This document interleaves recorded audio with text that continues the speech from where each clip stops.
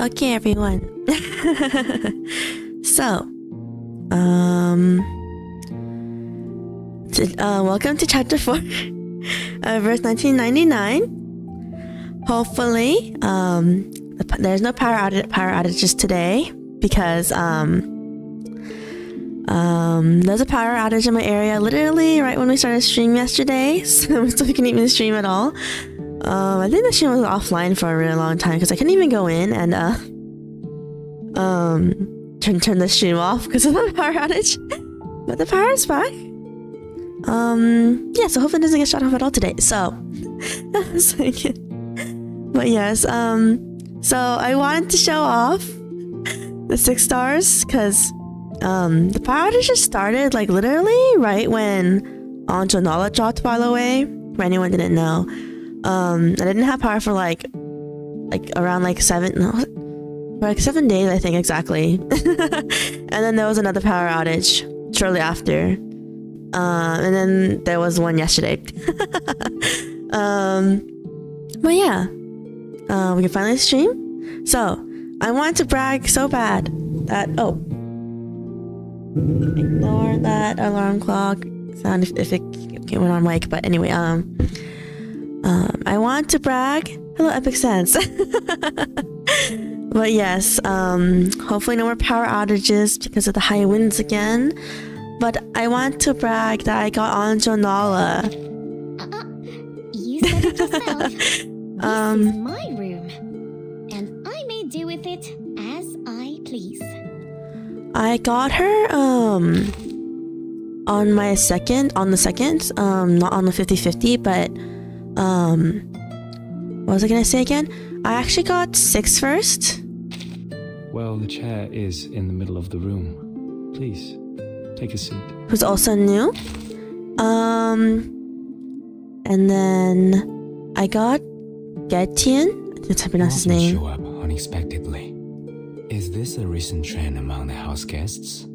I got him through Some of my people also flew to another tree unanticipatedly. This collab have assassin. I will try it someday. But yes, was it Assassin's Creed collab? I don't think it's dropped yet. It was announced though. I don't know when it's dropping, honestly, but I got him through the 6-star selector ticket. And then and I did try to get Marcus or Villa actually. Books are everywhere. I know people say not to summon. Step on them. That hurts me. I know people say not to summon on the Yearning of Water banner, but I was saving all my summons for Anjanala, so I skipped the 40 summon. I skipped the 40 guaranteed summon banner, trying to get her anyway. So I just put everything else I had into Marcus and Villa, cause to be honest, I already had summon on the Yearning of Water banner. I know people say they're like scam banners, but I already had summon on it apparently. When I first started the game, like 50. If I was 50 summons in, I was literally 50 summons into it. So I was like, you know what? It doesn't hurt trying to get Marcus and Villa with the remaining like 15 to 20 summons, right? So yeah, that's how I got Marcus. So yeah, that's the huge update to this account. In terms of our 6 stars, got more 5 stars too. I didn't really level them up though much. Got Mr. Duncan, who's the president of Anjanala's banner, but I didn't level him up though. Oh, okay, it's good. Nice to see her power again. Yeah. What was I gonna say again? But yeah, I don't know how to use this guy too much. Show up unexpectedly. Is this a recent trend among the house guests? Mostly because hello there, Give this some thought. Some of my people also flew to another tree. I do my best. I see. I will try it someday. He has one of the longest character screen home lines, but he's a bit harder to use for me for Getian because a lot of my 6 stars don't really. Okay, he basically works with reality damage characters. No one knows characters in this game have Genesis, Meltdown, Reality as their type of damage instead of like normal damage, like physical and special and stuff. But he works with reality characters, and I think only one 6-star. No, I don't know. Is she reality damage? I kind of forgot. Yeah. So only Lilia and Pickles do reality damage, I think. No, never mind. Pickles does mental damage. Do you do reality damage? Yeah. So only and Lilia, sorry, those were the two, can do good damage with him. Have a fun stream. Thank you. But yeah, guys, we came here. Oh, not this one. Sorry. Came here to do chapter 4. El Oro de los Tigres. I don't speak Spanish, so forgive me if I mispronounce that. But yes, we came here to do chapter 4 after such a long time. There you go. Oh, I forgot. I could buy stuff from here. Buy that. Okay. Okay. Anyway, chapter 1. Not chapter 1. Chapter 4. Part 1. An old umbrella. You had it before. The silent, old, and familiar black. Oh, there's no banner for this one.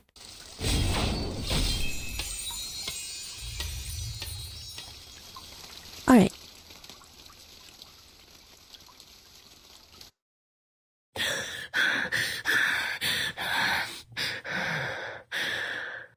Oh, we're starting with Juvis. Okay. Oh, I forgot. We're not awake yet, as written. Through the window, she sees a beam of light penetrates the statue suspended in time. I saw Burden by the storm. Oh, prophetic dream, somehow. It's just a nightmare.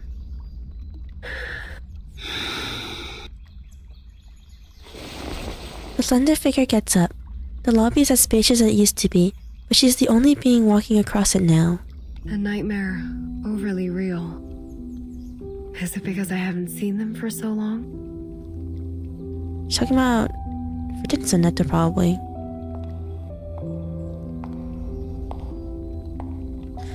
Rarely this place would be in such serenity. Since their return to the Foundation, each one of them has been invited to a one-on-one talk with the Foundation. Was the first to leave. She said she was going to talk to Madame Z about which department we would belong to. I haven't heard from her since then. Yes. Here are their background reports I wrote for your perusal. Then, Sotheby. Her boredom was swept away by the invitation. She departed in such a haste that her beloved doll was left behind on the carpet. This is Sotheby, a well-educated lady born in a traditional Arcanist family. She comes from an extremely privileged background. Her family had a special influence around the world. Besides, she has limited social skills and scientific knowledge. It will be difficult to assimilate her.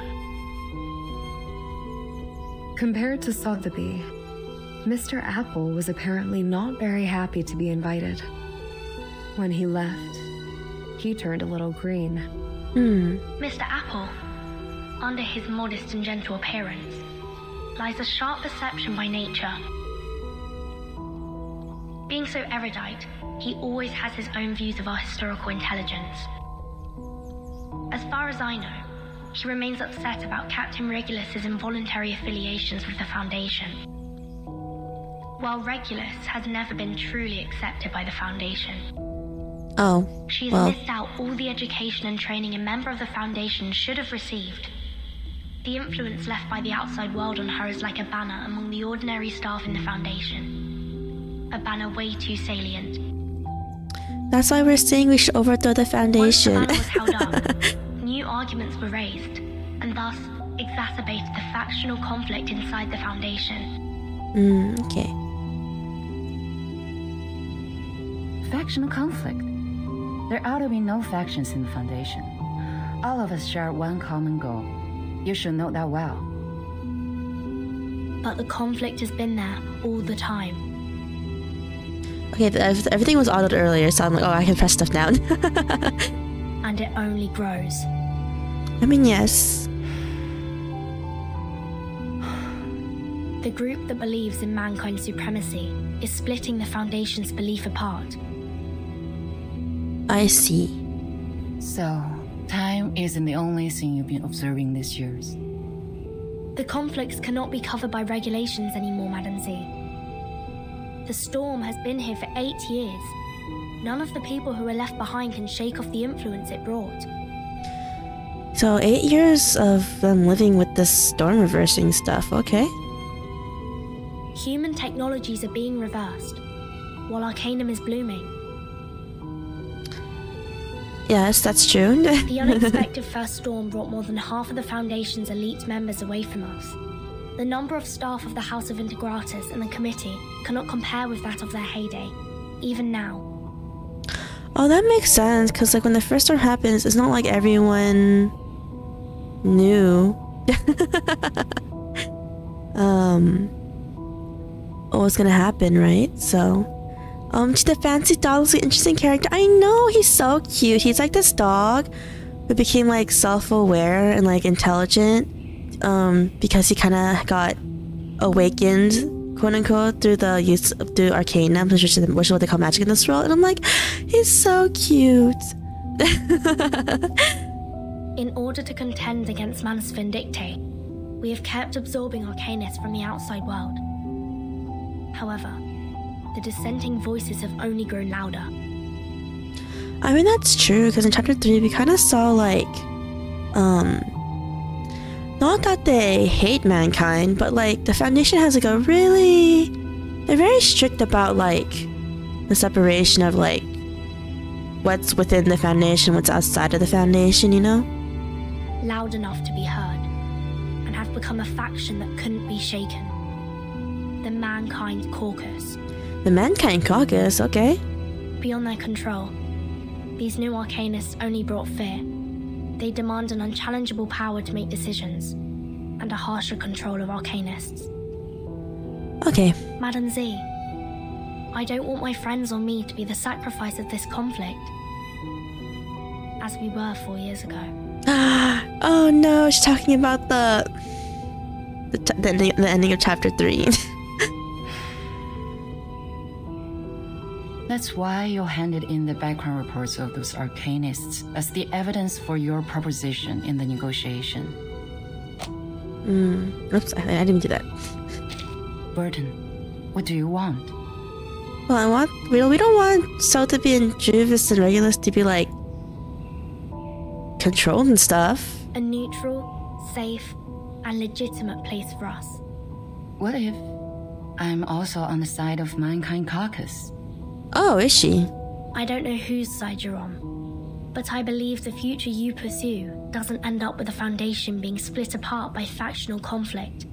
Yeah, I was kind of like, she seemed like a really neutral person, but I mean, she did call out the lady toward the ending, but she didn't, but then, yeah. That's what I learned from that stormy night. Your eyes told me. You didn't belong to that chess game. You may leave the reports. I need some time. No matter what your decision is. Thank you. In the middle of the office stands slowly the lady in white. She flips through the files, sighs, and then picks up the phone. Auto again. Please put me through Delegate Mark. Who's Delegate Mark? Okay. The long hallway is located between the committee and the House of Integratus, forming a bridge between the two loci of power. Oh, I can click it. Familiar and unfamiliar ones bustle around the hallway, following proposals that only have a 1 in 10 chance of passing. Hey, Burton. Oh, the medical staff. Hey. Hello. Your friend is waiting for you in the rehab center. Mesmer Jr., remember?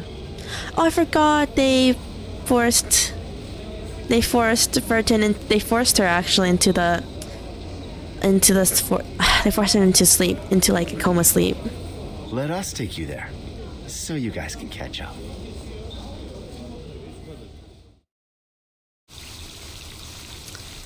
Ah. Okay. Chapter 2. Never mind. We need not chapter part 2, but I'm gonna do this first. A letter with lovely stamps wet by dews. Okay. What letter? Dear Z, the last person from whom I expect a letter. I'm glad to hear from you. About what you wrote to ask, I didn't find anything. No one in the France branch knows about the storm, including the leader and some of the senior officers. They had to give up on this one. But we need to know more about the storm, so do the big shots. That's why the Foundation is desperate for a source of information and values the timekeeper so much. That being the case, we are back to the beginning. How ridiculous. I don't think there's anything else I can do for you or her. Okay. Who's sending her this letter? The good news is my business trip to France branch has been smooth. And I'm estimated to be back in the headquarters tomorrow afternoon. I'm writing this before my way back, so I can use the beautiful special stamp I got here. Maybe we can have another game by then. The people here are not good at being long, so things become boring after I had beaten everyone I saw. By the way, congratulations on your promotion. I got to know you have already adapted to the style of communication and work in the Foundation. Clever as you are, we all know you were still thinking and acting the scientist way. Anyway, the time no longer goes forward, but didn't stop. It has brought us this mess and we have to do something. One more thing, keep the black umbrella you mentioned. You don't always get to find a rain gear used by someone that witnesses and braves the storm. Guess that's the one she used at the ending of chapter 3. Yours, Cats, from the France branch. Okay.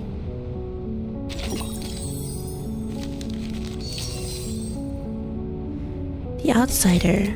Oh, this is also just story 2 though. Under the bricks and stuff. New plants can vegetate here, okay?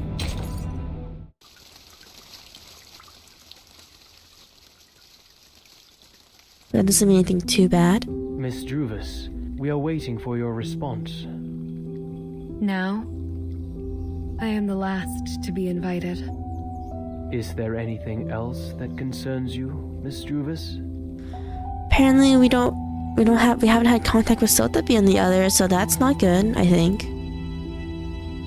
When will my friends come back?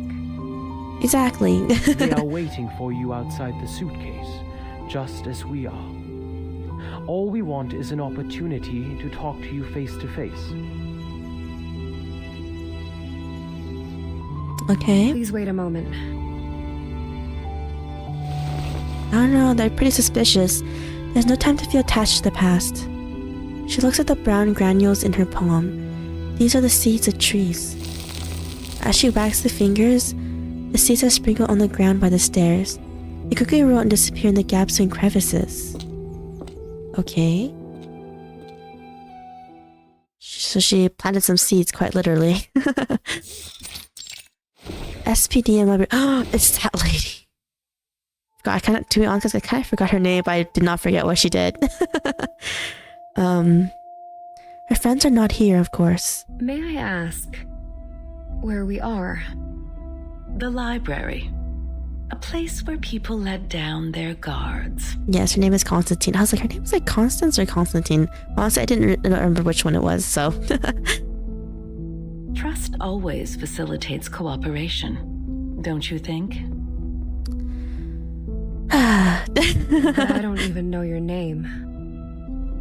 The name is Constantine. I'm the Vice President of the Joint Committee of the Foundation. What? Who is the president if she's the vice president? Please allow me to extend a welcome on behalf of the Foundation. She taps her pen on the table and calls out a thin pile of documents. The signatures are left blank on the paper. We have sent this document into that suitcase days ago. I should assume that you have read it. Man, I don't like that she tapped her pen like that and she said that right after. I'm like, kind of condescending. What's your conclusion then, Ms. Weyerhaeuser?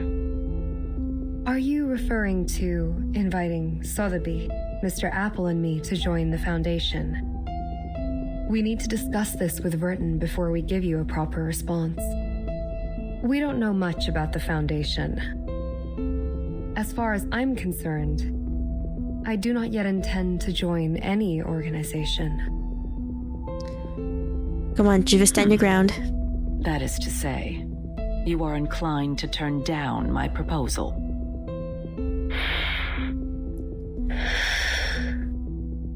I mean, can't they just negotiate the proposal? My apologies. Vertin has not only been of great help to us, but also saved us from the storm. I cannot accept the invitation without her opinion. Neither can I make decisions for others. Fair enough.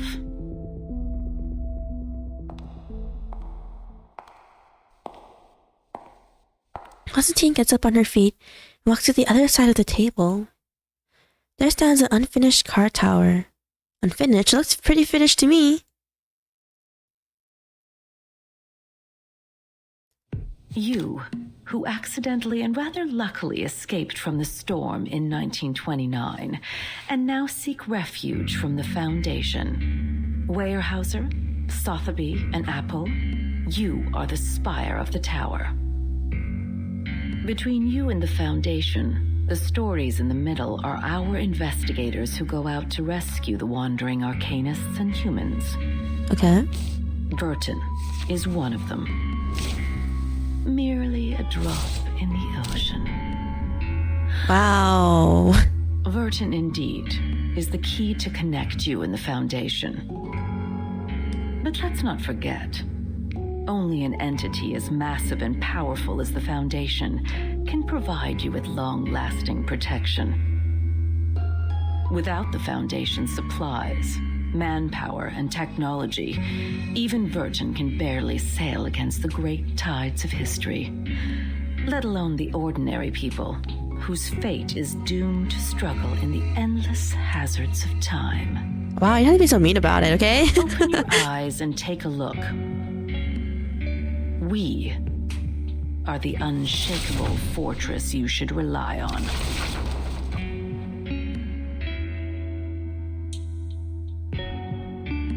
Do you still wish to talk to Vertin first? Man, she hates not being able to control anyone.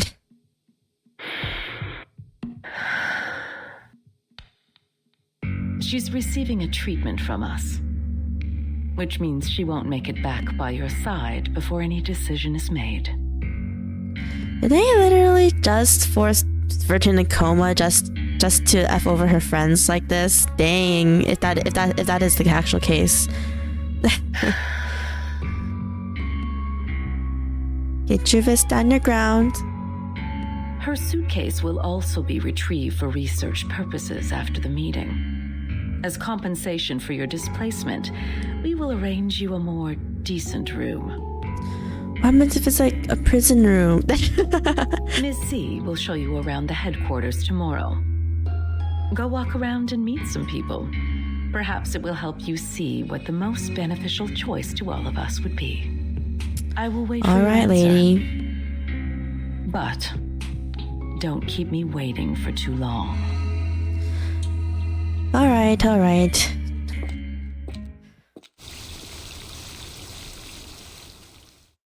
We didn't like seriously overthrow her.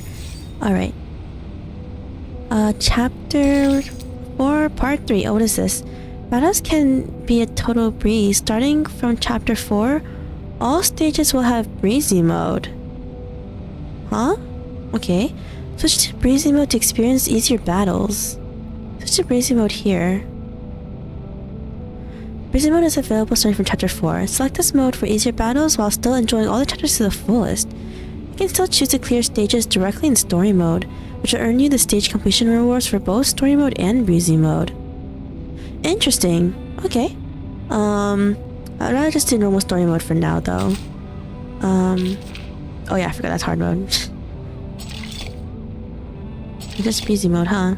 Alright. A coat rack. Part 3.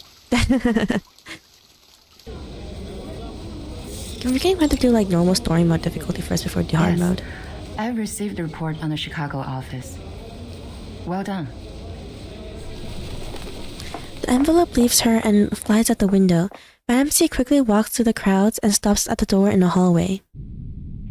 Aside from the vibrant security area, the entire hallway is bathed in a serene vibe. This is the door to her own office.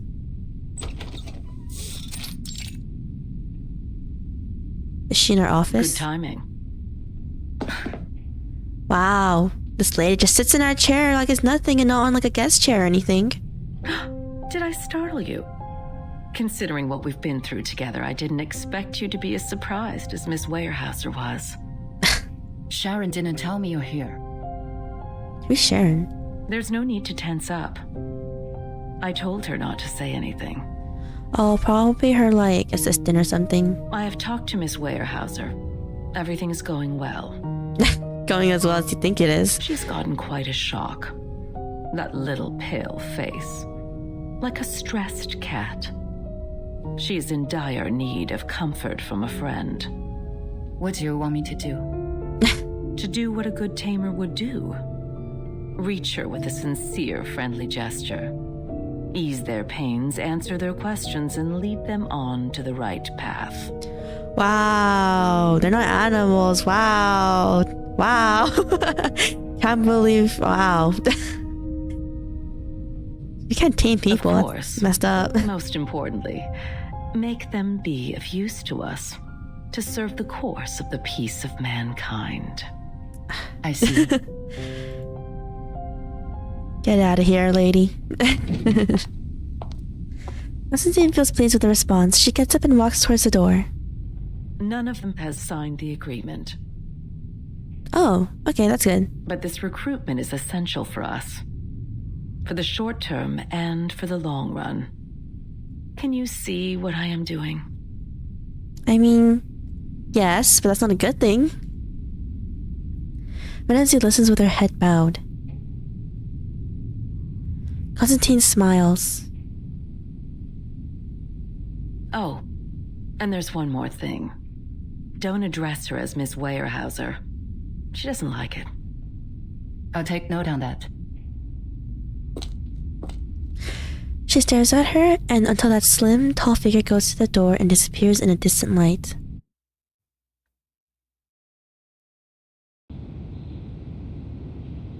Alright. 5 2/3 portions of silver wine, 20 drops of toad oil, and some crumbles of pure gold from Ukayali. How does she get these?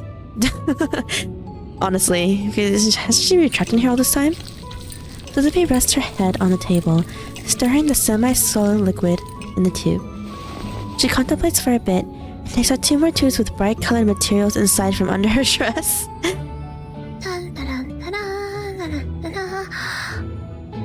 Last ingredient, the burning acid salts. Sotheby's incredible shape-shifting potion will be done at any minute. Oh.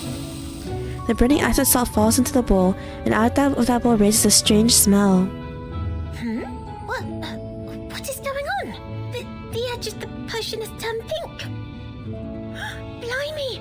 It's the iron bowl! It reacted with the potion! Oh no, this is not good. What effect will it cause now? I should have brought my crucible with me.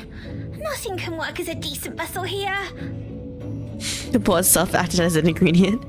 She jumps with an annoyance and starts taking circles in the room. Time is against me. Dinner will be served at any minute. I have to make up my mind now.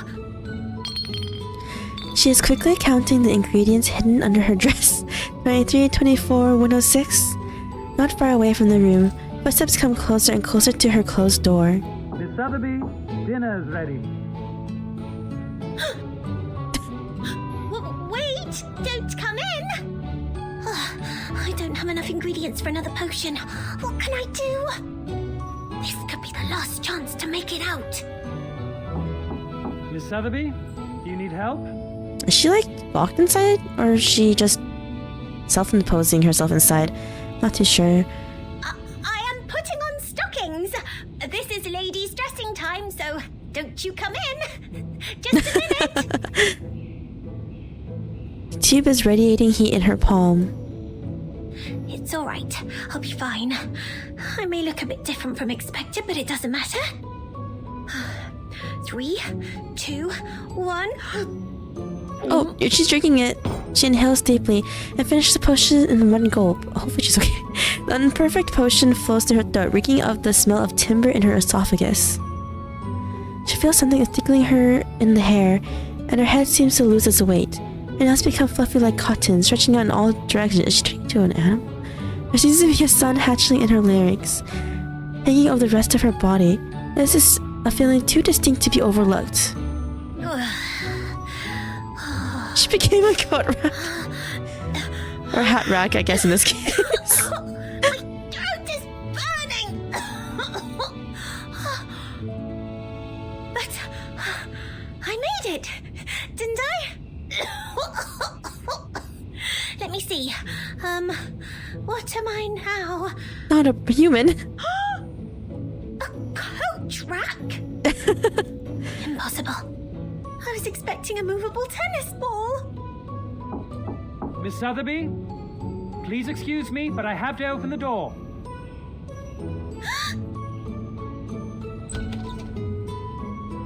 Door has opened. Miss Sotheby? The guard freezes with a dinner plate, looking up and down in bewilderment. There is truly no one in the room, nor any places for anyone to hide. Huh? I'd be surprised too. This coat rack. Was it here before?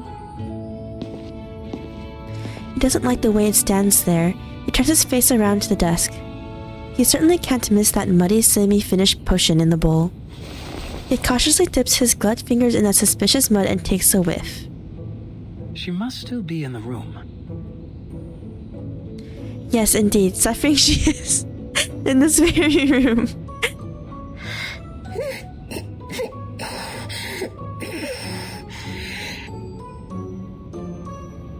Itchy, incredibly itchy.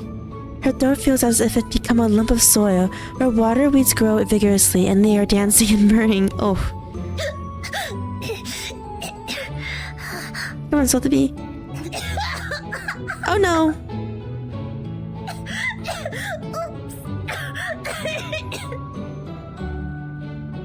Miss Sotheby!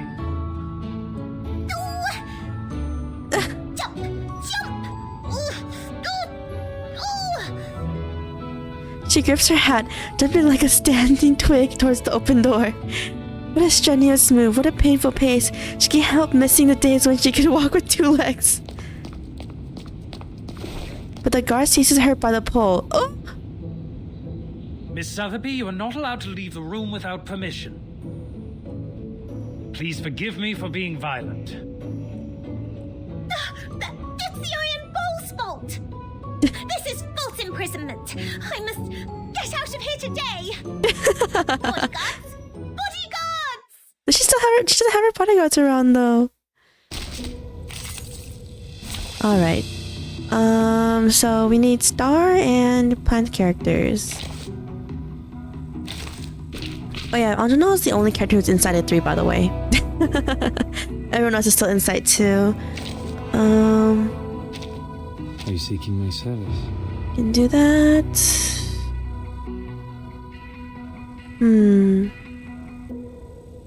It is better if we bring Lilia, actually. No wingman is needed.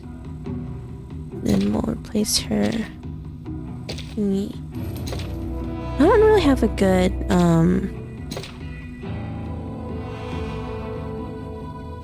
don't really know what to give on Lonely. Just give her this one too. Alright, I think this party is good.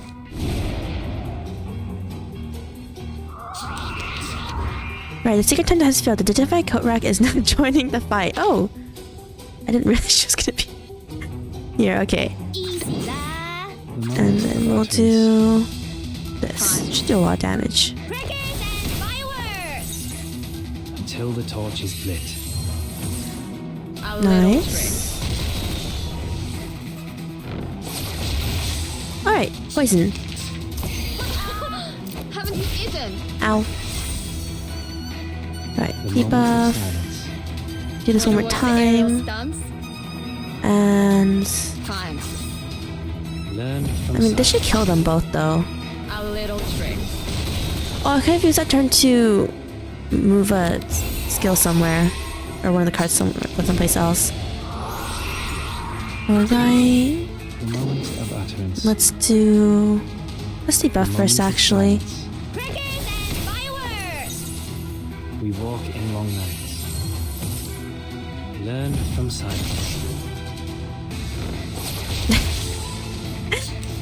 I just can't get over Sotheby being a coat rack of all things.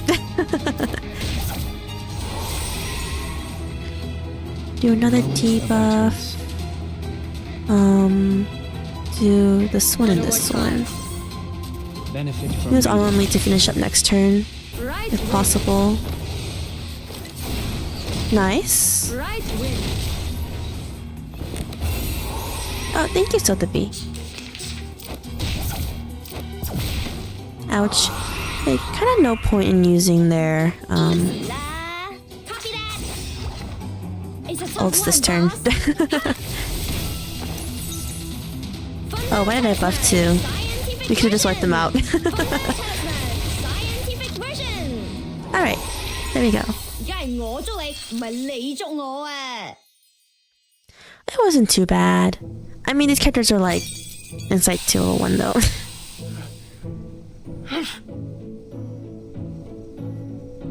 The potion Sotheby smashes on the floor has taken effect. The guard is deeply troubled by the sneezes one after another. You can never seize Miss Sotheby, the great potion alchemist, that easily. She's covered in potion. All the people in the white are attracted by the noises in this room. Uh-oh. What's going on? What's wrong, Miss Sotheby? Your dress is a mess. Ugh, this room smells terrible. Oh, my body is back. The potion's effect wears off. The guard covered in odd slime tries to get up off the floor with a great effort. It's good to see you here. We must apply for more guards for this room. Literally, he's like, not part of my job description.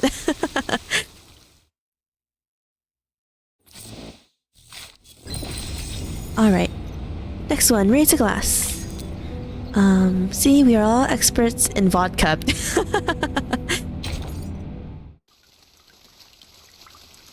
Oh, yes, that must be Lilia. I was like trying to remember. Brisk, slightly running footsteps echo between the walls of the empty hallway. Miss Lilia! You are here! Here you are! Oh, Leilani! I didn't expect her to come on in the main story, I'll be honest, because... yeah. Our teacher asked me to give you this, and ask you to help us to... what was it? Leilani suddenly stops herself. She scratches her head bewilderedly. I guess what I'm trying to say is like Eagle didn't come out in the main story, even though we got her also for free. like Leilani. We evaluate the mock exam of Xena's enrollment procedure. Oh, right! That's it! I couldn't find you anywhere. They said you were in the rehab center, so I came here. As quickly as possible. Why does she have such a weird echo to her voice? Well, turns out the moment I saw you, the thing just slipped my mind. I'm overexcited. Oh. Alright, I got it. I'll head back then. It's a great pleasure to see you today. Bye, Leilani. Go for it! Ale! Ganbatte! Leilani waves at her, running away delightfully. I like Leilani though. I used her a lot before I got stronger beast characters. Go for it, me. Do I look like a stagiaire to her? Неважно. Let me check.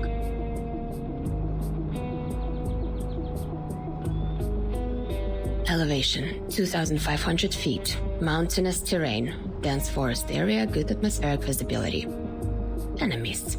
Groups of ground-based food critters and airborne Elitio species 04. Oh, this is for the entrance exam, okay. If we were to engage the enemy in this dense forest and fight in close range, our mobility will be largely reduced, and we can't barrel roll to dodge attacks from the ground. But if we pull up and deal with the Air Force first, close enough. ready to fight. Okay. Leah signs her name on the paper.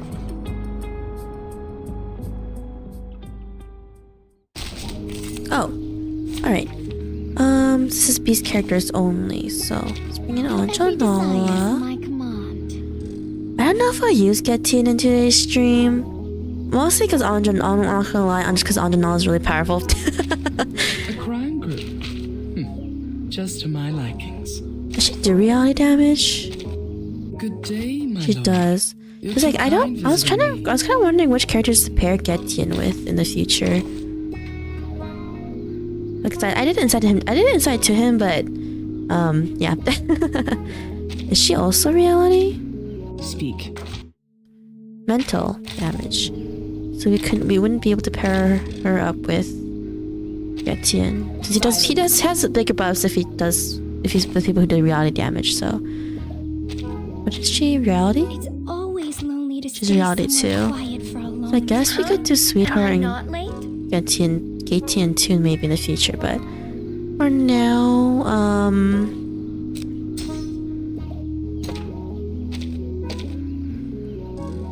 let's do that for now, I guess. Just gonna wipe the floor with this note though. Aww, look at the little cactus. Alright, let's bind with Sweetheart. Where is it? Okay, the thing about Anjanala is I don't really understand how her follow-up attack stuff works. Yeah, that's the only part of her I don't really understand.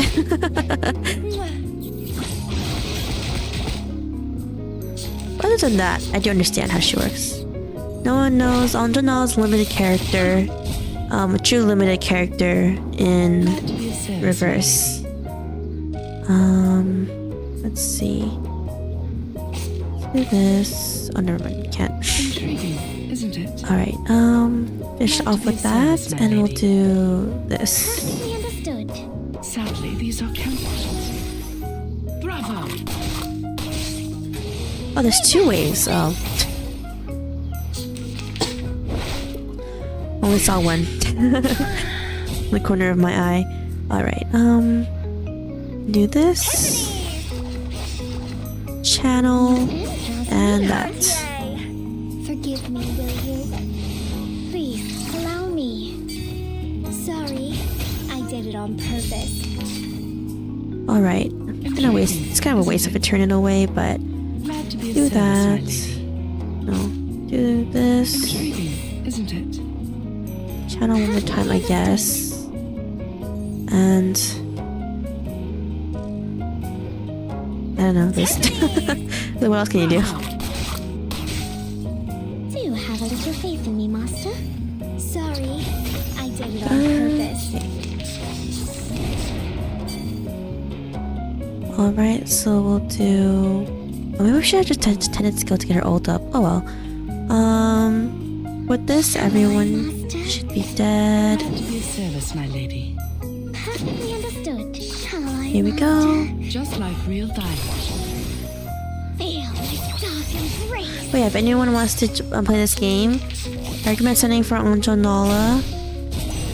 So she is a true limited character. There's not that many in reverse. I believe. I believe she's only the third true limited character ever. But yeah, I think that means that she won't be rerun for like a year though. Now, to divide the spoils. Or should I say... That's it. Skучный. What kind of new recruits they will let in by giving out such a simple exam? Simple exam. She takes a few mouthfuls from the military canteen hanging on her belt. Are you evaluating the battlefield mock exam for this year? I heard Zeno has updated their question bank. Madame Z walks up to her from the other end of the hallway. Not far away from her, a dressy stranger follows. No, just killing time. I was talking about Juvis, probably. She throws the exam paper aside, looking up and down at the wand-holding newcomer. Their eyes meet.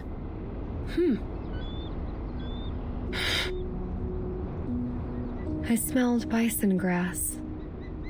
Huh? In your canteen. Huh, right. Authentic Zubrovka. One of the few pastimes I have here. Drinking is a hobby, I guess. Wanna have a sip? I mean... No, thank you. It smells fresh. Tender. Like thyme and lavender in spring. I believe it is precious. You can smell things. Fresh indeed. Made in 1929. I'll say it's already about, forget it. I don't do maths. A sensitive time. Without saying any more words, they all cast their eyes on the closest window. Merton! Behind that window on the bed lies a patient, securely packed by magnetic coils, rubber tubes, and a transparent helmet. So, you're here for Vertin too? I'm showing her around the foundation and decided to drop by the rehab center. Mesmer Jr. sits by the bed. She has noticed the visitors at the window, but she doesn't turn around to them. Her back stiffens even more, a sign of vigilance. The ward is also guarded by several staff members of the rehabilitation center. Their state-of-the-art equipment spirals up their uniforms. Does she dream? Sometimes. Madame Z stares at the reflection of Juvis's face on the glass. Let me show you somewhere else.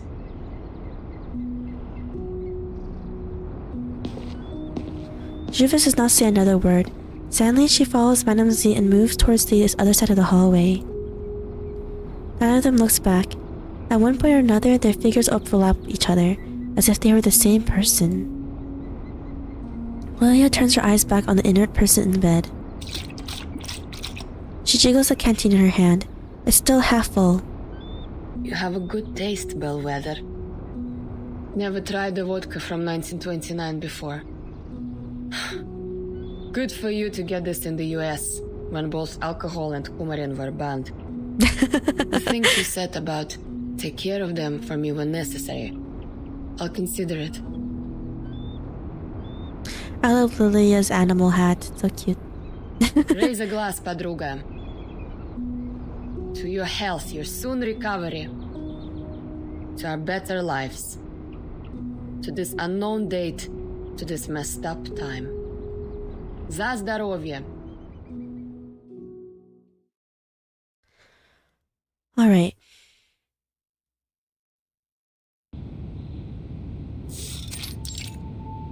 Joint Committee of the SF. You have a basic idea of this place now. I'll walk you to your room. Is there anything else you want to know? What do I have to do so you will release Vertin? Oh. Someone has hit the nail on the head. They were using Vertin being unconscious to F over everyone else. Oh my gosh. It depends on what you hope to achieve. Depends on us. Is that what you said? Vertin, the person we rely on, is being hypnotized in the rehab center. Yes. That suitcase, to a certain extent, the world we inhabit, has been taken away for research purposes. It's as if the whole thing was manipulated to leave us high and dry and isolated, so that you would have something on us. We do not have a choice, Madame Z. However, if we change the condition, that something they have can turn the negotiation around and in your favor. Hopefully so. I do not understand what you mean. Rebellion! Before she went to the rehab center, Vertin asked me about which department you would be in. And we have worked out a feasible proposal. A catalyst is what we need at present. The quiet, mild, and tranquil status quo makes the change seem unnecessary. Alright. A proper gust of wind will vitalize the wave of change and push it to the cusp of revolution. Yes! Yes, revolution! You mean It is risky. That's true. I mean, but what choice do we have, though? I cannot give you any promises. But a fixed pattern of management will only impede the development of everyone. I hold the same idea as Verdens in this case. Or, there is another path in front of you. Sign your name and become an official member of the Foundation. A path that many arcanists who cannot support themselves yearn for. I see. So, you are not inducing me to join the Foundation? I'm here to show you around. My senior asked me to make sure that you had a comforting tour. I hope this tour is helpful for you. I mean, she's not wrong.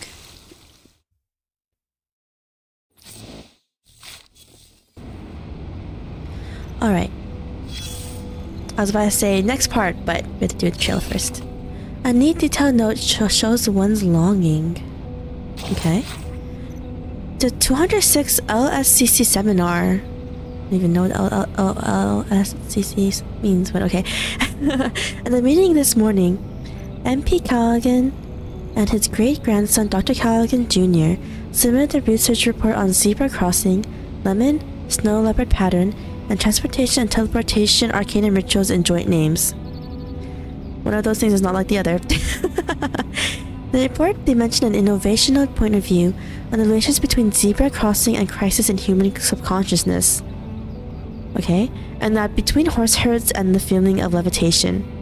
Supported by a considerable amount of experiment data, they were granted Series D funding of level 1 to 11 by the LSCC funding channel.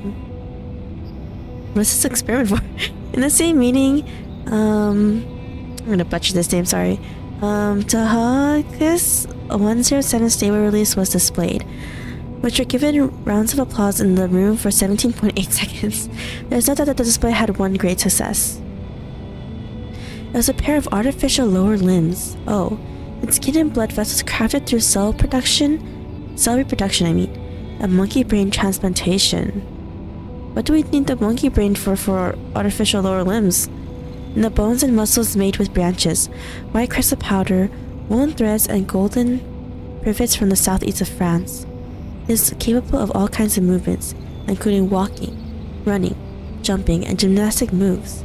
It can even spider walk on the wall for 102.7 seconds. Okay, what do we need this for? As its inventor, Miss Perotti said, centered on the rationale and efficiency. We learned from human civilization when we harness the unstable, ever-changing arcane technology, so we can provide real, stable help for more people. There's no doubt that, Changuis is a good example for LCC's core philosophy. Yes, this is the the LaPlace Scientific Computing Center. Oh, yeah. I think I'm going to enjoy working here. Oh, this was written by Mesmer Jr. Okay. If no one remembers, the LaPlace Scientific Computing Center is like a aren't they like the sort of neutral ground party for the Foundation? When I mean sort of neutral ground, it's basically just a bunch of scientists and researchers, really. So they don't really care too much about what's going on in the Foundation unless they can do the research, I think. Okay, next story part. Chapter 4, Part 5. In the castle. Hotter than the sands, warmer than the stones, another shelter that you can count on. Sounds good. Sounds good for us. And not for the Foundation. Where on earth do these seeds come from? They're stuck in the crevices. Can't even get them out with the gravity vacuum cleaner. It's like they're rooted. They weren't here until a few days ago. I heard some of these seeds were also found in the rehab center, but the staff there got rid of them in no time. Interesting. Bloody hell. It looks like we have to dig them out one by one with our fingers. Gotta get it done before the inspector's here. Seed? What seed? Let me take a look. She stands on tiptoe, trying her best to figure out what's happening outside the room through the ground glass. I can't see anything. I'm so bored.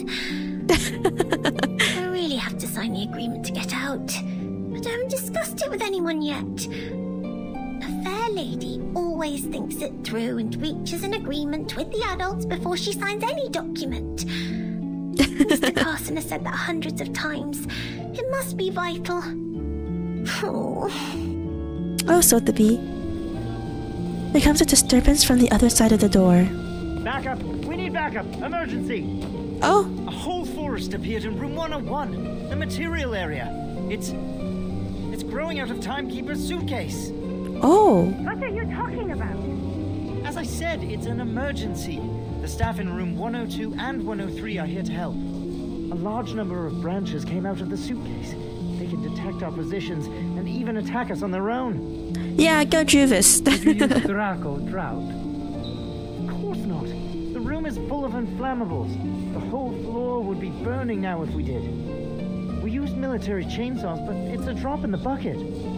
Dang, military level chainsaws. Just wait for me there. Agatha, go help them out. Roger that. They have names though. Growing out of Miss Virgin's suitcase. Could it be Struvis's great arcane skill? Actual star at the ending. That's exciting. That's cute. Oh, I wish I could see that bizarre scene myself. Break out, Sotheby. Huh? What's that strange sound?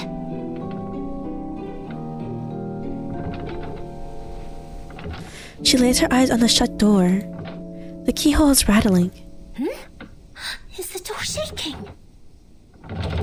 The rattle visibly becomes stronger. That's scary. Something is coming in. To break you out. Most likely. The lock shakes so violently, as if it were wrestling something invisible. Oh! The newborn vine ruthlessly pierces through the lock, leaving the latter hanging in the air like lifeless grapes. The air smells like fresh plant juice. Wow. The lock. It's actually broken. Man, Juvis is... I said this before in in chapter 2. I don't know if... maybe in 1. I don't know if I said it in chapter 1 either, but Juvis is so OP. Which means I'm free to go. Hooray! Aw, this would be so cute. The door quietly opens, giving a way to the outside world. Kind of feel kind of bad for the guards, but at the same time, kind of not. The place outside has turned into a vigorous new world. Wow. The seeds on the ground have all sprouted. What on earth is going on? She's baffled as she fiddles with the sprouts on the ground. Revolution! The seeds have the same color as the crevices. I would have missed them if I didn't look carefully. Such a slender branch actually broke the lock. How marvelous! You are Miss Sotheby's hero. Hey, how did you get out? No, don't put me back in. She's violently pushed to the ground.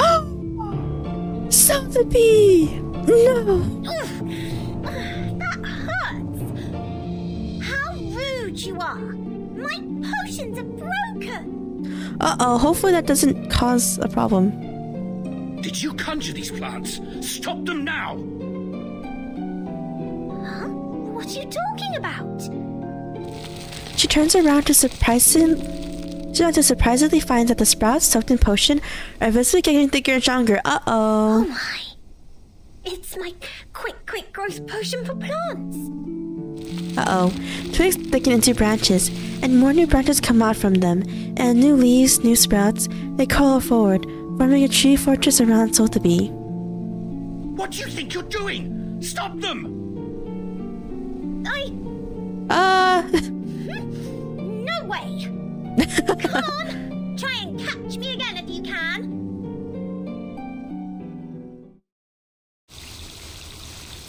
Oh, I didn't realize I had no battles. I wasn't paying attention to the... Oh no, there is a battle! Okay. Alright, let's use... Let's just show off all the characters we got. So let's use... these characters. Yeah, let's use Neuroscience, exorcism offers. Action! Maybe we use Charlie actually instead. I'm not the one you saw on the wanted list. Oh, before I talk about DK, that's fine.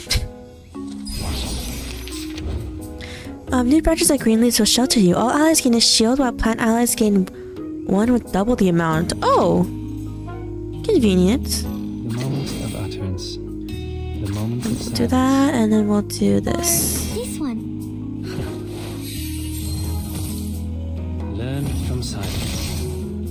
I can't read it. Marcus is so cute. With the pages.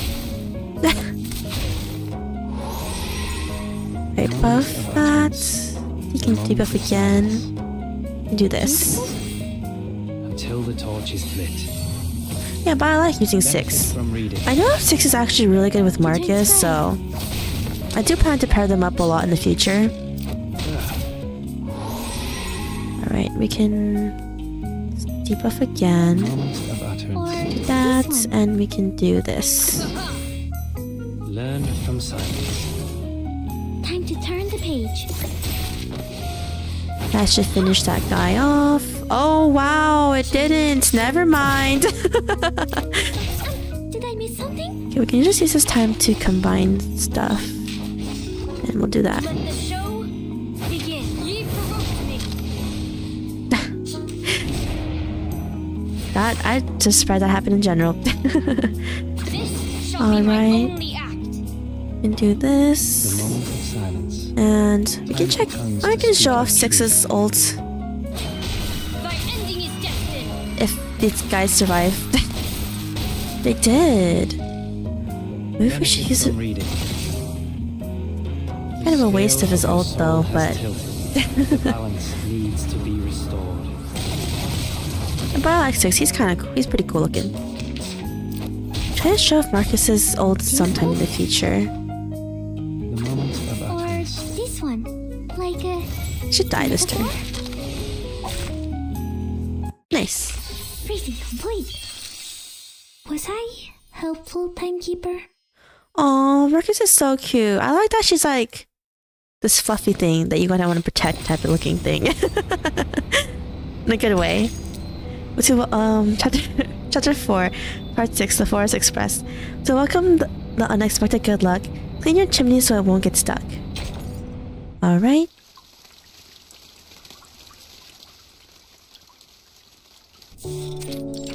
Guest room, Satan Foundation. All right. Here are 30 cans of Dr. Pepper, 20 bags of Happy Wedges, 11 bags of Bigfoot gummy, and a bottle of insect repellent for plants. It's Regulus. Just as he finishes a sentence, oh! A heavy box falls through the something. Good timing. There may be a bit of ash on them, but the flavor and texture should still be fine. I did not press that. It was autoed. Oh. The ash is killing me. That's way more than a bit. I can't just carry them with me in broad daylight. Do you know how many procedures I've gone through just to pay you a visit? But how come you're locked in the same room? Since when has the Foundation become so benevolent? Benevolent? Oh, I forgot. People from the Laplace Foundation don't really care about the Foundation too much. I just wanted to research. They would like Captain to guide me to the right path, to join the Foundation. After all, Captain was already a member of them. Apple! Yep, but I don't feel any difference in the benefits I get. At best, I could contact someone from the outside. And you're here. So, Texas Hold'em? That's not what I'm here for. I've shown you the storm records these years. So, did you find anything? You call it a record, but it's so brief that it only has start time and duration. I can't tell any pattern from that. This apple believes that the storm, which happens randomly, does not conform to the self-adjusting nature of the universe. Self-adjusting. Oh. Is that the theory you mentioned before? Something like there should be someone who intervenes or improves the system in order to reduce the growth of the instability of the universe. For example, if the universe is a mooring rope, no, a bunch of ropes, there has to be a sailor who pulls the ropes to keep them in order, or something. Or something. Sounds like the cosmology from centuries ago. He doesn't seem keen on the theory, nor does he repel it. He just quickly spins on his heels without saying a word. But your metaphor reminds me of Madame Z's research on string theory. I don't remember what string theory was. Is it the theory where, wasn't it something like, as even if you make a lot of changes, everything was just, the string doesn't snap or something. So which means that, that everything will still happen the way it's supposed to happen. I think that's what it is. It's been so long. She advocates that the energy string is the most basic unit of the universe. Are you talking about Vertin's boss? Boss? Well, if that's your definition of immediate supervisor, then yes. Madame Z was a scientist who studied in Britain before she joined the Foundation. Ooh, bread and honey are the staff of life. That makes sense. Well, it's not a good choice for most scientists. Recently, she has been promoted from the chief of the vice president's staff to a formal member of the committee. I guess she will spend even less time in the lab. Aww. Oh, a sudden violent bump comes from the outside of the door. The whole building shakes. Did something hit it? Uh-oh. Everyone's not doing good outside. Let me see.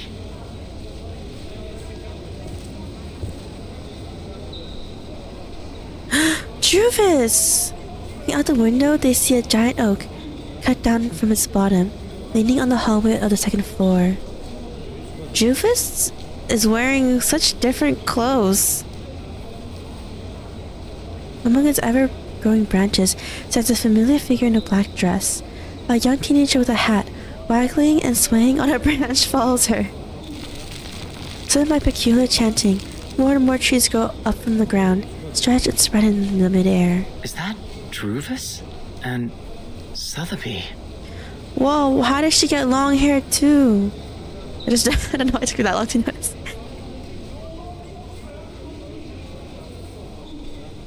He turns around, looking serious. What's this? Guys, I am not going to be dragged into a ride at this point. Is that Druvis? What happened to her? Her new hairstyle is sort of cool. Sort of cool. It's not the point. Agreed. Not the point at all. I gotta go.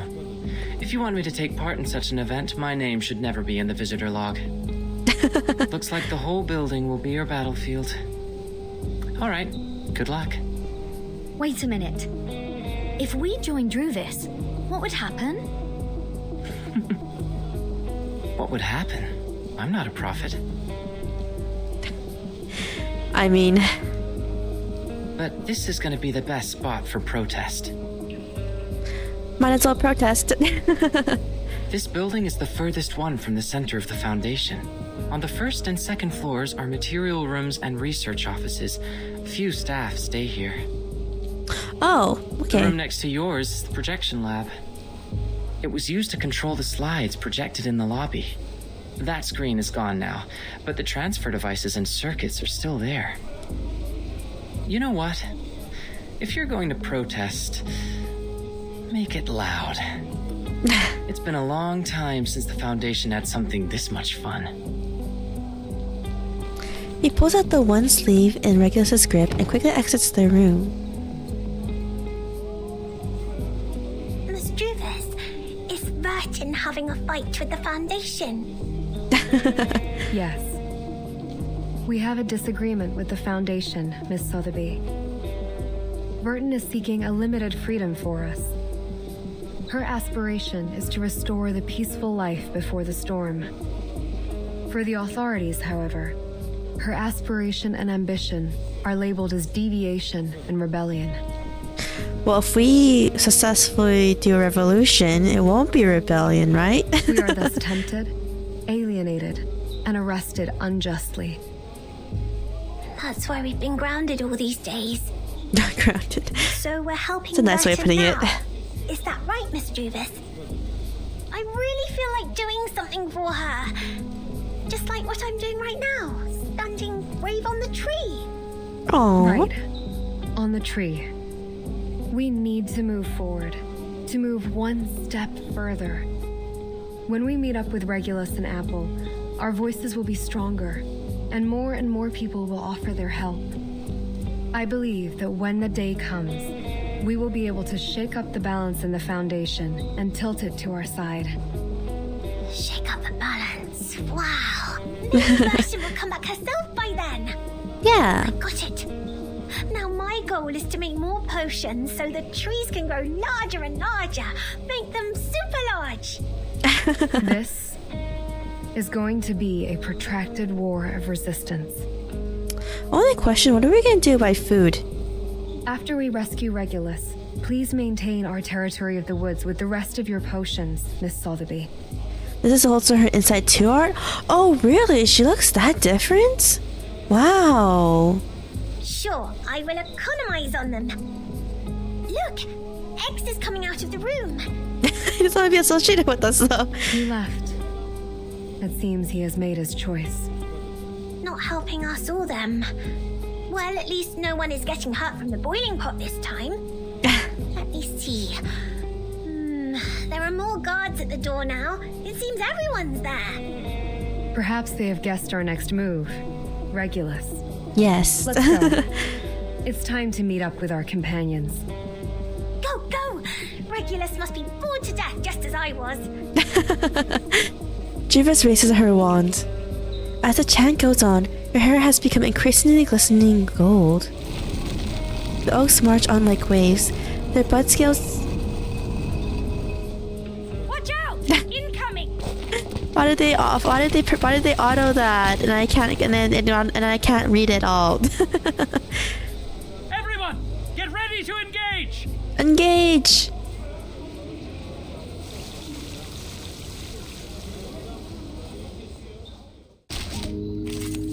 Alright. No element in particular is an advantage, so I want to use characters that, like, you haven't used yet. For fun.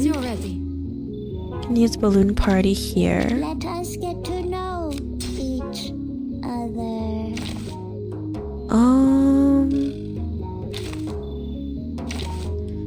Yeah, and let's do maybe Sonetto though.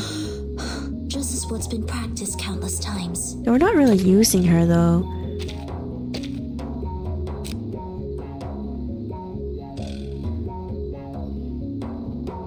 Alright, I guess this is fine. The puppy wishes to come along.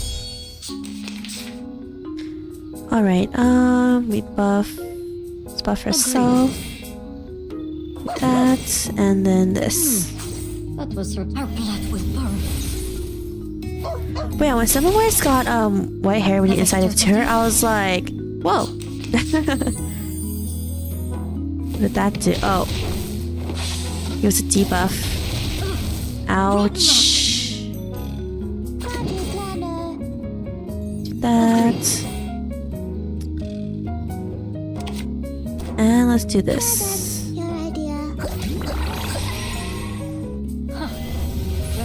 Oh, it should target the star character because they attack several times in this turn. They have advantage against us. That's not good.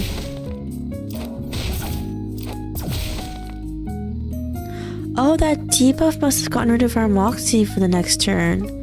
Okay, first time I saw it, so. Alright, we can just do this, and let's do that.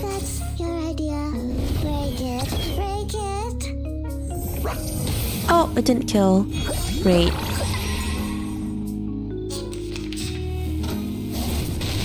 Ow, stop. Alright, good thing the counter did that. Let's just go on with our attack this turn. That was certainly a choice. Alright. I said hello. A little surprise. Oh my god, it didn't die. Ouch. I'm underestimating a lot of these guys' attacks, honestly.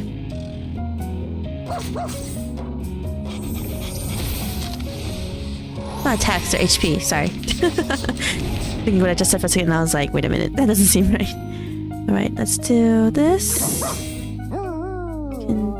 Actually, no, we should just go all in on this guy. The puppy agreed with your Still disarms SML-wise. Using her ult would be pretty useless. This guy is tanky.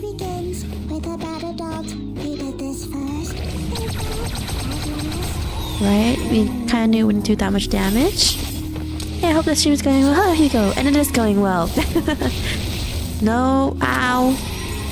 No power outages here. For now. Alright.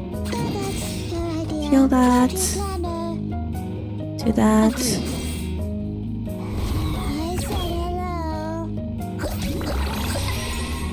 Moon Party is kind of a creepy character, I'm not gonna lie. But I like using her, so... Ouch. Right, we can do this, and then can literally one-shot these guys pretty easily. Close your eyes. It will all be over soon. Have I startled you? Alright. The ghost is so cute. I will pray for you. Sorry. Oh, Soneto. Alright, what is this? Achievement Cleat, Environmental Advocacy. Don't know what that's for, but... we got that, at least. Oh, there's like trails here, too. Somewhere. Like here. What's this? Fall back into the crowd. I understand. I can feel the desire and depression burning deep inside your brain. You are longing to be a part of an absurd, broken, bizarre Arcanum story, which is beyond your imagination and past experience. Thanks. But sorry, I can't help but laugh. You got into some trouble and have to run around blindly among those in white robes like a panicked ant. Come on, close your eyes. Imagine inside a TV with static noise.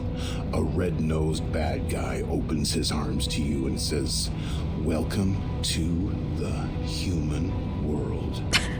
These stupid commas. Or commas, I mean. I'm already in the human world. Nice pun. But you don't understand what I'm saying for now.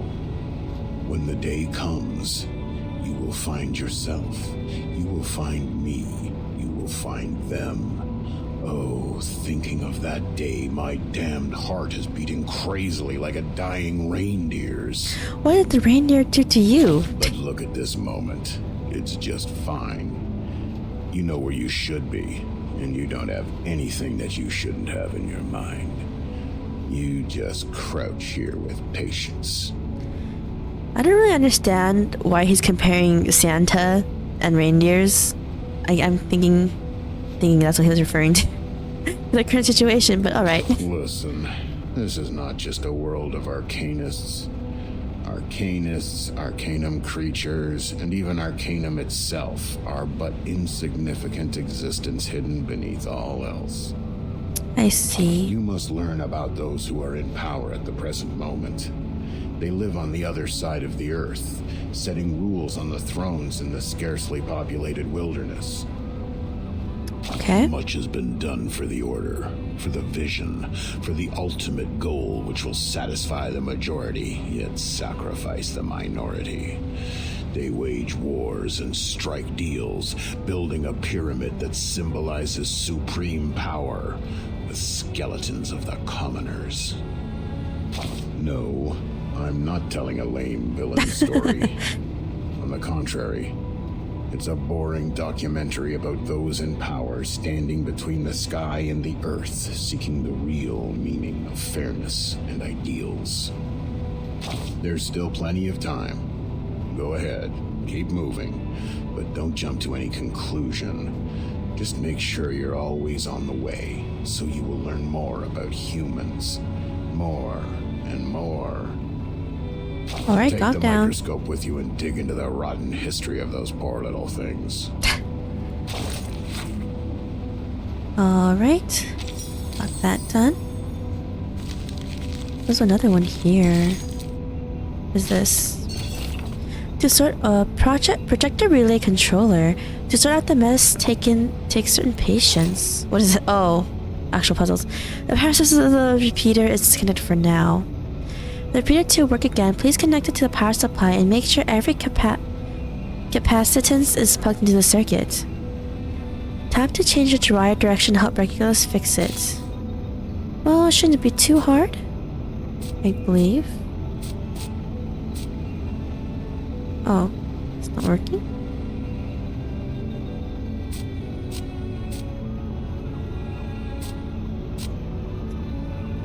Oh, I see. Do that. Do that.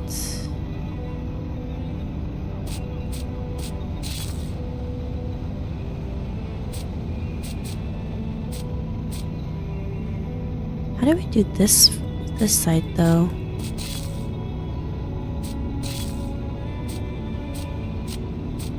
This?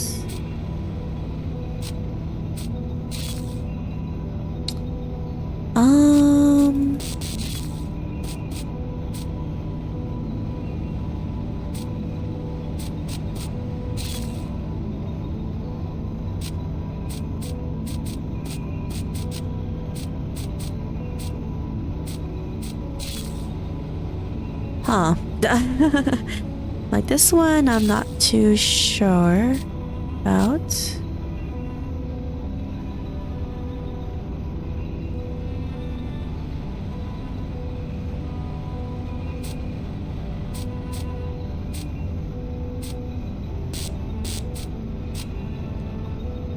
Huh.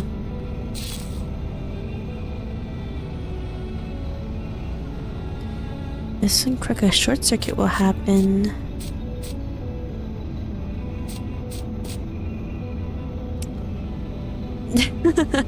Oh, great. Having to do a puzzle on stream, okay.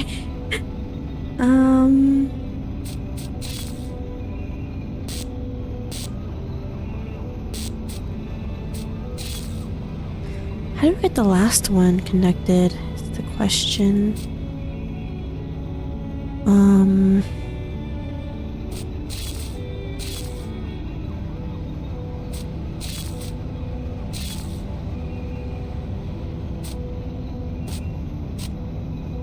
No. All right.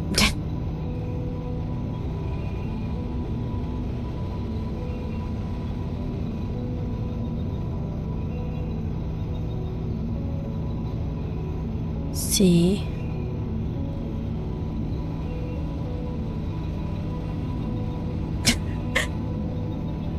Okay, let's just do this. Okay, that connects like that though, so... Okay, maybe we'll work our way from this side instead of the bottom. Do this. We can try to make these connect from... We can do down like this. Oh! That's all we had to change. I think. Right? We did, yeah. Following the hissing noise of the machine, the screen lights up. That was surprisingly not bad. Okay. Alright, chapter 4, part 7. The Paris Declaration. Don't cut off the power so quick, silly. You missed that song. Alright. No battles, it seems.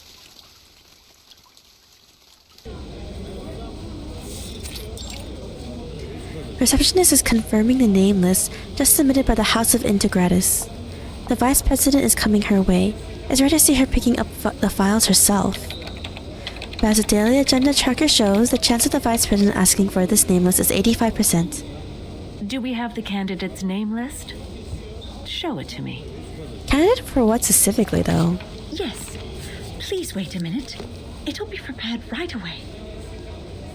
That's right, thanks to the invention designed by the La Paz Scientific Computing Center, everything here is highly controllable, efficient, and has logic within. The fingers of the receptionist lightly percuss the keyboard. She'll be able to locate the files faster than ever. Suddenly, she freezes. Why is the light on?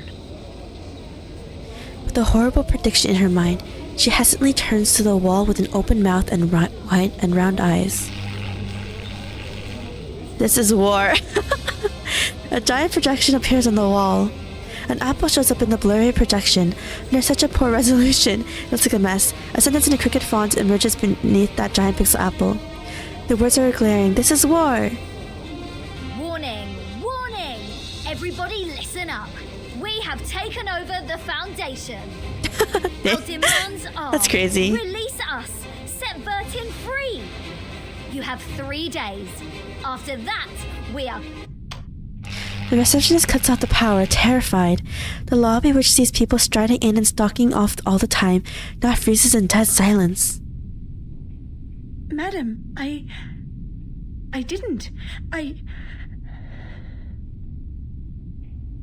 What's the matter? Something wrong with the printer? Wow, she is so unfazed. No. Oh, right. The candidate name list. Here you are. She passes the name list with a pale face. Thank you. This is exactly what I need. Constantine casts a quick look at the wall. The source of the disturbance has gone. Sorry for the scene. Hello, Galdo. Voyage 1970?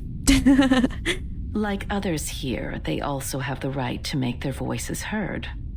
It is the essential step for us to come to an agreement.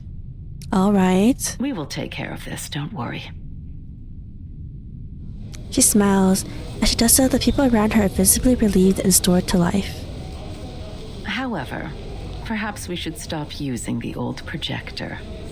It may lead to accidents, don't you think? Understood. I'll remove the transfer devices now. She jumps on her feet and salutes her. Constantine turns around and leaves. Revolution! Oh, bloody hell! How dare they cut off the power? What a nice vice president. I know. It makes you really wonder how the president is. And who they could even be. This pirate has so much left to declare. Wimps, cowards, hypocrites. Here. I can't agree more.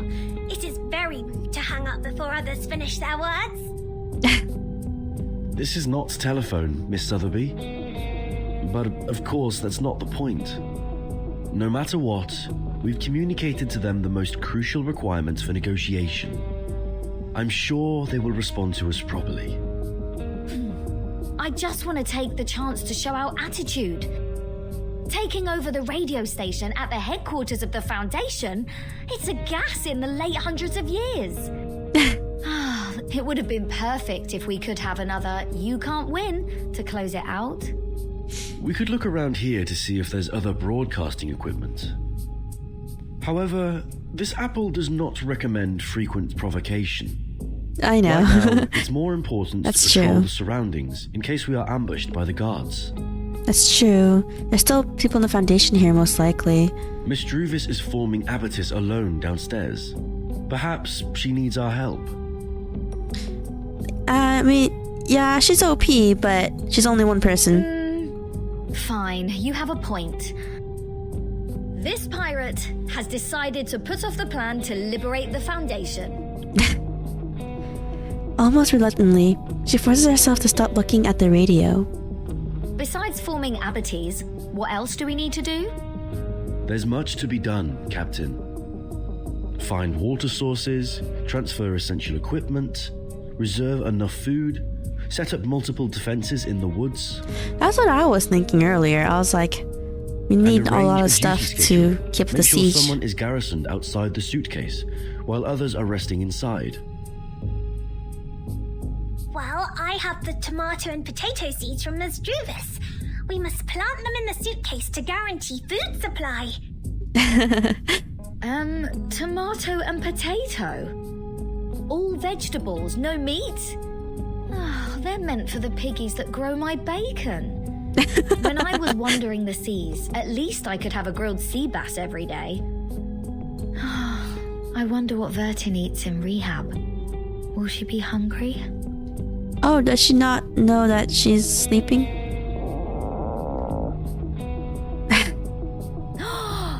Almost forgot about the goodies accent. We'll definitely hang in there for a few more days with them. Sotheby, Mr. Apple, you go downstairs first. I'll meet up with you once I bring the box down there. Isn't it covered in ash? All right, we will meet you at the entrance. Stay safe. All right. Looking good so far. Oh, trail.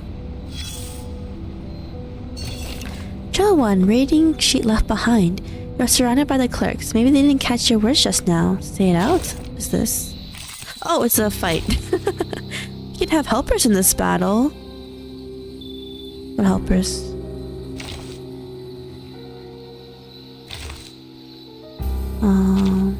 Oops.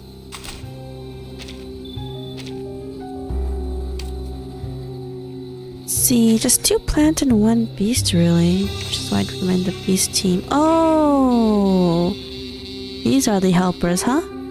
Oh, it's like literally inside 2, everyone. that we don't have. I do want to bring Regulus, but she's like really weak to plant, so oh, Eternity. It's always good to have you here, no matter if you found a bargain or suffered a loss. Huh. Oh, DK2. Speak. Eternity looks so different though inside it. At Inside 2. Oh, Regulus looks really different too. Watch out, mate. It feels weird we can see her eyes. Just used to her wearing the sunglasses all the time. Okay, just use her own characters though. Let's do team with Getian actually, just for fun. And these 2 are reality characters, so... Just a moment. Huh? Am I not late? Do you do reality damage? Speak. Mental damage? Okay. Alright. Let's put you in the back. Exorcism offers. Action! Let's give you this. Give you... I guess just that. I'm gonna be using her though, but... I'd like to resort to violence, but accidents, just like real dialogue. Alright. Moxie, let's search for Moxie, prepare you for combat. Moxie plus 5 when a character enters battle. Okay, so we'll do... that's this. Presentation was never to my liking. And that. Time to wake up, gentlemen. Just as I know. The Bagua drown on the sign break never warns about its changes.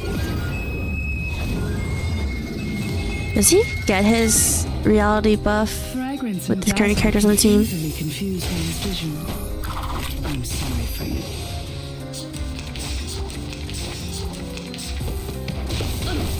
Alright. Ouchies. Uh-oh. Right, No memory of the scene. we'll do this one actually. No memory of the scene will be left. We'll have channel and this. Nighty-night.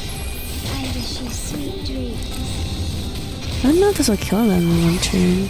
No, it did not. Fall in love with me. Alright.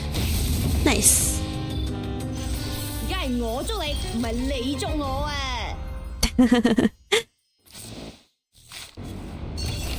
You have made your voice heard. You have made your point known. Oh, snacks of the new area and the rockin' pirate. Rig a bit. Yogurt bullets. Pink yogurt from Michigan, which pops out like a bullet. Not so good as I thought it would be, but feels novel. 5.6 out of 10. So it's just a reading out of food. K&K oatmeal breakfast bars. Actually, a candy bar with a little oatmeal. A candy bar with oatmeal? I'll give an 8. Kajelson, lager cookies, known for the rich butter within, has a rough flavor of the lager style, which is exactly the opposite of a royal style. What does lager style mean? Dry as sawdust? I'll never put on the prohibited list on my ship. It's never getting removed. 1 out of 10. Potato chip. What's this? Potato chips, face chips. All kinds of facial expressions I may look the same when deep fried. Too many crumbs. Can't taste the flavor of the potato. Barbecue with mustard flavored. Well, acceptable. 4.5 out of 10. Cheetahs, amazing seeds. Puff snack. Cheese surname toad jam flavored. Toad jam flavored? Ew. When your product is buried in soil but can't grow into anything after 3 days of watering, 24 times in total by the way, you better not put the word seed in its name. 0. Check it out, this big 0. Oh, Regulus. Both sides of the table. Okay, another... This one has no fights. Divide a circle into half. Each trip has its own direction.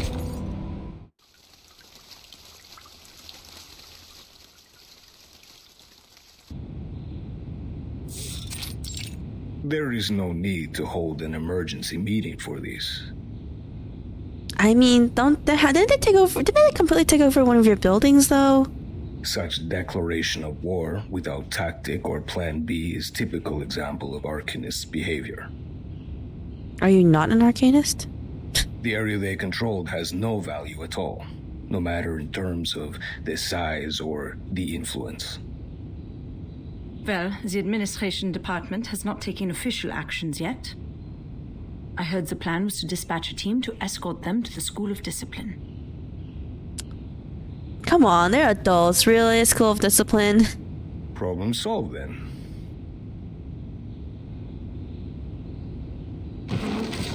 The books of case files are closed. As the chairs quickly scratch the floor, the tenants of the meeting stand up.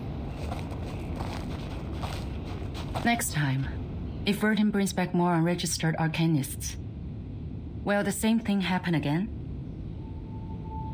Madame stands still where she was. The committee member stops by the door and slowly turns back to her. I don't understand. It's not a shame to join the Foundation, is it? By signing the agreement, Arcanists will enjoy the right to use arcane skills in human society and be bestowed great honor. The Human Resource Department could have used a whole floor to hold the applications a dozen years ago. Not even the New Age movement could challenge the Foundation's authority in the international community. And these short-sighted exceptions, they aren't even worth being made a topic for the meeting. Yet? But then when 3 days pass... for the San Pablo Foundation. But if 3 days pass, they said they're gonna, like, do something, though. Sotheby and Juvas and the others. They're here for Verdun. They choose to follow her out of their own will, because of their admiration for her. That is the essential difference between them and our former recruits. You mean it's not important at all for them to join the Foundation? Exactly. I'm afraid so. But we can't expel them. We both know that the Foundation now requires new members to form a stronger force. What are you trying to say, Missy? Skip to the point. Oh. Thank you for subscribing.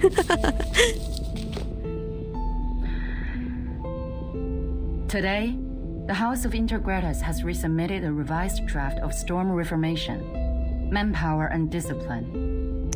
Why did they just auto sometimes on its own? I think it's time to decide if this draft can be adopted, and then start a debate.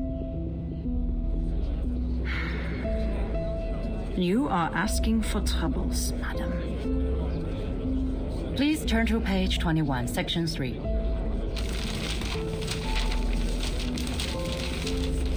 External personnel recruited by the Timekeeper should be placed within the Timekeeper's department. The Timekeeper has the duties of education and discipline to them, and should be responsible for their follow-up behaviors. Personnel within the Timekeeper's department, subject to the Foundation Staff Code, will take orders from the Timekeeper and are not required to take direct orders from the Foundation. Well, the Foundation's not gonna like that statement. This section allows those unregistered arcanists to have more autonomy and develop a stronger sense of identity as a part of the Foundation. Meanwhile, by giving orders to the Timekeeper, the Foundation still has the military right to deploy them. It can solve the current problem. Which means we will be working with some uncontrollable mercenaries. Okay, guy, you can't be picky, okay? Apparently, guys lost half his force in the first storm, and the Manus 15th day is getting stronger, okay? You guys don't have a lot of options. I'll say it's the reserve service for wartime. Exactly. It's not going to work. What happened when the Arcanists were not under control? What's happening now? Massacres, tyranny, endless revenge. History is nothing but a sewer to them, where they vent their excessive energy and deceive those in power with a speech of ignorance. The reality has proven that. You guys didn't listen to them, though. Exactly. What's more, there has never been a reform as such in the history of the Foundation. We can do it now. During the unexpected storm, reforming in a rush will only increase the It's been 8 years, okay? Come on. Sorry for being late. Constantine strides into the meeting room, throwing her folder on the table. Quite a heated discussion. I can see you all have a great interest in this draft proposal. Hope I didn't miss too much. She was definitely eavesdropping outside the door like a creeper.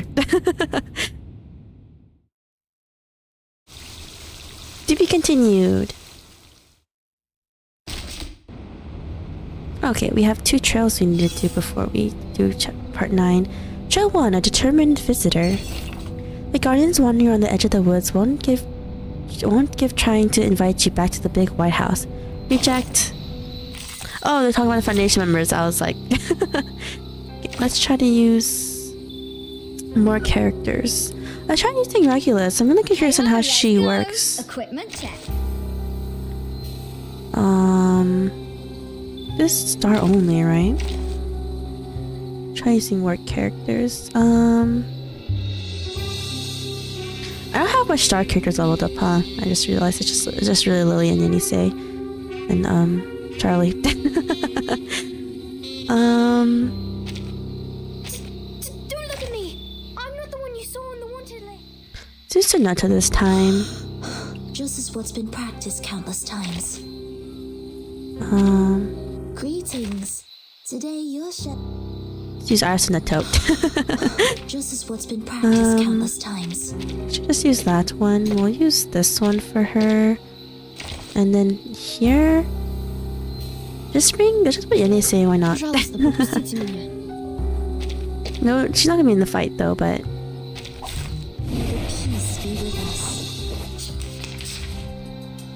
alright, okay, let's buff this. Here and this. So long lives this, and this gives power to thee. Foolish! Alright, it won't kill them.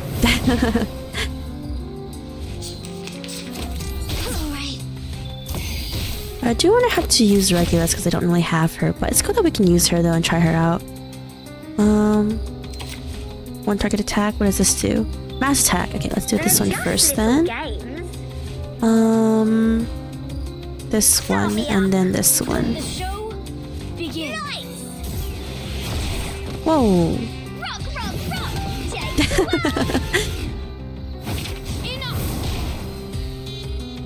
Maybe I should really insight to Charlie sometime soon. Ow. Ow. Alright, we'll debuff you and we will... They're just little games. So long lives this, and this gives power to attack you. Left hand up, now right hand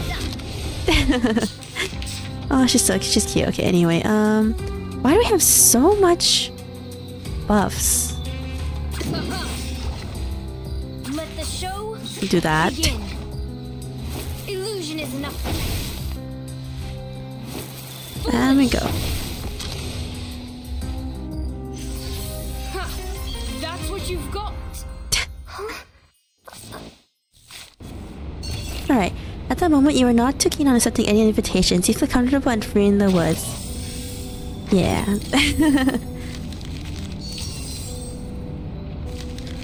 Okay, these guys don't have extra trails right now. Where's the second one here? Sounds of different this guy colors again. go into your left ear and slip out from your nostrils.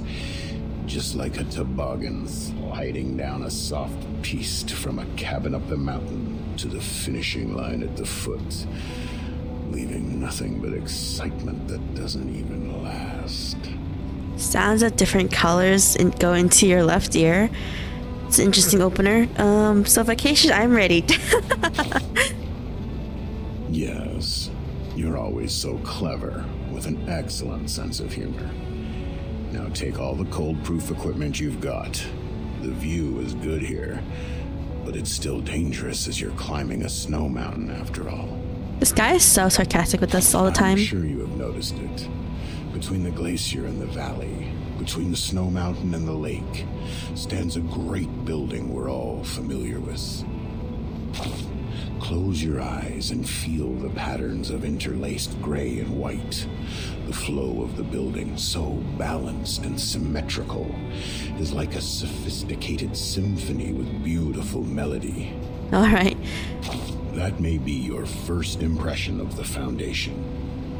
After that committee meeting, however, all I could see on your face was a terrible mess, like it was licked by a terrier which had just finished hunting. I mean, I didn't have a good impression in the first place. What the f are they talking about? Who can explain their relations for me? Good question. In this lonely, whirling, dark universe, I'm the only one who is willing to tell you all these stories on the cold bench in the park. So what functions does the Foundation have? So who's the boss? You haven't met him yet. Actually, only a few have, as the opportunities are always fleeting like the falling stars. So the boss is a guy, okay. But it's okay. Or man, I mean. The Foundation still works well without him. Our responsible Constantine, working without any complaint like an unbreakable lily, is trying hard to change the Foundation's direction to what she believes to be correct. Great. Come on. Let's look at the bigger picture. Humans have worked out with the brilliant folds in their brains that they need multiple parties to create a balance of power. So bang. There come the committee, the House of the Integratus, and many other administration departments. The House of Integratus and the committee are in charge of lawmaking, not just in the Foundation, but in countries and even in the global society. What? Any affairs related That's crazy. to the human arcanist relationship will be brought to their table, and they will handle each of the affairs with their properly manicured but muscle-torn hands. The committee has the right to approve or reject the proposals from delegates. Well, of course, some of the delegates are very stubborn. They will keep submitting their proposals no matter how many times they have been rejected. Just like a red-backed shrike with fledglings, repeatedly submitting rejected motions until they are exhausted. When it comes to the formal debate, you will get to watch a dogfight full of polite yet viciously aggressive language. Everyone, including the president, the delegates, the parties, and the expert groups, will turn into maniacs in the arena of power.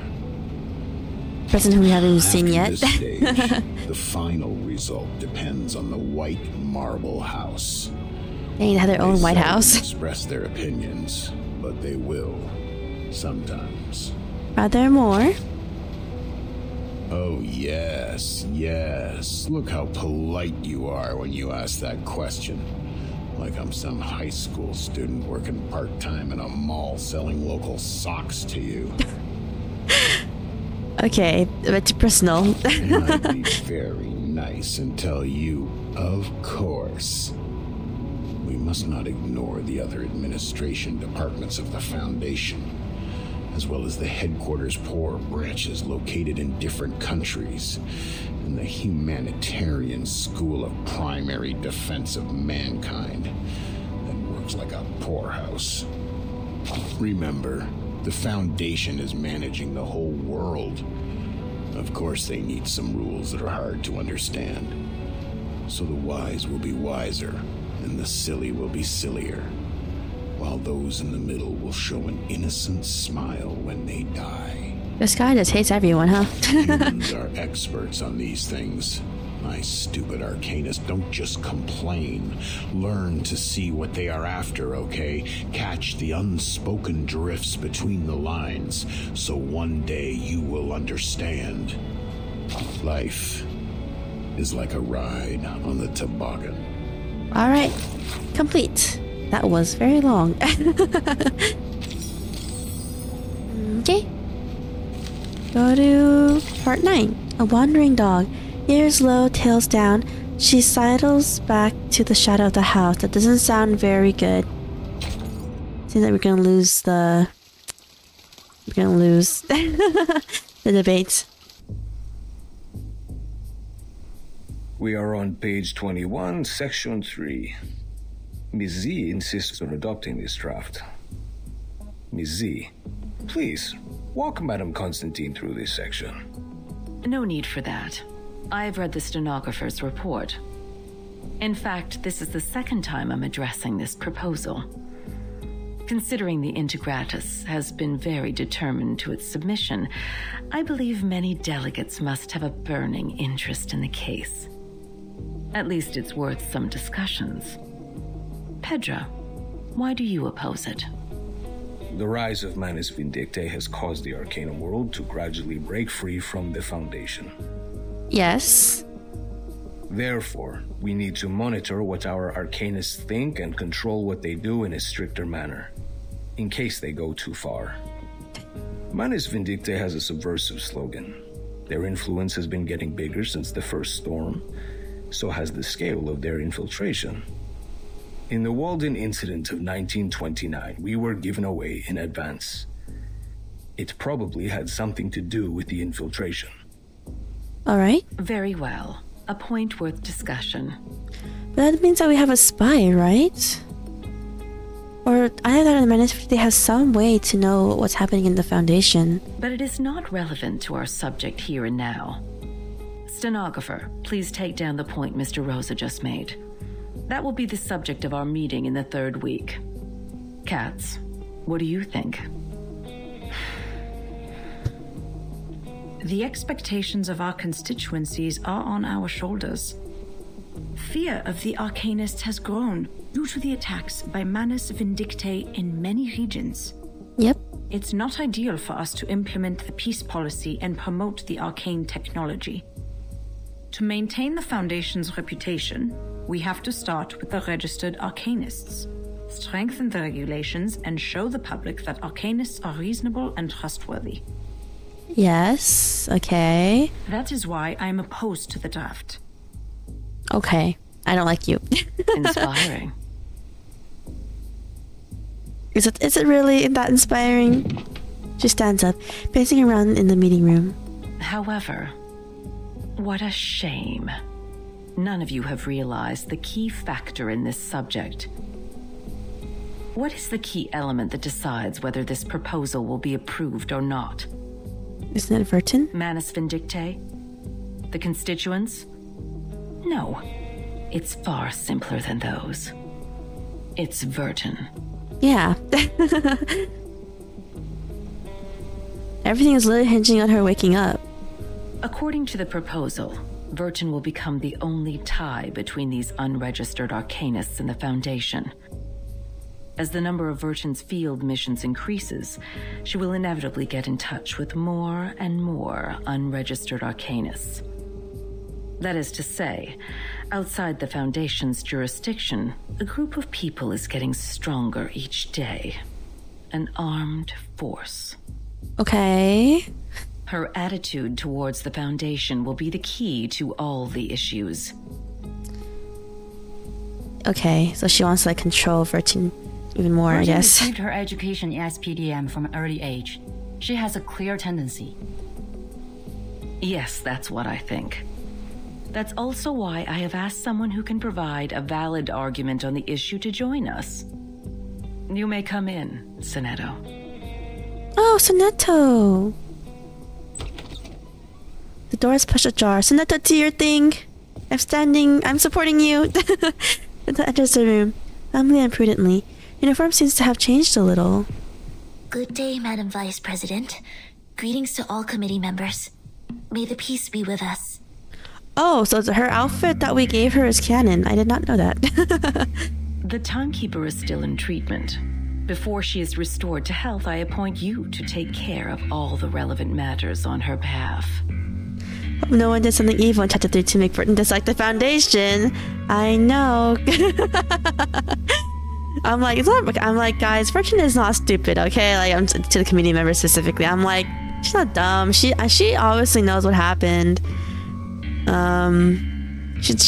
Therefore she doesn't have to like you guys. Copy that. Now, I will ask you some questions.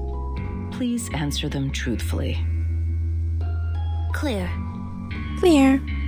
Based on your observation, do you or do you not think the Timekeeper has been loyal to the Foundation? I think she has. Even if she's not entirely. Of course. All the students of the School of Primary Defense of Mankind are devoted to the peace of mankind. We have pledged lifelong allegiance to the Foundation that leads the cause. That's not what I'm asking. I know, she's like, I'm asking Vertin specifically. Let's put it differently. Why do you think Vertin would provoke other students to rebel when she was in school? I do not know. I'm sorry. After the incident of the storm, why would Vertin show reluctance to invite the unregistered arcanists to join the Foundation? Because, At one point in her negotiation with the Manus Vindictae, Vertin has agreed to join them. What do you think her true intention was? To live?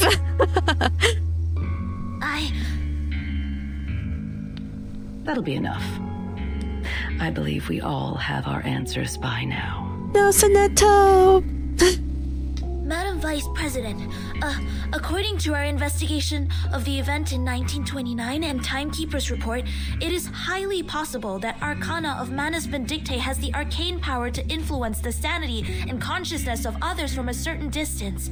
Yeah, she gave us that hallucinogen orange thing. She is able to exert an irresistible psychic influence on others through short conversations. Timekeeper was under huge threats at that time. Yeah, Sonetto, go. I think all of her responses were out of her survival instinct. This is also one of the survival strategies that have been taught in Chapter 1, Book 3 of Introduction to Strategy, edited by the School of Primary Defense of Mankind. Yeah. I see. You may leave the room now. So those eyes turn red. We appreciate the information you just added. You've always been an excellent student. We are very proud of you. Now, it's time to leave and rest. All right. Copy that. You did your best, Sonetto. She leaves the room as instructed.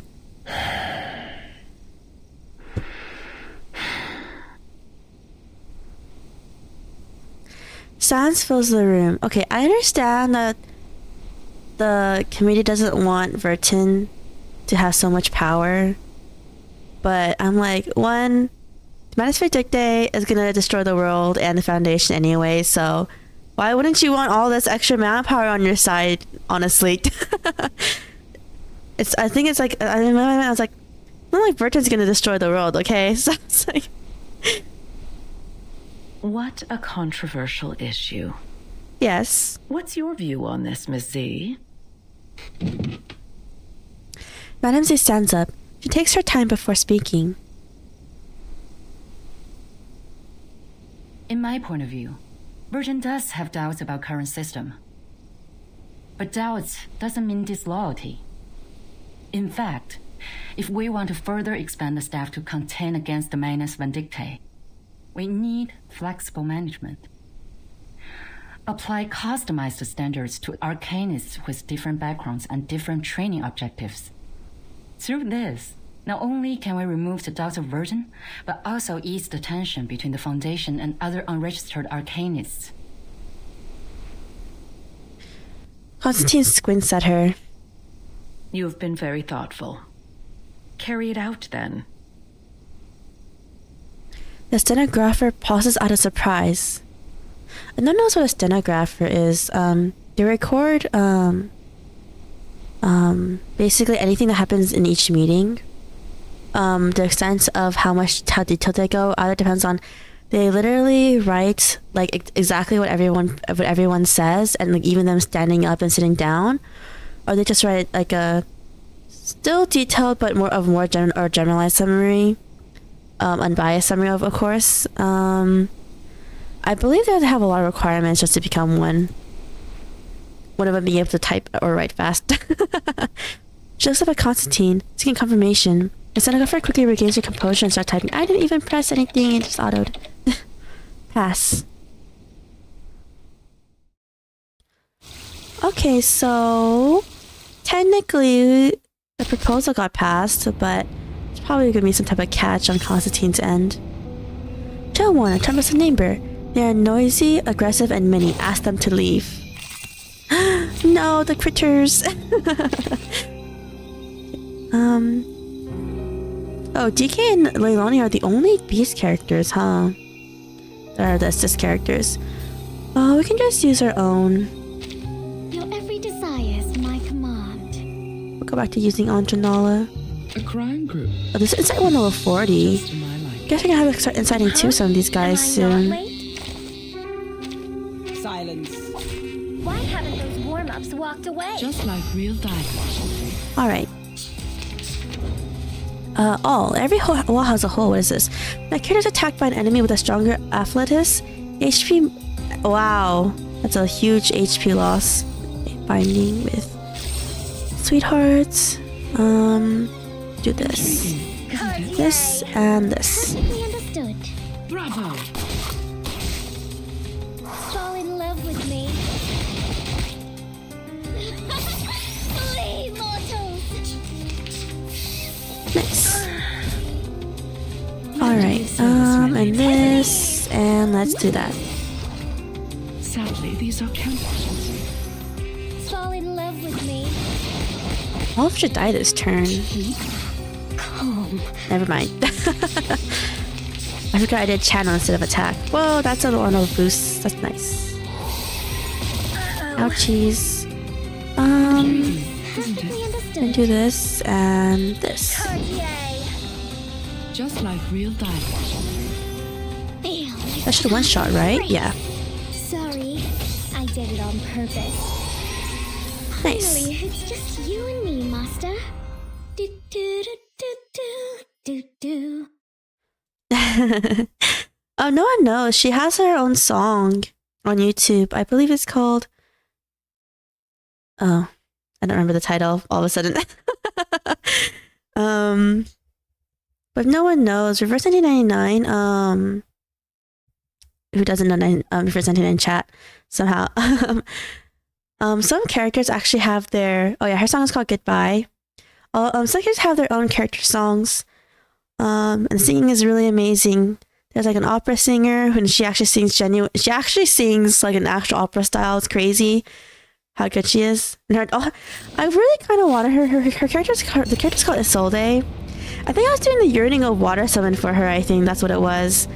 What everyone calls a scan banner. It was between her and 6, but I didn't manage to get up to the summon. I think I only got up to like 50 or something, which is, and then I spent the rest getting Marcus just now. But when Andronala dropped, but She literally sings her lines when she attacks. It's so cool. And she's very pretty.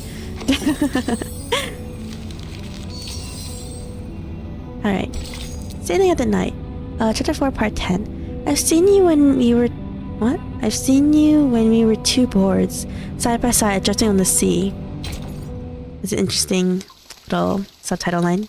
Which subtitle are we searching for? Oh, Goodbye. Andronala EP.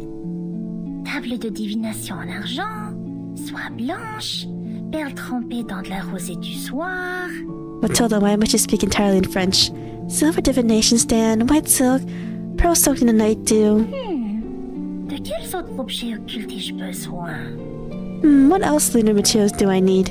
Bien, voyons voir quelle quantité d'encens et de myrrhe il me reste. Alright, let me see how much frankincense and myrrh are left. Super, c'est juste ce qu'il me fallait. Oh, just the quantity I need. Reading this out for people who might just be listening instead of watching. Matilda immerses herself in the work on the desk. She checked the installment of the curtains repeatedly, making sure the moonlight will precisely shed on the orb. A low noise is growing in a vessel not far away from her, but she has no clue at all. Ok, tout est prêt. Coupe à encens. Où est ma coupe à encens? Okay, all set. Incense basin, my incense basin. She turns around. Incense basin falls, making a hollow sound on the sew mark. What is this thing? A pair of pointy ears emerge from behind the basin. Encore toi, petit lutin divinatoire. You again, annoying divination spice. Tu ne me voleras rien aujourd'hui, pas cette fois. You're not stealing anything from me this time. Her attitude doesn't bother these transparent creatures at the moment. Unlike any ordinary critters who act in a group, only one or two of them are more than enough to get people in trouble. With thin, slim hands grab hold of the edge of the silver incense basin. They are flying towards the window. Hé! Où t'en vas-tu avec mon pot? Reviens! Hey, what are you taking my basin? Where are you taking my basin? Stop it! She jumps up the windowsill and grips the other edge of the basin. Il semblerait que tu aies besoin d'une bonne leçon pour te faire comprendre pourquoi c'est mal de faire ça. Looks like you need a good lesson to understand why you shouldn't do this. Attends voir. Je vais te montrer ce qui arrive quand on se moque de Mademoiselle Mathilda Boaniche. Wait and see. I'll let you know the consequences of messing with Miss Matilda Boaniche. Oh, Matilda. Alright, it's just plant only. Let's see. Oh, were you looking for me? Here I am. Do you, and let's do only again. Science Exorcism Office. Action. You could do Broken Bloom too, but For their tactics. I'll use Broken Bloom this time just so you guys can see how she works too. I guess everyone's. Hi Belle. Hello Kuro. What's this? The sprites will revive. Check the enemy's details and try to counter the revival ability with a stronger afflatus. Try to attack them also simultaneously to prevent them from receiving buffs from a large HP difference. Traceless enemy AP +1. That's not fair. What's this? So this is the revive, right? The caster takes lethal damage and loses all moxie. Triggers only one time. Okay, so they have 2 lives each, basically. The moment of utterance. Let's do this. We walk in long nights. Take equal damage. Benefit from reading. They seem really annoying, I'm gonna be honest. Alright, then we got buff one more time. This and this. This one. Radio waves are everywhere. Wow, these guys are really tanky actually.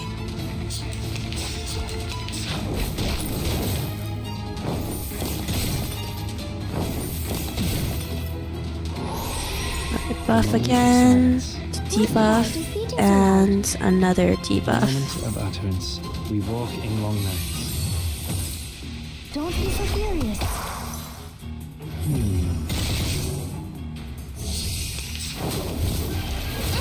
Ouch. Ouch. Okay, we'll do this on you to get rid of the mocks. Get rid of their ult, hopefully. And then we'll do this. This one. The scale of your soul has tilted. The balance needs to be restored.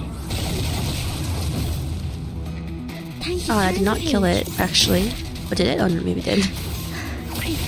No mistakes.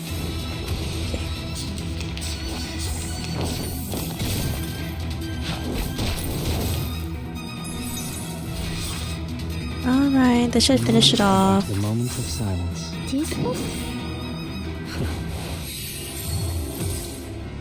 Oh, nice, a condition might. Oh, it died anyway. Victory secured. They're so tanky in the beginning.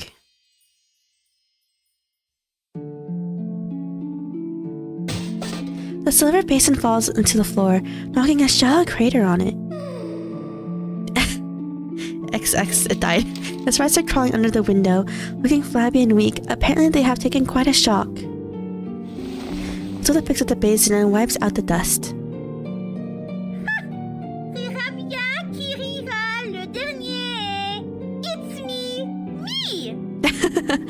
Ha, he who laughs last best. It's me. Me! Oh, Matilda.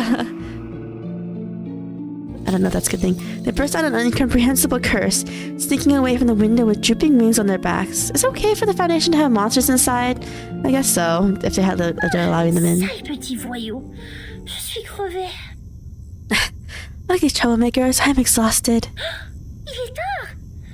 Oh, Dieu merci, je n'ai pas loupé la marée haute. It's kinda late. Oh, thank goodness I didn't miss the high tide. Hurriedly, she starts to restore the order on the desk. Préparez les accessoires. Set the props. Je ne dois pas me laisser distraire à nouveau. La divination requiert toute ma concentration et mon énergie. Can't be distracted again. Divination takes my full attention and energy. However, there's a knock on the door.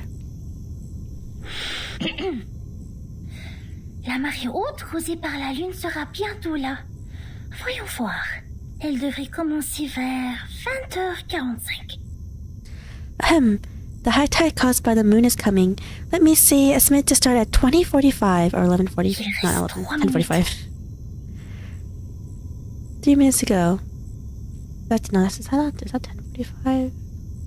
20 is. It's not 8.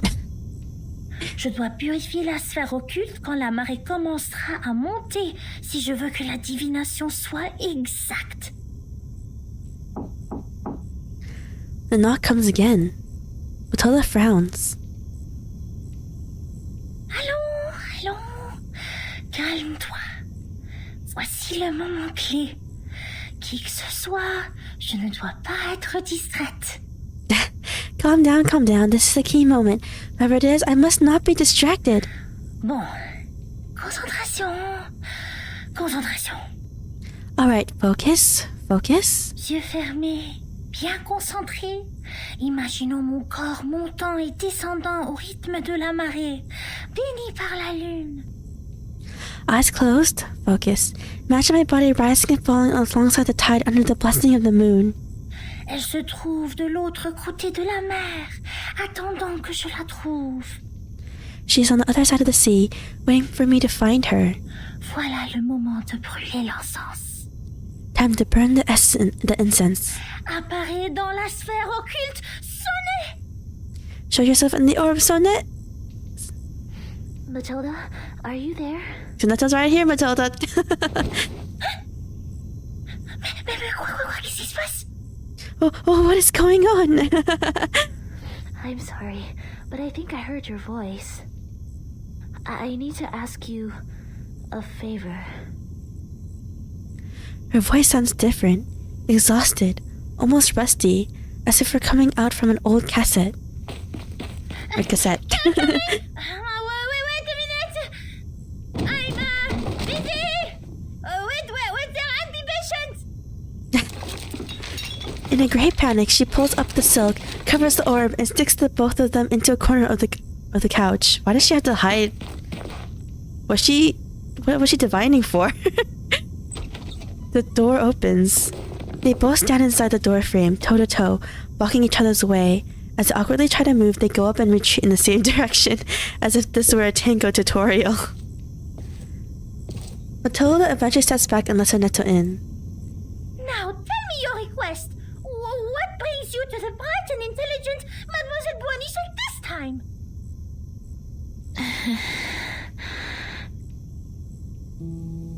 Sonetto forces a smile on her face. Could you please read the future for me?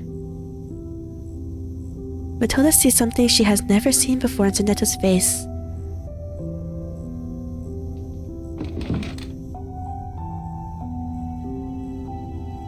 They sit down by the orb.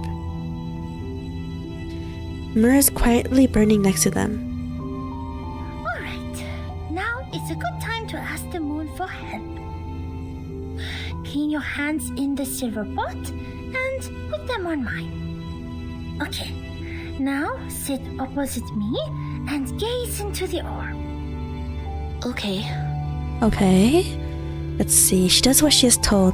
She sees nothing but a clear whiteness in the orb. Are you here to confess, to interpret a dream, or to seek the prophecy of the crystal? I am here to confess and to seek the prophecy. Tell me about the vision in your heart. The vision? She looks at the orb. The shape of the sphere becomes blurry and gradually fades out in her sight. I see myself falling. There are 2 broken decks. They were originally one piece.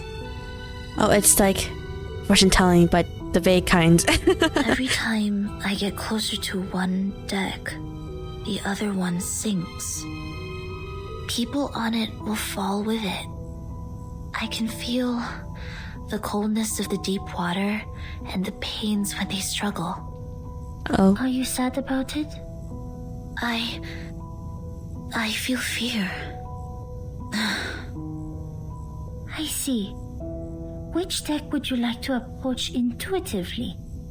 Can you recognize the people on them? There is something bright on that deck, just like Timekeeper and Druvis. It is warm there. You are attracted to it subconsciously. It guides the way of your heart. Okay. What about the other? The other deck makes me feel comfortable, as if I have spent a long time there. It's basically us in the Foundation, huh? Every step I take. Perhaps that symbolizes your senses. Sonetto, are you having trouble making a choice? I can see the conflict between your instinct and senses. I heard you attended the committee's meeting today. Anything happened? Yeah, confide in Matilda. I said something wrong. I was not properly prepared. I was unable to help Timekeeper and Druvis. Instead, I created a deeper misunderstanding. What choice should I make to resolve their conflict? Stalemate like that really scares me. Matilda can't find a word. She sits there frozen, covering Sonetto's wrists with her palms. The bright deck seems closer and larger. Have you ever thought about following your heart? Yeah. Sonetto, maybe you can try following your instinct for once. Maybe something unexpected will happen. I tried. Viva Revolution. 4 years ago. Oh, yes, when she helped us I out. let them go. That was the worst decision I have ever made. Sonetto's hands are on the orb again. Hello, Ison. I am ready. Please tell me the right choice. Okay. Okay. As the chaotic snowflakes disappear, the shape of the orb is becoming blurry again. Crystals emerge in thin air. One after another, they build up a symmetrical, unbalanced ship. Everything has its trace to follow, its logic to function. The reality has shown itself. Take the path you have already taken. Walk the way you have already walked. You shall benefit from listening to the voice in your mind, as it is not yet time to dock. Listen to the voice in my mind. I see. Just hoping Netto is going to be with us. I should not have hesitated. Thank you, Matilda. Your divination is very helpful. My mind is very clear now. Yeah. Of course you should thank me. What a tsundere. You should have known the resourcefulness of Mademoiselle Mathilda Boanish much earlier. For your information, those seeking my help must make an appointment at least 15 days before the divination. Otherwise, they won't even get to see me.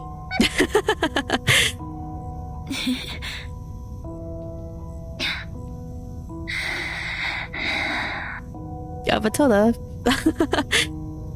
You were Are you okay? very serious during the divination. Even your tone was different from usual. However, I am more familiar with the way you talk now. It reminds me of our time at school. Soon.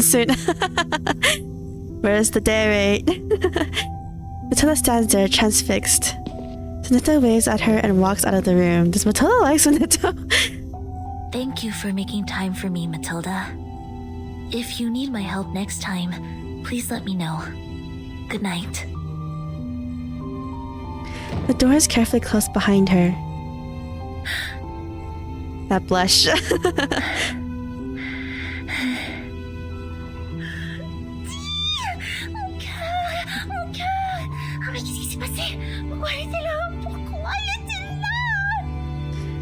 There's no English translation for her screams.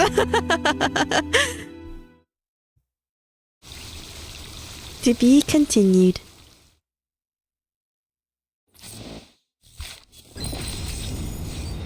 There's a trail here.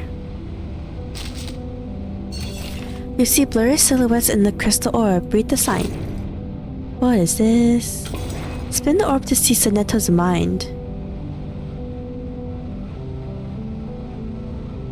Huh?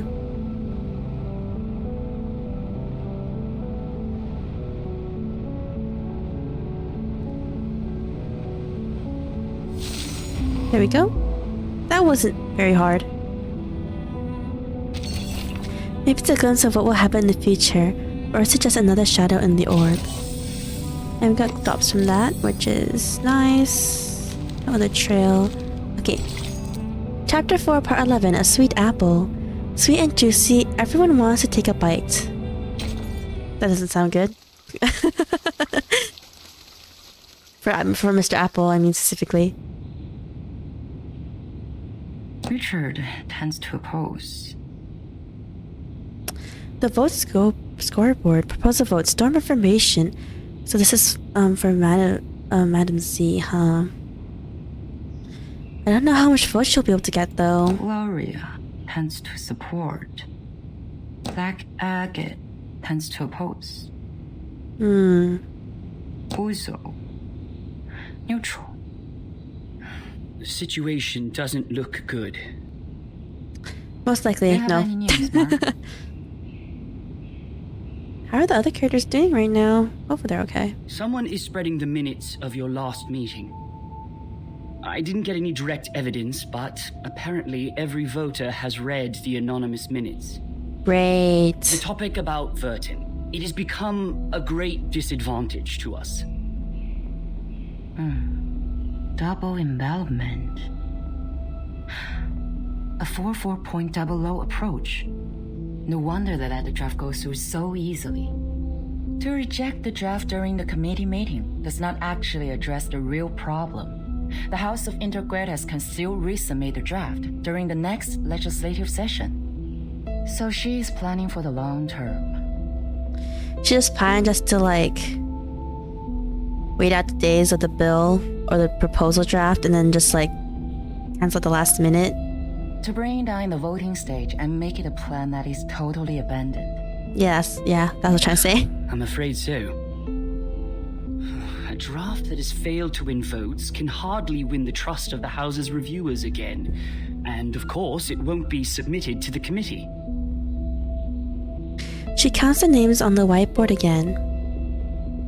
Did anyone make any actual move yet? Not yet. The minutes only changed their preferences, but the number of those who have taken a stand still remains the same. I see. Just as I expected. This draft is not about Verton, but a promise to the future. About how to balance the benefits between different interest groups. To reach that, we need to meet the expectations of those groups who have a need for flexible management. And also appease conservatives and not shake their confidence in controlling the overall situation. Oh my gosh, actual office politics and politics. Actually, the delegate adjusts his tie and interrupts Madame Z in a clear voice. we do have an opportunity to change the game now. Okay, I kind of turned off my brain off in these political scenes.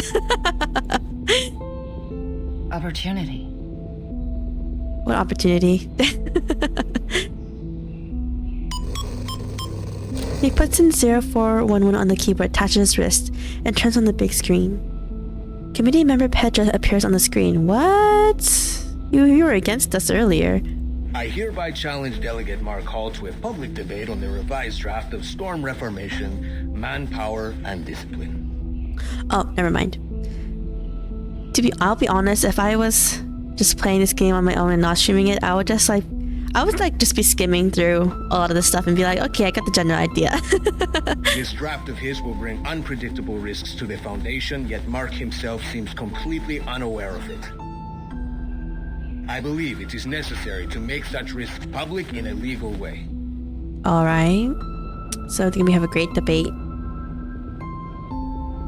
The delegate switches off the projection. As he turns to Madame Z, his cheeks have become rosy and heightened spirits. See, I knew they were going to escalate Burton's issue. You want to accept this challenge? All the internal media are reporting the news. If I step back, they will definitely humiliate me and take advantage of the public opinion to undermine the draft. Alright.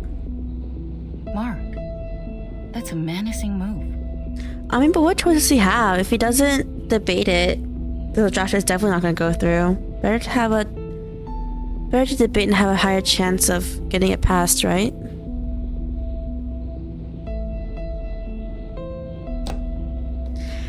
Madame Z picks up Pedra's name card and sticks it to the board. It is coming for us. No matter fight or flight, they have comprehensive preparation for this. I would suggest taking the long view and not jumping to conclusions. But defense without attack will never bring us victory, Madame Z. Oh, yeah, we should take risks. I've always wanted an opportunity to defend the draft in public. Concerning the questions they implied about Verton, I've collected more than enough cases to refute them. Misleading questions twist people's opinions. It's time to tell them the truth. The gaze behind Madame Z's glasses has become steadily piercing. You have accepted it. Was it in front of the media? I was there when Pedro challenged me. So were the media. Yeah, the peer pressure. I don't think it's going to be a complete mistake. Go, Mark. We believe in you. The lady in white seems to loosen up for a brief second. She doesn't say a word.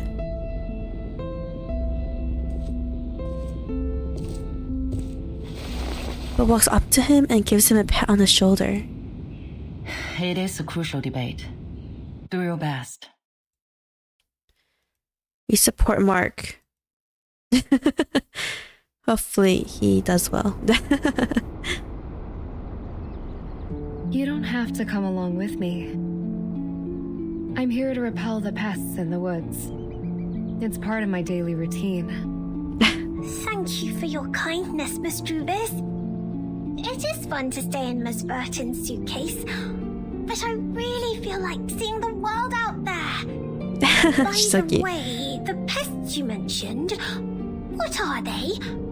Probably the Foundation I've heard of members. a giant worm called the tatzelworm. They live in caves, about 2 to 5 feet long, and their heads are like cats.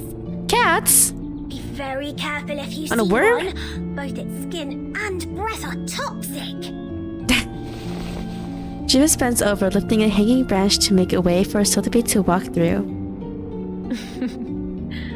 I have never heard of such a terrible worm. Hopefully we will not encounter any. Sotheby jumps briskly over some roots crawling by her feet. So, what are we disinfesting this time? Oak processionary moths. Perhaps a few gray squirrel cubs. Squirrel? It's not enough to only rely on potions and arcanum to keep the woods in peace. Oak trees reside here, and everything will change with it.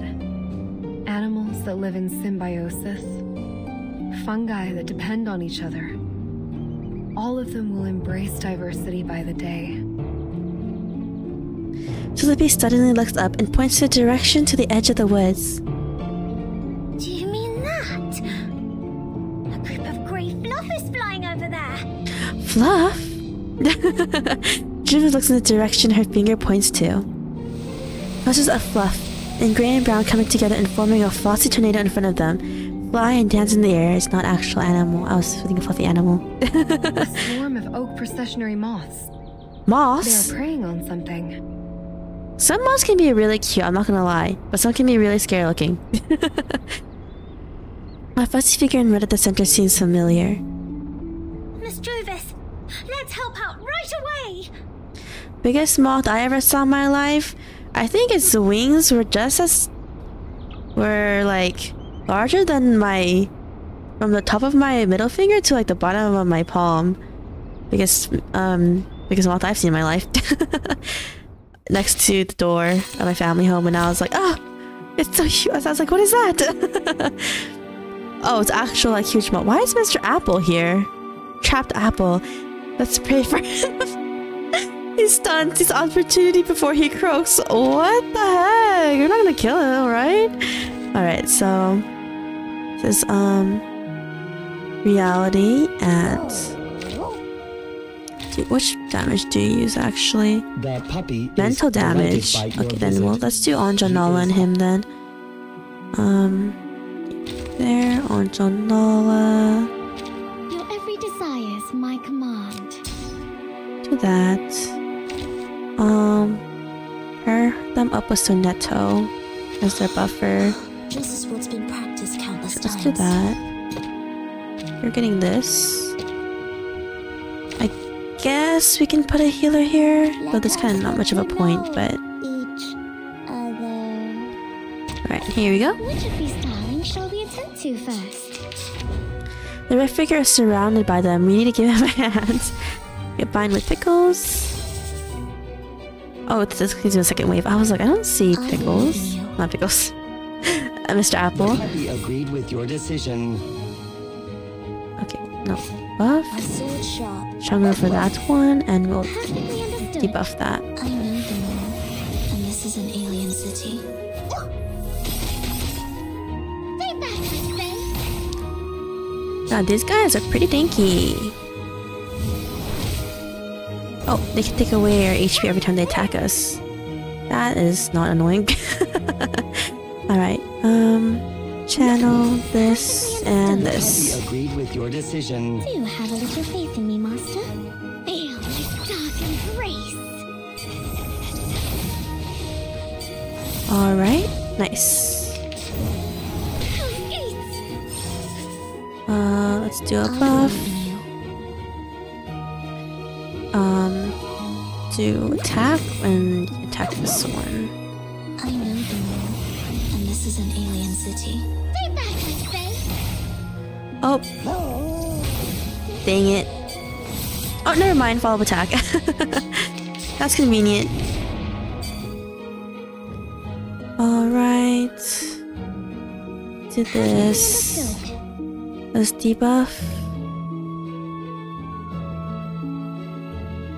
Okay, not super effective against any of us though. And let's do this. Keep calm.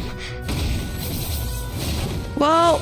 Never mind. Our fall protect just one-shotted that. Finally, it's just you and me, Master.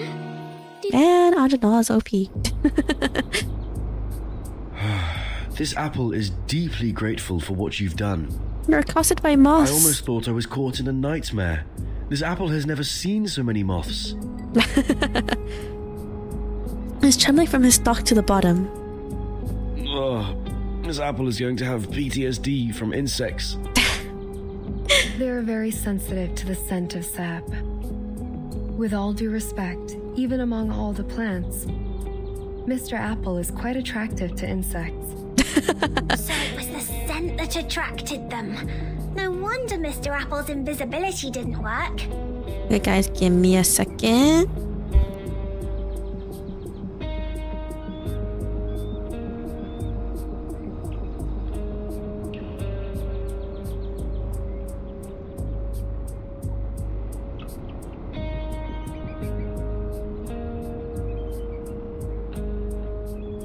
Okay, guys, I was just talking to my roommate for a second. So it was a scent that attracted them. No wonder Mr. Apple's invisibility didn't work. Thank goodness we're here. Just vote Virgin as president to solve everything. That would be a good decision. But Juvis carefully cleans off the fluff on Apple with her handkerchief. Although he restores his handsomeness. Mr. Apple, did you find out anything? Yes, Miss Druvis. I brought something insignificant. Significant? As we planned earlier, I disguised myself and reached the office building next to us. There is a device to detect arcane power at the entrance. However, this apple pried out what we needed from the guards. Alright. What is it? Did Ms. Verton win on that voting list? Sadly, not yet. It's not time for a formal vote. Everyone is cautious and remains neutral. Apart from that, there are some rumors in the Foundation. They are not very favorable to Vertin. Great. Rumors. It sounds as though the situation that Madame Z handles is more complicated and volatile than I thought. However, the votes have not been lopsided under such bad circumstances. Perhaps that means the arcanists who share our aspirations are not in the minority. Hopefully. That said, I'm afraid we are starting a protracted war, Miss Druvis. Yes, I know. I've taken inventory of the supplies. We can still hang in there for 4 weeks and a half. 4 weeks and a half? Although they have cut off the water and electricity supplies in the building, we can still live on the resources in the suitcase for a while. Okay. There are fewer guards destroying the woods. Probably because the abattis works. What worries this apple is that if the procedure to finalize the draft takes more than 4 weeks and a half, we'd be forced to... We would then survive by gradually shrinking our territory until Madame Z's draft is officially approved. We have chosen the Thorny Trail, and so we are destined to burn our boats and never look back. Man, Juvis, you're going all in. She is worth fighting for. For this point, Captain and this apple have absolutely no disagreement. Then this apple will keep scouting around for updates so that we could respond in time. Alright. So he's like, everything you just said just went over my head. Sotheby's eyes are fixed in another direction. What are you looking at, Miss Sotheby? Over there. It feels like someone is staring at us. Let it be get someone. They both look over to that corner. There is nothing but shadows. The darkness looks like a pond of unimaginable depth. Juvis stands up. Let's go back to the deep woods.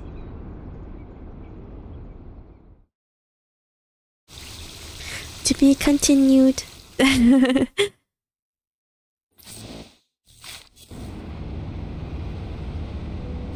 got a trail. Trail 1, record of a nameless angler. Whispers could be heard everywhere. Someone has collected and put them down. Find it out? What is this? Sunday at 7:21 in the morning, Angelina of the Field Operations Squad passed by the east side of the Foundation Square and saw someone in white by the fountain. This is the earliest sighting of a target. The same Sunday at 3:10, Mary of the 3:10 p.m. Mary at the medical department took stock of the pig Cosma extracted 3 in the warehouse, behind which she found a rubber fishing bucket with 3 square-mouthed catfishes inside, which were 3 to 4 inches long. Someone's fishing in the foundation? Is there even a body of water that big? Same Sunday at 3:22, so that's only 12 minutes later, Mary left the warehouse and the fishing bucket was gone. There were water spots and a little granite rubble left on the ground. The next day, 6:30 a.m. to 8:30 a.m., a cleaner found some abandoned fish hooks near the fountain, as well by the multiple water sources, streams, estuaries. They have streams and estuaries here? Most of the fish hooks were hung below treetops. The same Monday, super late at night at 10:33, a patrol squad found a set of fishing gears near reception area 13.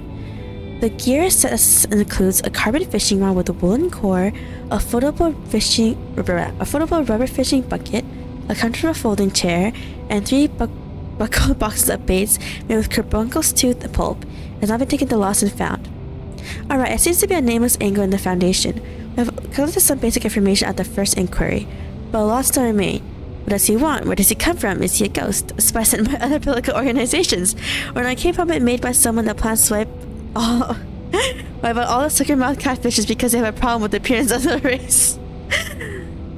Everything remains unknown. Let's move to the next inquiry. Why can't someone just enjoy fishing, huh? A letter. This is only a story. Chapter 4, Part 12. It creases and folds are smoothed carefully. The writer's sincerity could be read between the lines. Alright.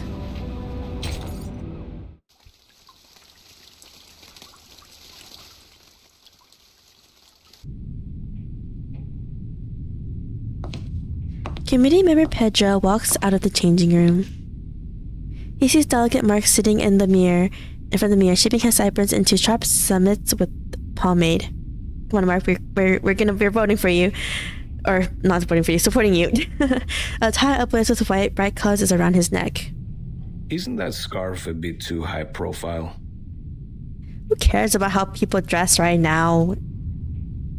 Mark stops his beauty procedures and looks at Pedro in the mirror. Okay, maybe that is a bit much. I think it fits me just well.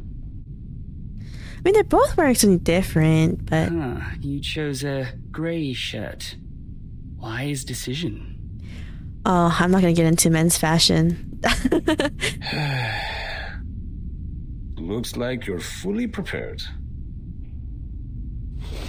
Mark doesn't answer that question. Instead, he pulls out a volume of files and starts to draw and write on them. Ladies and gentlemen, allow me to introduce the first debater of the day, Pedro Paul Gonzalez Reyes. Alright. Graduated from the Law School of the University of Sao Paulo, he is a member of the committee and, more importantly, the challenger of the debate. Pedro lifts the curtain and steps onto the stage. The other debater of the day is the delegate of the House of Integrados, Mark Hall. Over the past 10 years, he has served the Foundation by drafting countless acts and conventions. The topic of the debate today, storm reformation. Manpower and discipline is exactly a work of his. Oh no, our claps weren't as much as the other guys. That doesn't seem... But okay. We gotta sway the public to our side. Not one seat has been left empty around the debate stage. Madame Z's eyes follows Mark as he walks into the lights on the stage with a big smile. The people on the stage are greeting each other. Madame Z takes off her glasses and wipes them again. The chamber is filled with noises. The confrontation between the two sides in her blurred vision is a... All right, both sides are seated. Before we start the debate officially, I suggest we give Mark, the draft writer, an opportunity to introduce the draft. Oh, she's Would imagining you please, Mark? everything as a Gomoku board. Storm Reformation and its advocates believe in such a goal. In this ever-changing environment, It's autoing by itself, by the way, the conversation. this draft will help the Foundation win the trust of a considerable number of arcanists who have different backgrounds and abilities in a more efficient and stable way. That is exactly where I must raise an objection. The draft has a huge risk which Mark Hall has not realized at all. No, sir. I totally understand what you're trying to say. You have put forward several questionable arguments to prove Verton's suspicion of disloyalty. In response to that, please allow me to invoke the following cases to prove Verton's competence for leading the unregistered arcanists. Which color are we, white or Turn to black? page 373 of Verton's personnel file. As you can see, since Verton became the timekeeper, the number of unregistered arcanists she has rescued so far is 63. 63? Where are the other 60? That is a number unmatched by that of anyone present. If that's not enough to prove her loyalty, let's continue. Or 59, actually, including I have to say, Mark, you have completely misunderstood. Regulus. I kind of forgot about it for a second. I don't care what Verton has done. Why? She's a But the timekeeper. feasibility of the draft. According to the existing regulations, the duties of educating and disciplining unregistered arcanists are taken by the School of Discipline. Your Honor, While Virtune you is a good suggested girl. in the Very draft good that girl. timekeeper's personal Full teaching will support. replace the current All collective your money to her. Have you ever thought about the budget that we could possibly spend on it? The Foundation spends an alarming sum of money on education every year, and there is no way we pay extra for personal training. Oh, what budget?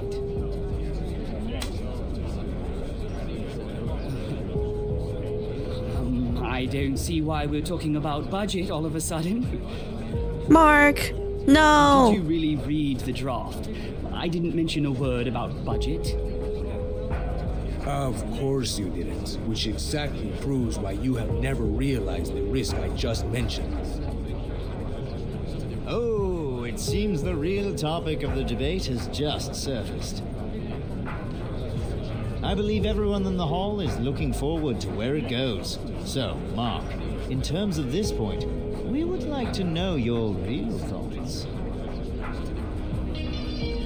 Oh no. Mark, we put our faith in you. She gets up, walking towards the entrance. This is already a composition which Wyatt would like to see. The Blackstone is left there alone. The last move is also a defense in panic. If I were the player... She gazes into the air, lost in her thoughts. She doesn't feel the gaze cast upon her from another direction. Constantine is watching Madame Z from her corner. Ah, that lady. As Madame Z walks to the entrance, somebody stops her. A white item is handed to her. And then, she disappears as soon as she steps out of the hall. Constantine averts her eyes and looks back at the two debaters on the stage.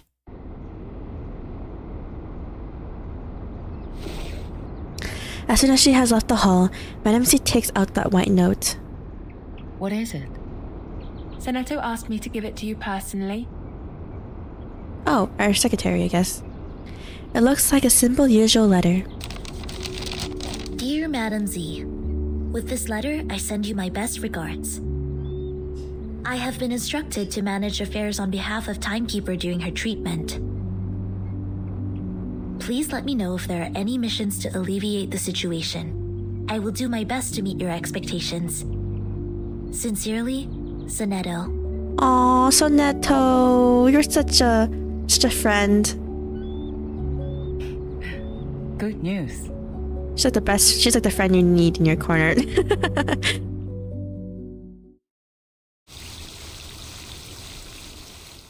So I'm guessing everything's gonna hinge on Sonetto then, since it seems like the debate didn't go well. To put it nicely. Gen 1, Artificial Somnambulism Guidance. The course have come with a new idea. They set up many equipment around the plaza. What is this? Oh, it's a fight. Okay, did not expect that. You know, have helpers in this battle again. Let's try Eternity. I've never seen her Always good to have you here. used ever. No matter if you found a bargain or suffered a loss. What is she? She's a DPS with nasty wounds. She's got debuffing DPS. Okay. Alright, let's just try her. I'm gonna try using her. Just one thing. I will be home by 10 p.m. Okay. I'll get you. We'll get you home at 10 p.m. This is not a big fight. Let us get to know each other.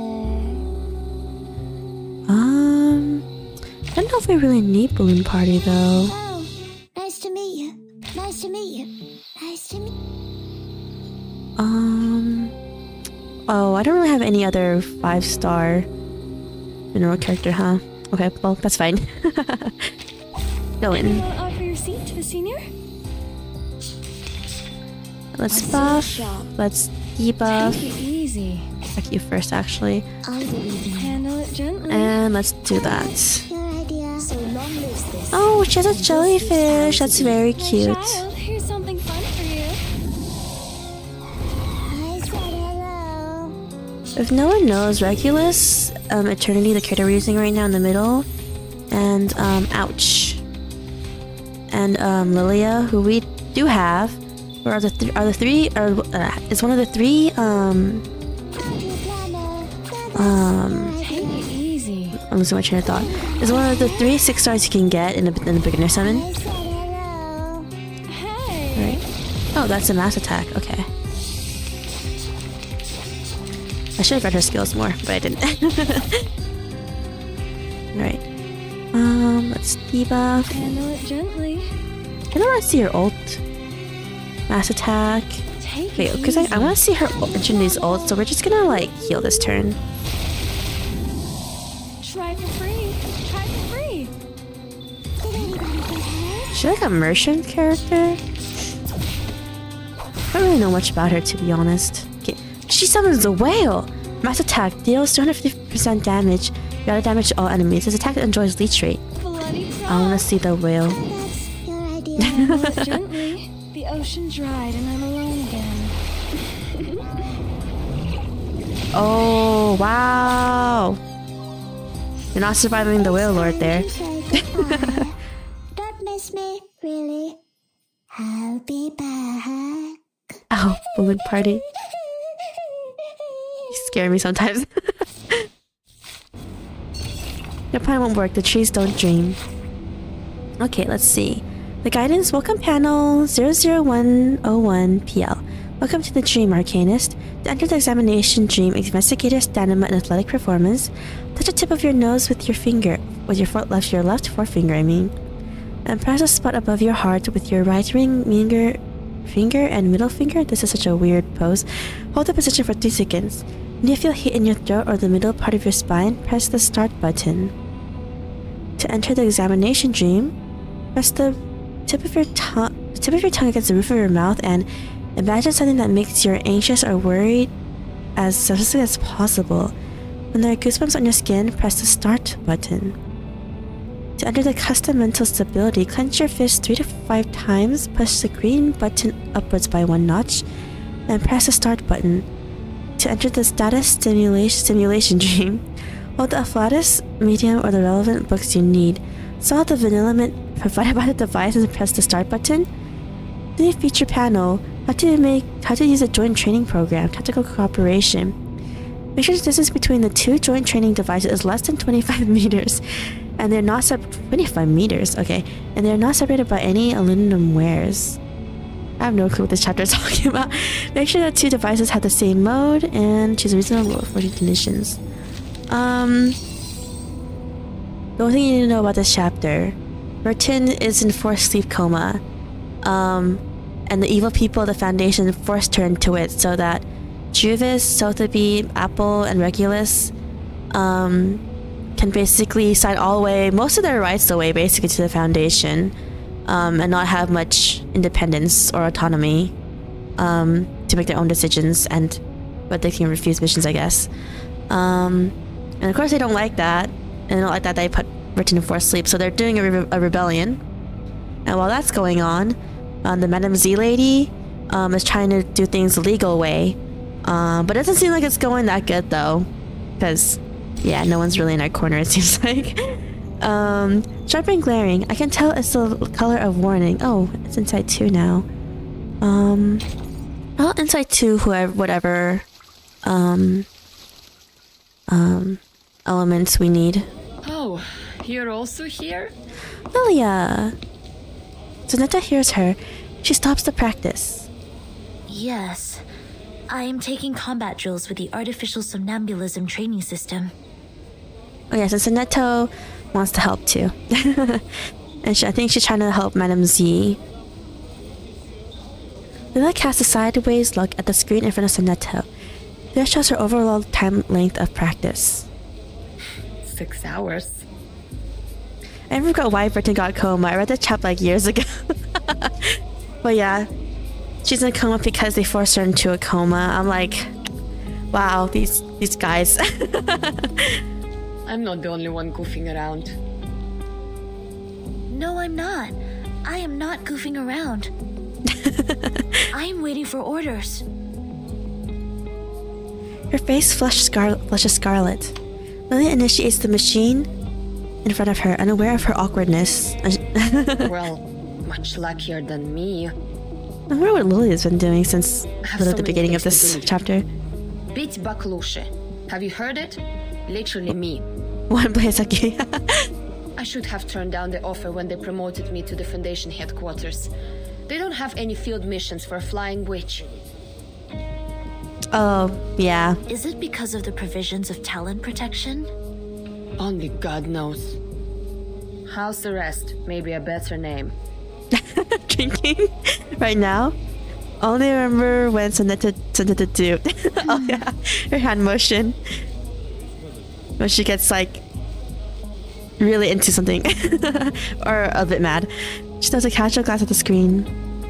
Look, since we're both bored to death, do you want to have a try at some difficult things? What is it? This. She pouts her lips, hinting at something which she thinks should be obvious to both of them. Have you tried the artificial somnambulism joint training?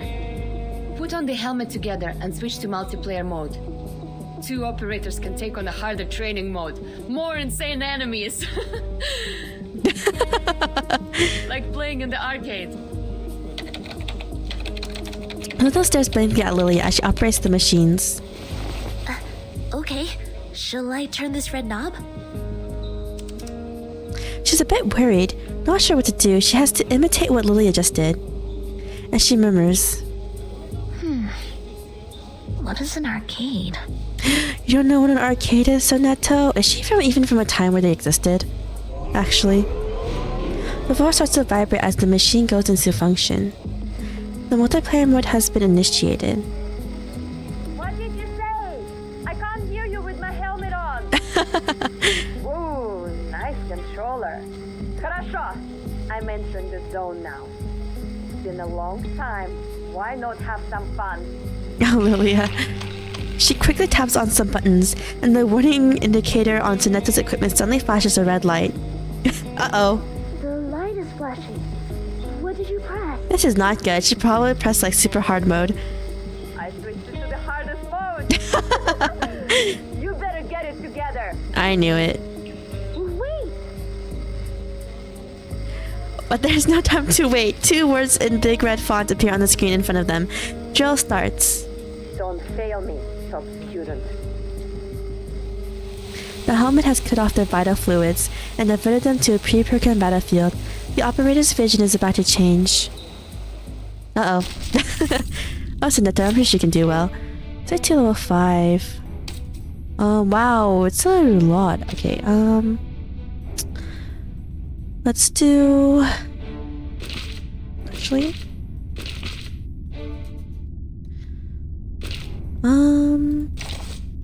let's do Neoscience one only. action! Let's go with this party. It's fine. Oh, maybe let's bring in Yenise instead. Пожалуйста, пропустите меня. Well, just so that, like, level up. Oh, welcome, White Side! 60 per Anjo is OP? Oh, really? Okay, then we'll do 6 instead. Are you seeking my service? Level them up to 5. This is inside to level 5 map. Please, take a Yo. seat. There we go. Let's have Yenise be a healer. Привет, мисс Вертин. Mostly because we haven't used her on the stream. So. Well, yes, sometimes it's hard. And put that on you. Alright, here you go. I do need to get a better healing side cube later, but My duty lies with I wasn't really making it my focus, to be honest. Oh, it's only 2 at a time. Never mind. That's fine. the moment of silence. Alright, there we go. We walk in long nights. Should pay attention. Learn from silence. Flee, mortals! Ouch. Ouch. The moment of utterance. We do that, and this one. Use channel Anjo first. Oh, okay. Didn't really know. To be honest, I was like wondering how to use her. Please, allow me. Then 6 skill. Oh, okay. Alright, then channel. Perfectly understood. We'll do debuffing this, and we'll do that. Hello, Master. Do have a little faith in me, Master. Benefit from reading. Stay back, I say. Oh, I see how it works. Okay, it's gonna hurt a bit. Ow. The scale of your soul has tilted. The balance needs to be restored. There we go. Come on, Anjo, no?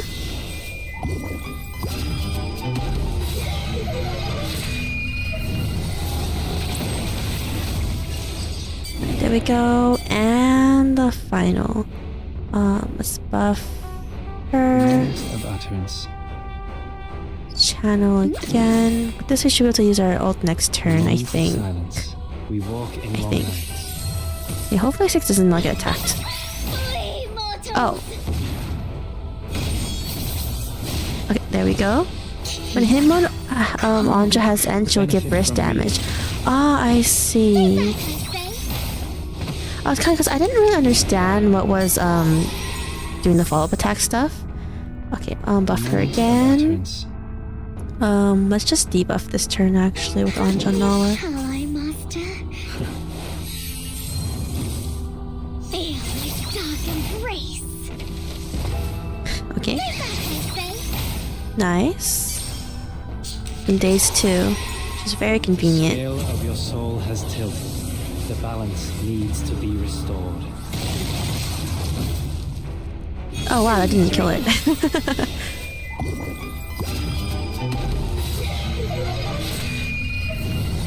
Alright, there we go. That was awesome. Finally, it's just you and me, Master. Do, do, do, do, do. Thank you. I am exhausted. One channel gives 7 stack of him. Whenever 6 skill decrease 2 stack, and when the round ends, the stack decreased by 1. I see. Almost joking. These two. Or mostly not these two, Lilia. They take off their helmets, slipping onto the floor together.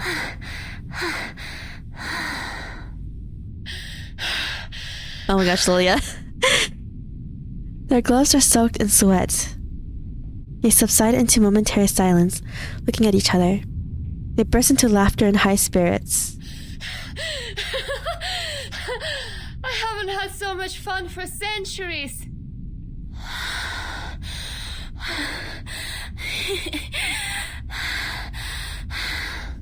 Oh. How many times did we die? We died? Sorry, I cannot do math now. My mind goes blank. Who would expect the Sonetto would have a brain fade? Viva falls backwards, lying on her back, staring at the white ceiling with peaceful joy. Sonetto leans on the wall, exhausted. It was a fight of verve and vitality. All the noises that have been nagging them for days now seem to have disappeared. Their only breaths, the wind, and the smell of the concrete floor. Have you heard the result of the debate? I heard that. The number of people opposing the draft significantly increased after the debate. No, Mark. It's not going well. Nope. Soon will be the voting session. The opposition has taken the lead. I hope Miss Druvis can hold out. You visited them? I submitted a request to enter that building. The system arranged guards to accompany me to ensure my safety. The moment they entered the building, they started sawing the trees, saying that they need to carve out the path. Since then, I have not been there. 4.5 weeks. After that, they can't hold on for any longer. Oh, she knows the exact amount. Really? In that case, the vote result has to come out before that. Sonetto is in deep contemplation. Hi, may the peace be with us. Hello, may the peace be with us. Do you mind giving us some privacy? Do whatever you like. Alright, hopefully this goes well. They walk to the break room in the hallway. Here is Madam Z's message. Please visit her in the office on Friday. Ah, okay. Copy that. Thank you for the message. With pleasure. She nods and places her hands on her chest. Wish you a good day. Secretary Sharon leaves the room at a quick trot. When Sonetto returns to her exercise equipment, she finds Lily is about to leave the room. Are you leaving? Yes. She picks up her gloves and the canteen, but hesitates. She pauses for a brief moment, then quickly turns back to Sonetto. Do you know how the penalties for destruction of public property of the Foundation and Brawl are determined? Huh? Why are you asking? Well, according to measures of the Foundation for Administrative Penalties, based on the severity of the circumstances, fines will be imposed and the offender's salaries shall be deducted accordingly in minor cases, while detention or expulsion shall be imposed in major cases. The penalty also depends on what is damaged. For example, production tools, household goods, buildings, equipment, and facilities, etc. These are the properties that involve less cost and limited influence if damaged. But what happens if we break all of them? If the number of people involved in a brawl is equal to or less than 8, and there are no major casualties, the penalty will be minor. May I ask what happened? Why are you asking this all of a sudden? She's got some people to beat up. Nothing. As I said, bored to death. So bored that I have been paying attention to the Foundation's regulations. Even the flying manuals failed to win this much of my attention. She waves at her and leaves without looking back. So long, Sonetto. Hopefully there's good news for us next time I see you.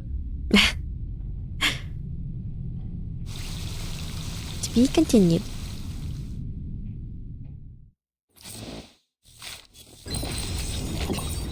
All or nothing. Okay, let's see. First of all, thank you. Okay. All or nothing. The good news is 10 more moves to go. Alright. It's only story, no battles.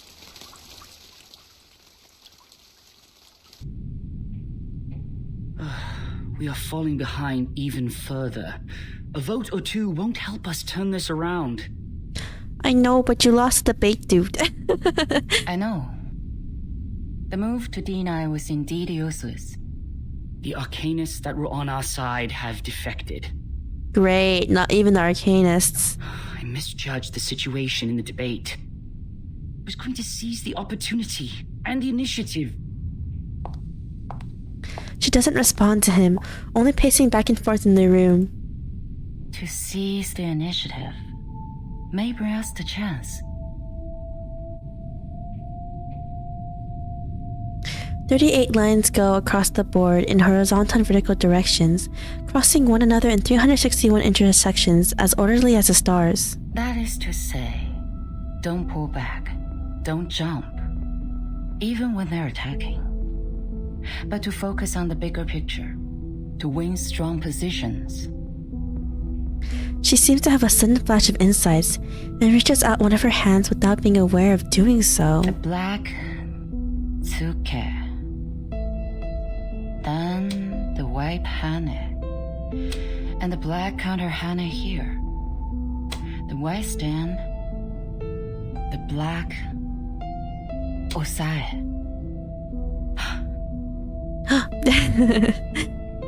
Through these moves, I see. The move to D11 can save us more than 10 Moko stones. Is that Shogi? This is Go. Shogi is the one with the wooden boards. Go is the one with the stones, if I remember correctly. We can still win within 10 moves. Do I know how to play both of them? No. I don't know about the board game. Mark. Go is the black and white stones where you counter each other's color changes, and whoever has the most stones on the board, I believe, is the winner of their color. And Shogi is with the wooden boards that you can promote to higher positions like it's like general, commander, and stuff like that. It's much more complicated, if I remember correctly. Yes? Are there any other things we can do? What else can we do, though? A leader who can win us more than 10 votes. So we're gonna ask someone to Give me the file be our of leader? the uncommitted leaders, including those who were neutral about this issue in the beginning. Okay. When Madame Z smiles, her smile is like a cat smile. He seems perplexed, but still quickly retrieves the files and starts browsing them on the chair. The room is in complete silence except for a slight noise of flipping pages. Boss. No. Too young to be convincing. Noni, head of the Natural Resource Committee? There are only 3 of them in the group. Senator Bernard, leader of the Mankind Caucus. Forget it. Bernard? Oh, yes. He can be your man. He is eloquent and leads a group of 11. All of the 11 are his loyal followers. But how are we going to convince him to our Why side? is he uncommitted? I thought he would be the first to vote. Perhaps they believe it's a sure bet. Find out what he's been up to. But, Madam Z, are you sure you want to cooperate with him? This doesn't make any sense. We don't even serve the same group. Mark, we're all serving for the Foundation's future. I was about to say that. I was about to say, like, you know, maybe he just wants to vote what's best for the Foundation and hasn't made his vote. Know what he needs now. The office in Chicago, US. He is trying to cover that region with his influence. Bernard believes the employees there are guilty of serious dereliction of duty. They discriminate against humans of different classes and are suspected of committing electoral fraud in collusion with the local capitals. Oh. The Supreme Court's investigators have already intervened, but they cannot go out due to the storm right now, so the case is pending investigation. Chicago office. I've read the reports on there. I see.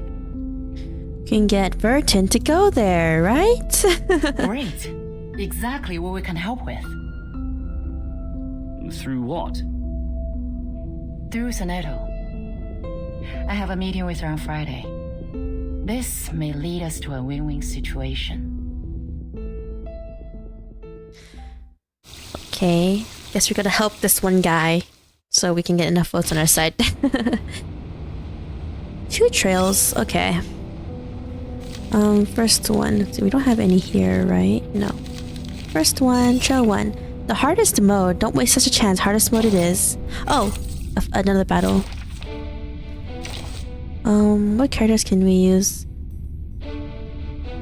No like intellect characters for free, huh? Let's do 6. Marcus for fun. Oh, were you looking for me? Here I am. And let's do Neo-science exorcism office. maybe Broken Bloom instead of on Lee. Shall I ask the enemy for their tactics? And have Bloom Party in the back, just to get a little bit of bond points. Alright. You do that. Finally, some interesting work. Alright, the chant of incantations echoes here. After a character casts a 3-star incantation, HP minus 25% for all allies. Alright, then debuff that, and then we can do another debuff. Just beating so loud. We walk in long nights. Benefit from reading. Don't be so furious. Stay balanced. Ouchies. Alright, let's go after this one. Or this one. Let's just do that. I hear something to read. Like a metaphor? Radio waves are everywhere. I got a lot of damage, which is good. Ow. Ow. Careful. Ouchies. The moment of utterance. Alright. The moment of silence. Let's do that first. We can do debuff next turn if we have the to. torch is lit. Oh, nice incantation might. I can't read it. Ow. It's so cute though. Ow. Yeah, they should definitely kill it this turn anyway. To speak of truth. Whose heart is beating so Kill to speak and of don't. Whose heart is beating so loud? Talking out calms people down. The scale of your soul has tilted. The balance needs to be restored. Let's go. Nice. Victory secured. I should excuse myself. This is the victory you deserve. From the ashes. Whoa, this trail's so far away. Legwork. I just looked up what happened. That was a good sleep, dude. Sleep, dude. Oh. You drooled everywhere. Almost glued my eyelids. You didn't expect there to be so many complicated, confusing factions in the Foundation. Can't they just make this institution simpler so that people can tell one group from another easily? Like telling the difference between cake layers? The Foundation is a mess. Listen up.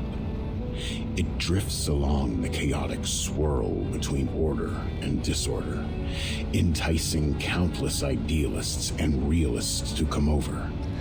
Same. The storm exacerbates the chaos. Those arcanists who were snorkeling are now surfacing. You see, Miss Z is a great example. She is even sitting at the same conference table with the human elites.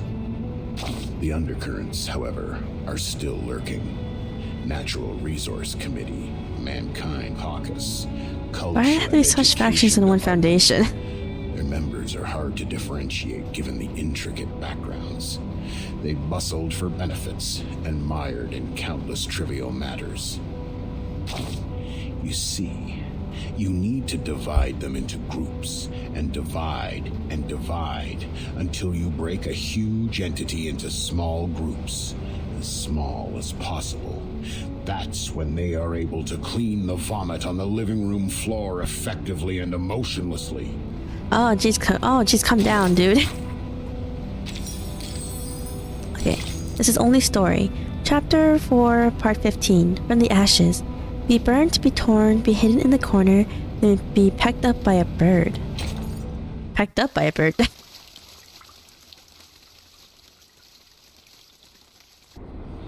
Best wishes for the upcoming victory. It will be the final vote soon. It's a stunning victory for us. Cheers! Cheers! May the peace be with us. The group is fully immersed in the joy brought by the collective glory. You're in a good mood. Z. Everyone's like, oh. You must be in the wrong room. Dang, that disrespect. You can't find those friends who tell Balderdash here. Dang. Bernard says him with the back of a hand. He pushes his way through the crowd and comes up to her. What brings you here, our honorable committee member? May I have a word with you, Bernard? Oh wow, that woman was so rude. I was like, wow. Let me check my watch again. It's 3 in the afternoon. I don't think I've drunk that much. Could you repeat that again? You want me to canvass for you? To be more precise, to form a partnership. My, what a creative idea. What can you offer? Not supporting such a stupid draft next time? Dang. Or recruiting new arcanists for our caucus? What about a witness for the case of Chicago office? He instantly frowns. Who is it? Give me the name. I will, if you collaborate with me. Or talk to me with a better attitude. Yeah! The rudeness of this guy. I'm sorry. Our philosophies have always been different, and that led to prejudice. But being mysterious won't show us sincerity for each other, right? A staff of mine is willing to testify as a witness. Her report can prove your point. Strong enough to prove their negligence? It depends on the special prosecutor. But the evidence is strong enough to prove that you're innocent from setting up others out of your personal interest. You can't help breaking into laughter. Looks like you've got your own little bird. The management there sucks. They don't serve humans or arcanists. They're just puppets manipulated by money. I want to bring order back to that place. And I've collected quite a lot of evidence against them. Yet the most ridiculous thing happened. In the second week after I submitted the investigation application to the Supreme Court, the evidence was gone. Oh. My men found their charred pieces in the garbage room. Someone threw them into the shredding incinerator. I wonder who did it. It was like I could do nothing but surrender. You have a wolf by your ears. I understand. Bernard takes a deep breath before he starts to talk again. But you're asking for too much. 11 votes. We're on the opposite side. I can never persuade all of them to vote for you. Besides, the court session of the Chicago case starts later than the final vote. Don't tell me you want the service before you pay for it. Dang. Don't worry. You can vote after testifying. How are you gonna do that? I will do what I can, in my power. The vote won't start so soon.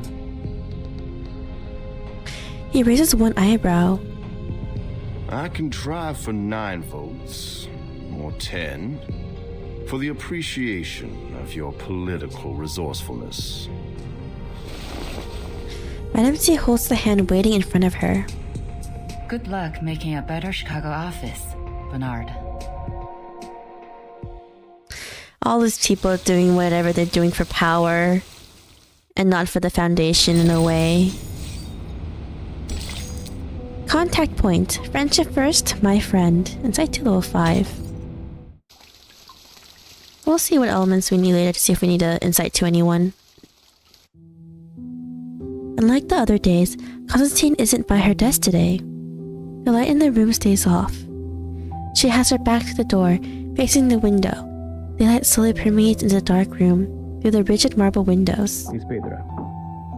Come in. This guy. The guy who opposes us. I'm here to report the situation so far. Some neutral parties have tilted in favor of the draft. How many? Not a lot of them, but enough to make the votes even. That's good for us. Very good. They have always pursued revolution in the Foundation. Looks like Mark has finally persuaded them. I heard Miss Z has been working hard on canvassing too. All these political terms for like... But the number of the conservatives remains the same. We don't have to worry about that. I believe we will still prevail in the final vote days later.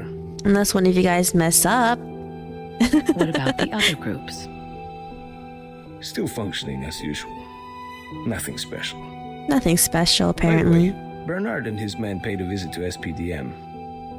I didn't get to talk to them. SPDM of all places.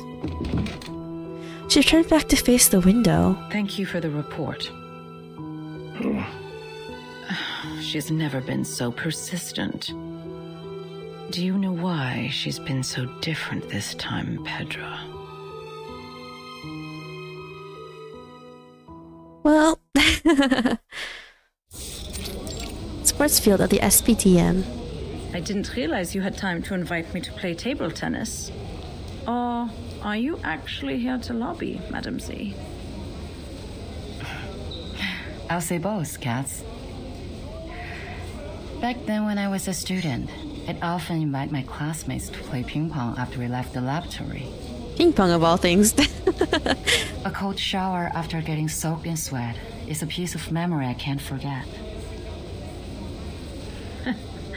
You remind me of the old days in the table tennis varsity. You're the only one I can practice with here. Serve it, Madam Z.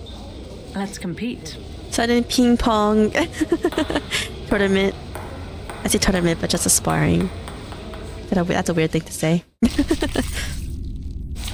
Alright, what's this? Guardian Spirit. Alright, yeah, we can just go on with our party since we don't need any elemental advantages. May the flow take their souls to the sea in the north. Oh, there's one on ours side. What? Friendship prevails all. Our teammates are not in an ideal condition and thus unable to fight properly. What? Please watch out for our guardian elves? What does that even mean? Alright, but anyway. Buff you. Perfectly understood. And let's do The that. moment of silence until the torch is lit. Do have a little faith in me, Master. Benefit from reading. Oh. Stay back, I say. We don't do much damage. Oh, this guy does the damage for us. Oh, ouch. Our little guy. Okay, let's attack. That's the direction. Debuff. And let's just channel this turn, I guess. And we hear our little paper guy next turn. Flee, mortal! Please, allow me.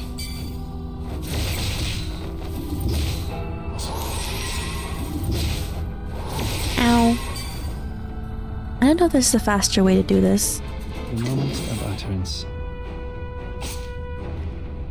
Let's do... What happens if we buff the little guy, our little paper thing? What's gonna happen there? Let's see.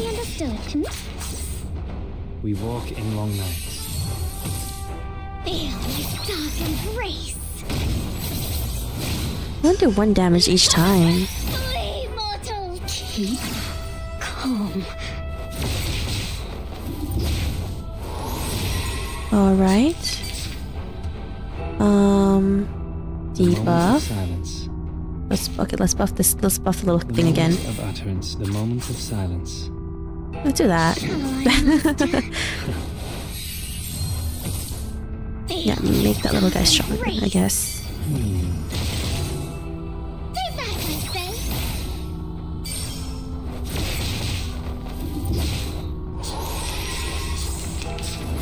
What else even do anything to them though? The scale of your soul has tilted. The balance needs to be restored. Dun-dun-dun. Some drink.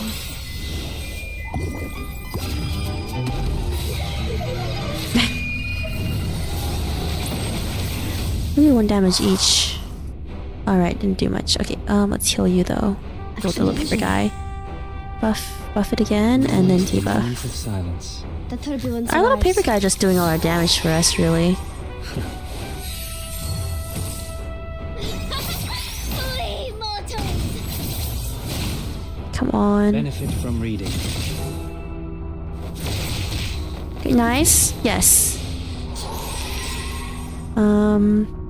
We're gonna show off Yeti Stays ult since I haven't done that on stream. We do that, and we do that. Hopefully this kills that little guy. Little paper thing.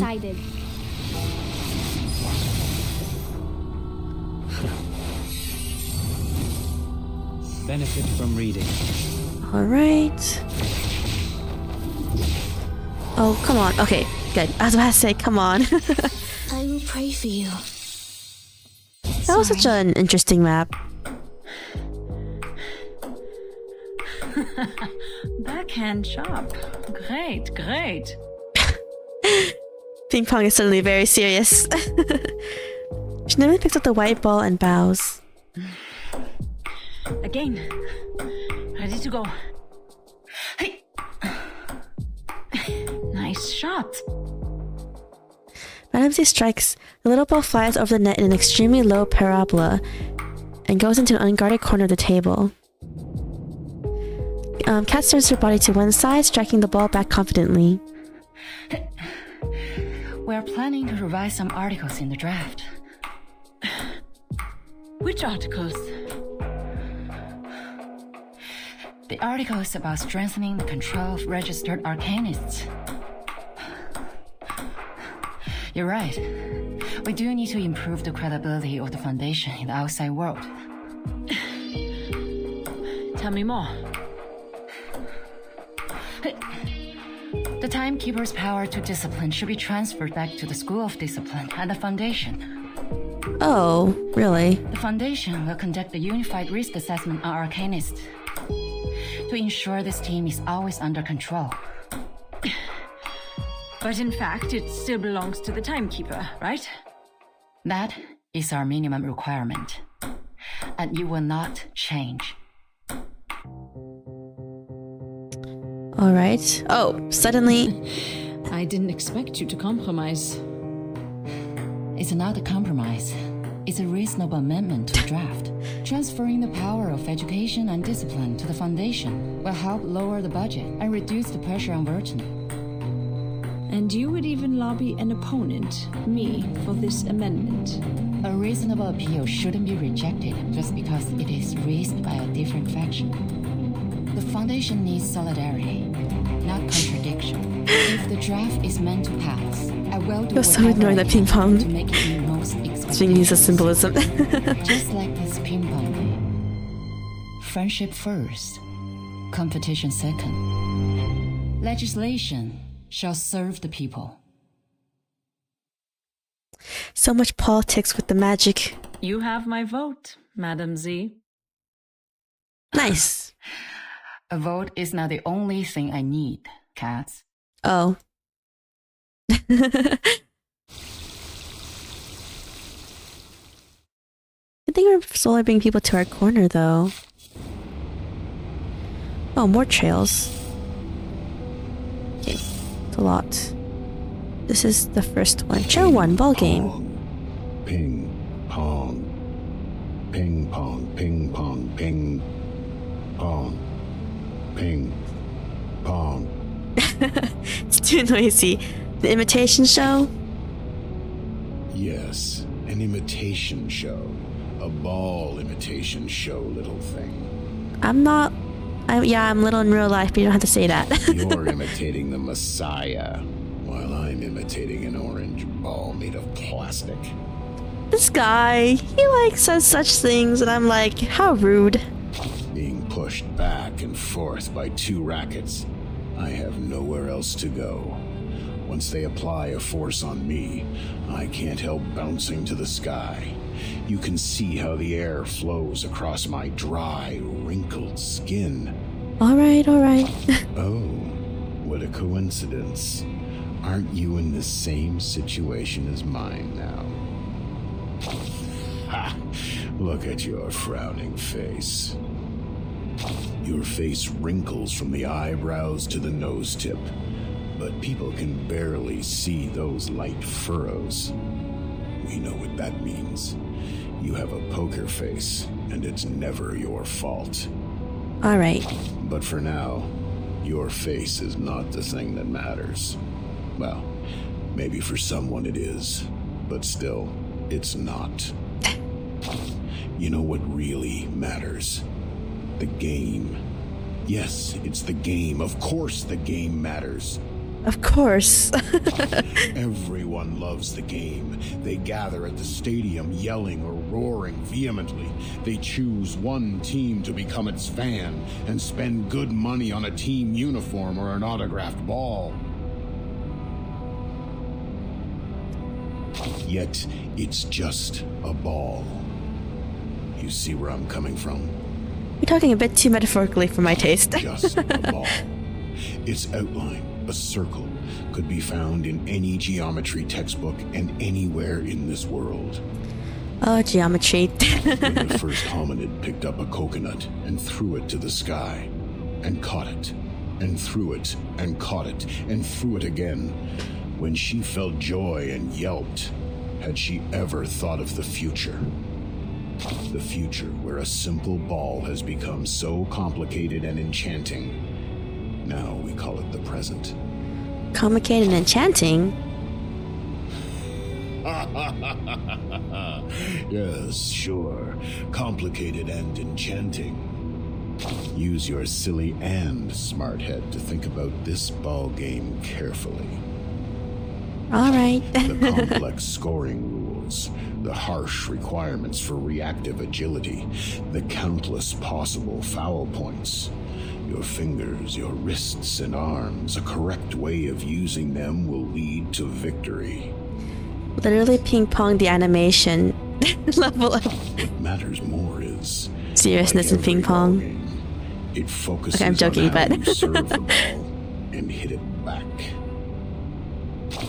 It's not an easy job as it sounds. When you are in the game, you need to concentrate. Where will the ball come from and how will you return it to your opponent? You need to figure that out within half a second. Alright. Use your power in a proper way. Move your feet in a stable pace. Inhale and exhale at the right timings. Ping, pong, ping, pong, ping, pong, ping, pong. The sound will last forever and ever, until that bouncing little thing falls to either side of the court. Alright, complete. And we have this. What is this? Channel 2, fair play. A few clerks stop and watch by the table. The game is about to start. Pick up the racket. Oh. This is for beasts. Oh, it's level 1. It's 1 level 40 though. That's fine. Let's try. Let's just use Get Tune again. Just use characters that Huh? Am I not late? we already have. So A crime group. Just to my liking. Spring.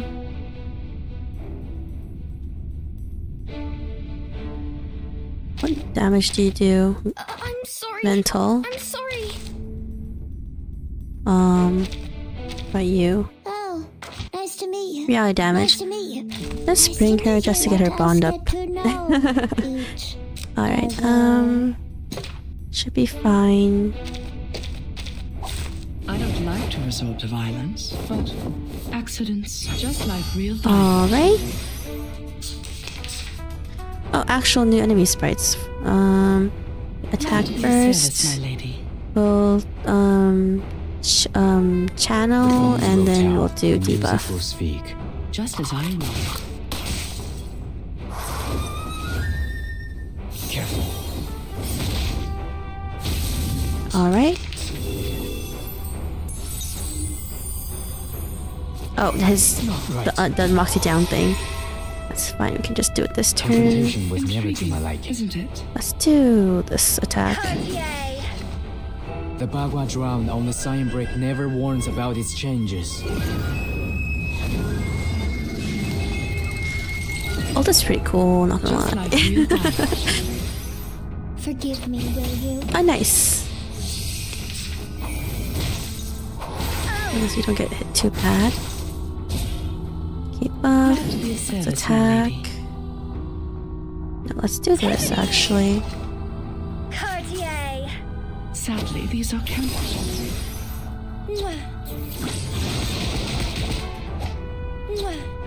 Come on. There we go. Almost dead.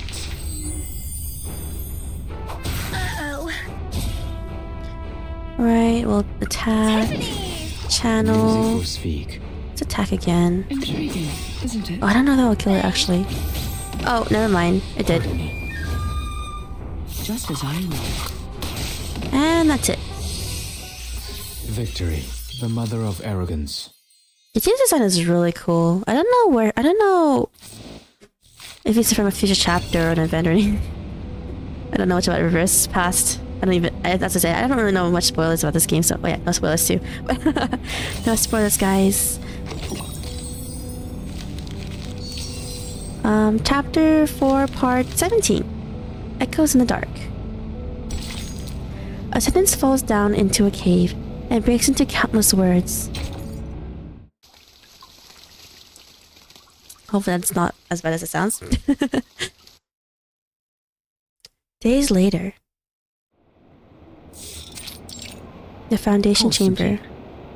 Whoa, who's this lady? Chairwoman. Constantine, sitting behind the rostrum, looks up. She takes off her reading glasses and closes the book in her hand. Has the voting started? You see, here is the number of votes I have estimated. The pro-drafts will lose by 5 votes to their opponent. Don't forget our bet. A bet? The one who loses will pay for the new stamps. The final vote is not today, I'm afraid. She has a complicated look on her face. Z's speech is still ongoing.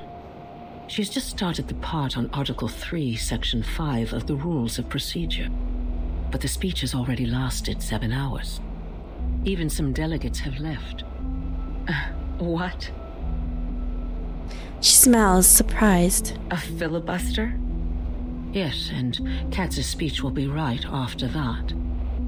So, I guess the final vote won't start until tomorrow. That won't make a difference. Delaying the vote won't change the result. Constantine sighs. We don't know yet. I didn't expect that she would be trying so hard. But for me, this is not necessarily bad news. The filibuster will only have 2 outcomes. It is either one of the parties wins over 2/3 of support and gains victory, or both parties get stuck in a tug of war.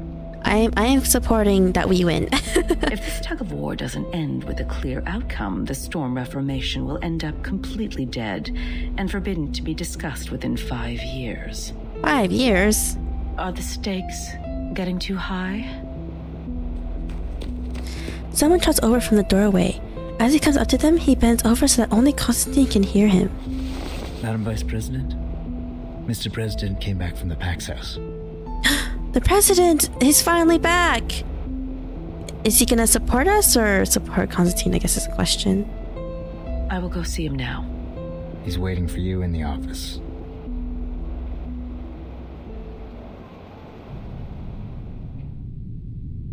It has been over a year since they last met. Over a year? What does the President even do? Constantine quickly trots along the hallway.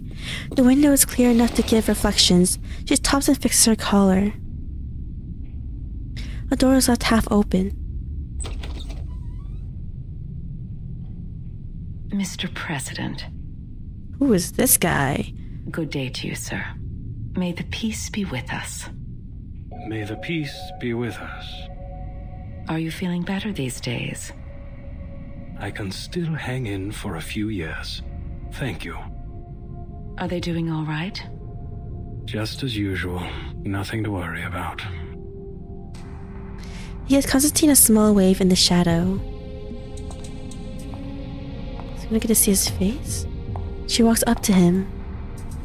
I'll stay in the Foundation these months. The agenda is well arranged. There is something more important that I must tell you in person. Constantine nods and bends over to listen. The shadow the president casts on her. The rusty feeble words are difficult to catch. The meaning of every word makes her eyes wide open out of shock. What did he just say? This is their judgment. Yes. Then I have no objection to it. You do, but you... or she wants to. She slowly resumes standing, then retreats for a few steps and almost falls on the floor. Wow! What did he say? Hold tight, my friend.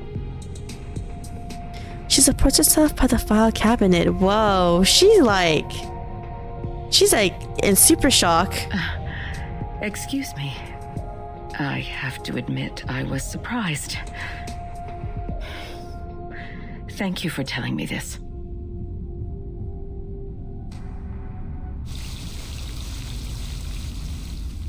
I don't know what just happened, but her reaction was a bit scary. Okay. Joe one dances with fire. Paulina also once stood here. Who's that?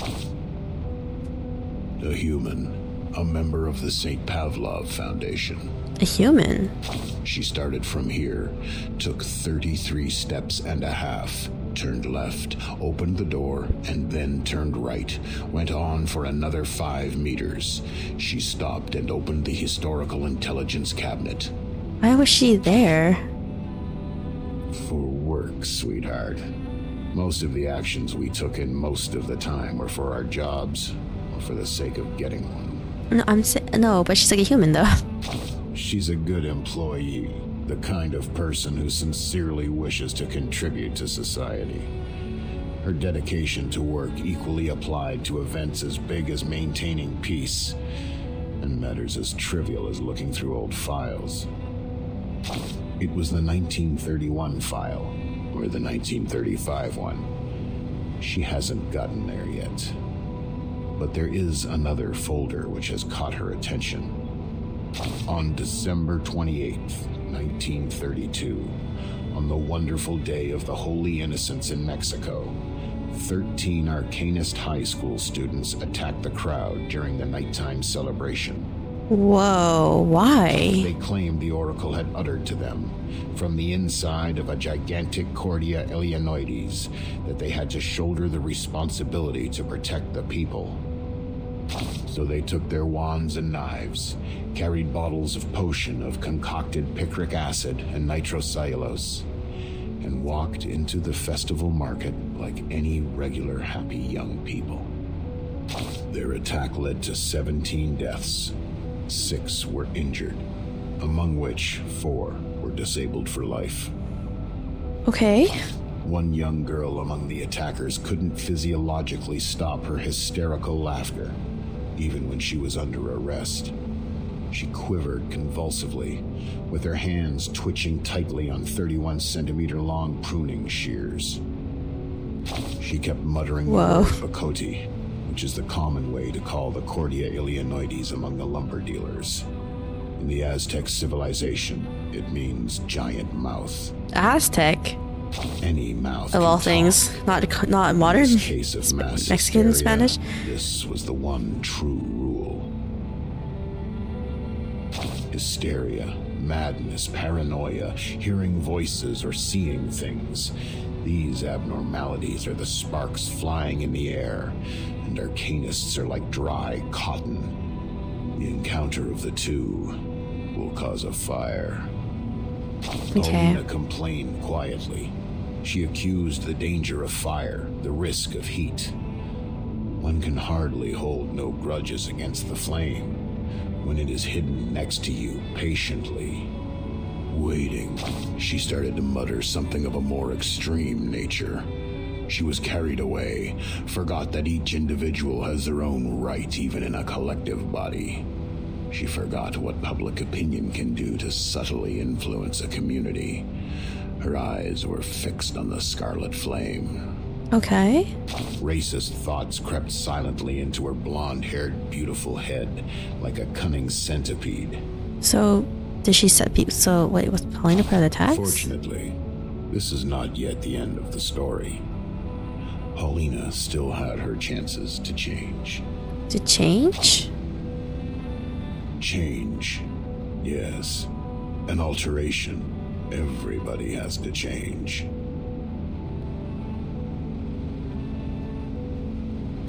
You can improve your living standards, pay for prettier white clothes, drive around in a limo painted in bright pink. Anything to prove that you're as much of a man as those tough warriors in ancient Europe. Or you can try the bitter side of life. A life so bad that every weekend you have nowhere to go but lie on a couch hollowed out by your dog and pick your nose. You pick it hard just to locate and take out the hardest, largest booger that irritates your nasal membranes to stop the endless sneezing. I guess you have to remember this made Paulina later. Paulina started from a question. A senior staff of the Foundation walked to her, flipping through the pages of the same folder and asked, "But Paulina, how are you going to deal with the fire?" On the next page, the survivors started a new life under the supportive measures, and the crazy children have left their poor family, leaving the violence and harassment behind, and moved into a sanatorium with white walls. The record of the follow-up visits showed that they have stayed mentally stable since. They learned to calm themselves and overcame drug addiction and alcohol abuse. Some of them were even married. What? Between the last 2 pages, there lies a thank you letter. The name signed at the end of the letter went on for 2 lines, and the last name ends with a cheerful strike going up, like a smiley face. So the Foundation helped the humans, but... The fire is always there, Paulina. We need to find a way to live with it, not to extinguish it. Keep them somewhere safe, like a high shelf, and away from the fuel. Watch over the temperature. Maybe teach them to burn in a manner that no one, including themselves, would be hurt. Division and confrontation have never taken this world to a better place, have they? They went on talking for a bit more, about the responsibilities of this job, about personal liabilities, about hatred, about the minorities, about the practices that ought to be taken to realize ideas. There's always such Paulina had changed. Drops of tears seep out from the bottom of that pair of beautiful green eyes. There seems to be so much conflict between humans and arcanists. I shed tears with her, of course. Sadly, I was busy sucking the flavoring powder on chips off my fingers and missed the right moment to wipe those tears off my face. This guy, I can't tell if he cares. Nevertheless, this is my favorite episode. We should watch it again. Look at where you are. Paulina also once stood here. Alright. Trying to remember, someone's named Paulina, I guess, but... There's like so much issues though. 310 to 330. Oh, it's a lot, huh? Alright. Chapter 4, Part 18. Road of a Puppy. Footprints, muddy, determined footprints and lines on the white marble floor are easily recognizable. Okay.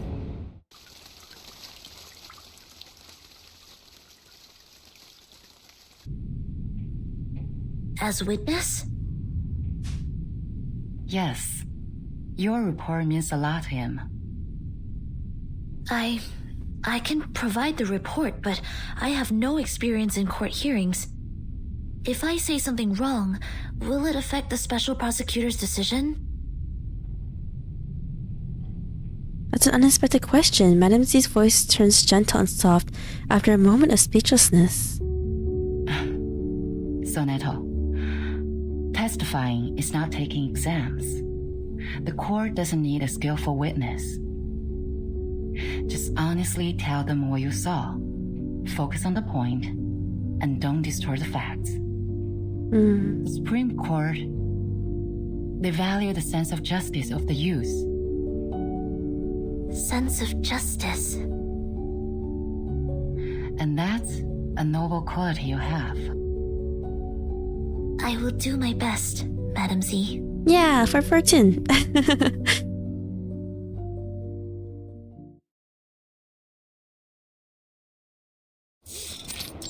The meeting room. Call the witness. Entangled by the crowd, Sonetta walks into the court. In front of her, the special prosecutor has an almost godlike solemn look on her face. Greetings. May the peace be with us. May the peace be with us. Whoa, she's like a statue. She literally has like a marble look to her skin and her hair. Soneto, as informed by the subpoena, you have been called forth by the accuser, Bernard Wilson, to testify as the witness in court. Could you specify the relationship between you and the accuser? We did not know each other. I heard of him at work, but we rarely worked together. Then why did he call you? I was one of the parties involved in the 1929 storm incident. I submitted a detailed report of that. He searched the database and found the report, so he made a request for access to my supervisor, Madame Z. Then, Madame Z asked if I would be willing to provide the report and attend court as witness. Could you tell me the reason why you agreed to testify? My immediate supervisor is having a long-term treatment, and there are more time slots available on my schedule. I am happy to be able to make a difference during the time and defend the established facts. More importantly, So Sonetta musters her courage and presents a box of files on the desk. I personally believe that there is still much room for improvement for the Foundation's office in Chicago in the United States. The special prosecutor seems slightly surprised. What is this, Miss Soneto? This is a record of all my travels from the time I received the promotion order in the research center to go to the office in Chicago in the United States, to the time I went back to the headquarters of the Foundation when the storm came. This is the field report and diary I wrote about the storm in 1929. What point do you make? I would like to prove that the Foundation's office in Chicago in the United States violated the Declaration, Fight for the Peace and Order of Mankind, and the rights of some humans and arcanists. Ooh. You're tarnishing our reputation! Sonetta's stepping up. Yeah, she's stepping up. Fight the corruption, Soneto. Someone leaps to his feet on the other side of the table. He's assigned director of this constituency. The defendant of this court. I request a debate duel. I won't allow her to distort the truth like this. Mr. Seth, I haven't checked these files yet. Silence, please. Your Honor, you can examine the files one by one while we're having the debate duel. But then she might not be with the presentation to both. I can't bear to see the long history of our office slandered in this way by a newcomer. I demand a duel with her. Are we actually fighting? Soneto is an investigator with rich combat experience. There is no good dueling with her. Yeah. The special prosecutor turns to Soneto. Do you accept the debate duel? I have no objection, madam. The defendant neck has turned scarlet out of anger. The special prosecutor stands up and raises both of her arms. Please to the stage, duelists. We are actually fighting in the middle of a debate. Okay. The debate during your duel will be faithfully recorded. 3 defeats in the debate of one side will end the duel. You have the floor now.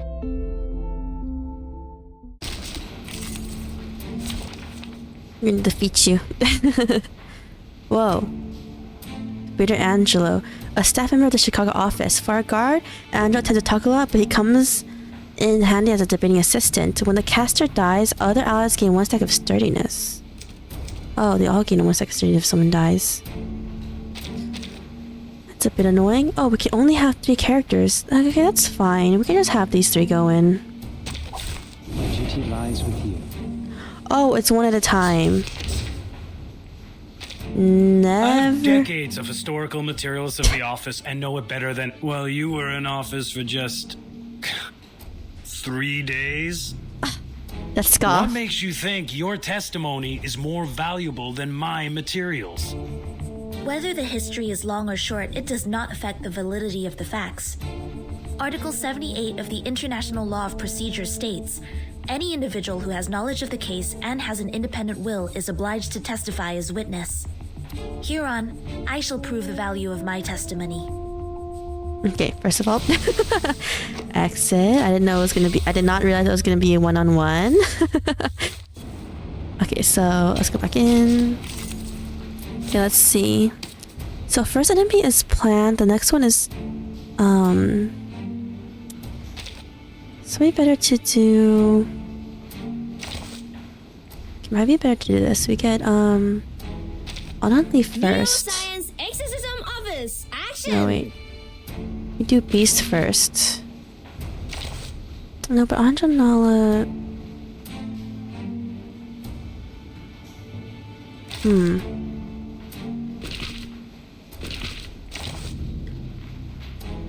Do Lilia No definitely wingman is next. One on Lee. Maybe something like this. And we'll have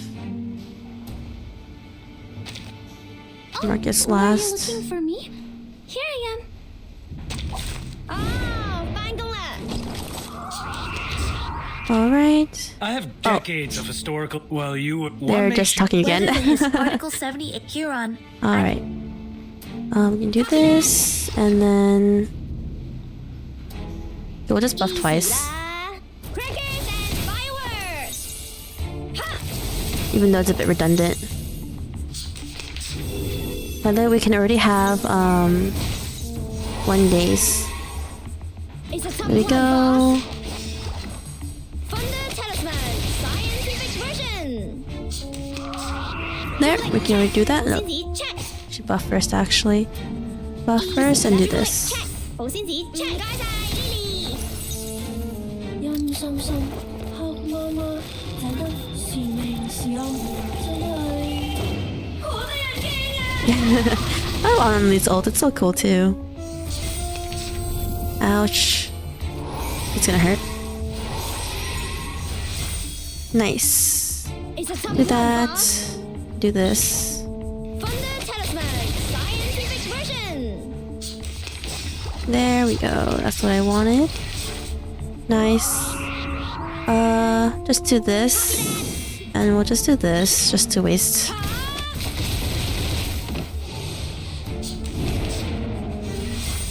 So much buffs. February 14th, 1929, after the storm. Half of the staff in the office were absent from work. I learned that this was permitted by the director. Yeah, you tell them, Soneto. They were required to sell alcohol in speakeasies at night to make a profit for the office. Oh, evil. The malpractice at daytime was therefore tacitly approved. This can be found in photo appendix number 3-12-8. Just joking, but it's because there was prohibition of alcohol by the actual U.S. government and during that time. So Slander! It's individual behavior of the employees who do not comply with the rules. all right. Do that and this. Jubilee check. 好先子 check. Alana could just wipe this entire thing herself, actually, if we do it correctly.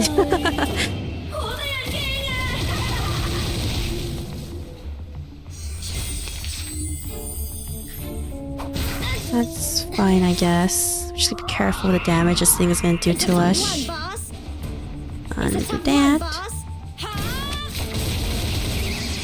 And it should definitely die next turn.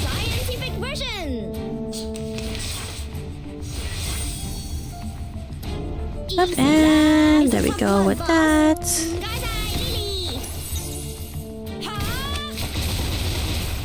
Dang, Only is really good too, huh? That morning, an hour and a half before my encounter with Timekeeper, a procession appeared in the square in front of the office. They were mostly humans, with a few arcanists. They were protesting against the high registration fee charged by the office for registering their identity information. In addition, there was a racial brawl in the square, but the office did not send anyone to pacify the crowd or maintain the order. Dang. Do you have any evidence? I mean, there was photo evidence, so she probably did. I wrote them in my diary. Does that count as evidence? Yes. Please tell me which page it is on. Alright, let's do that, and then this.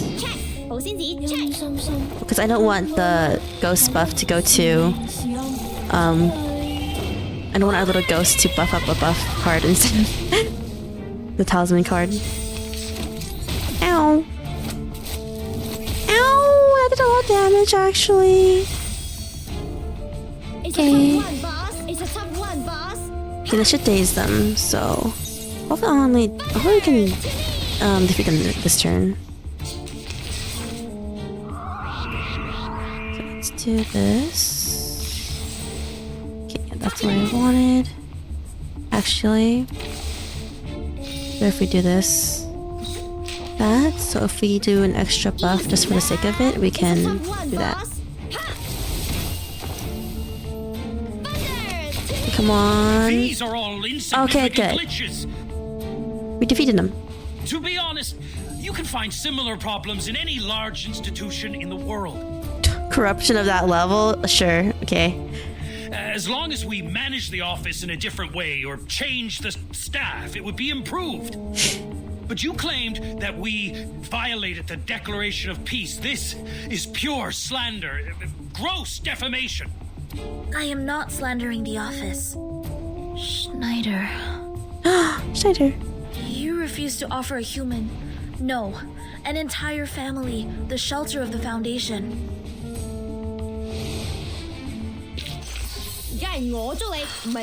Oh.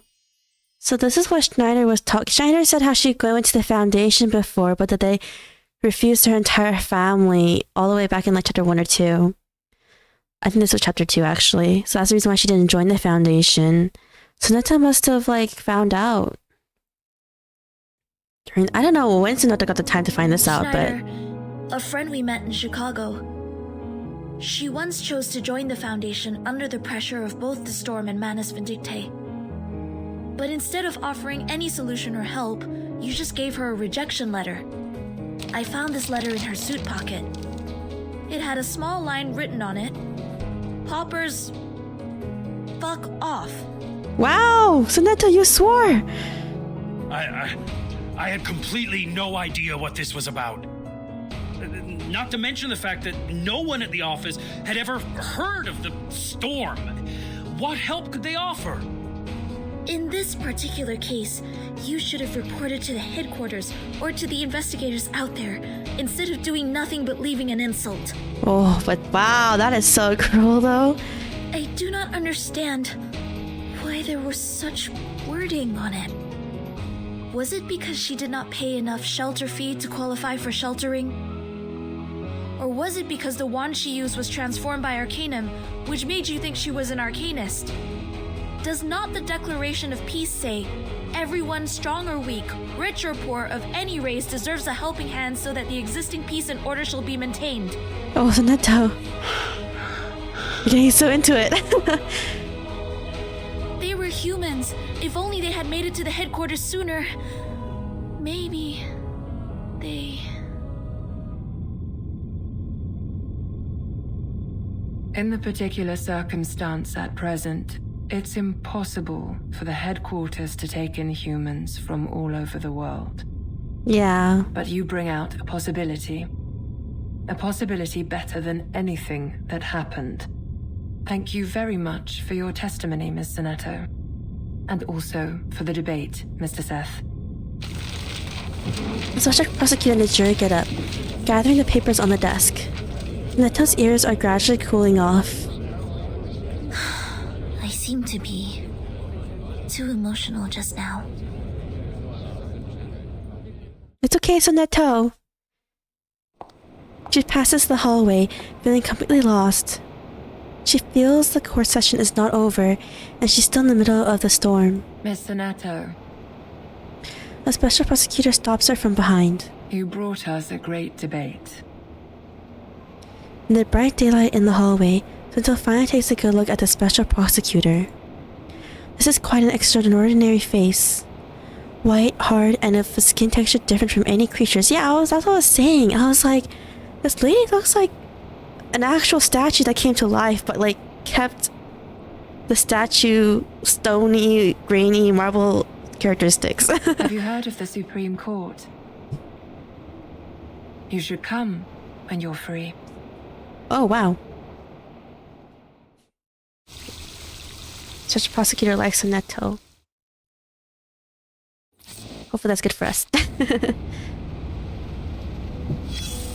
Trail.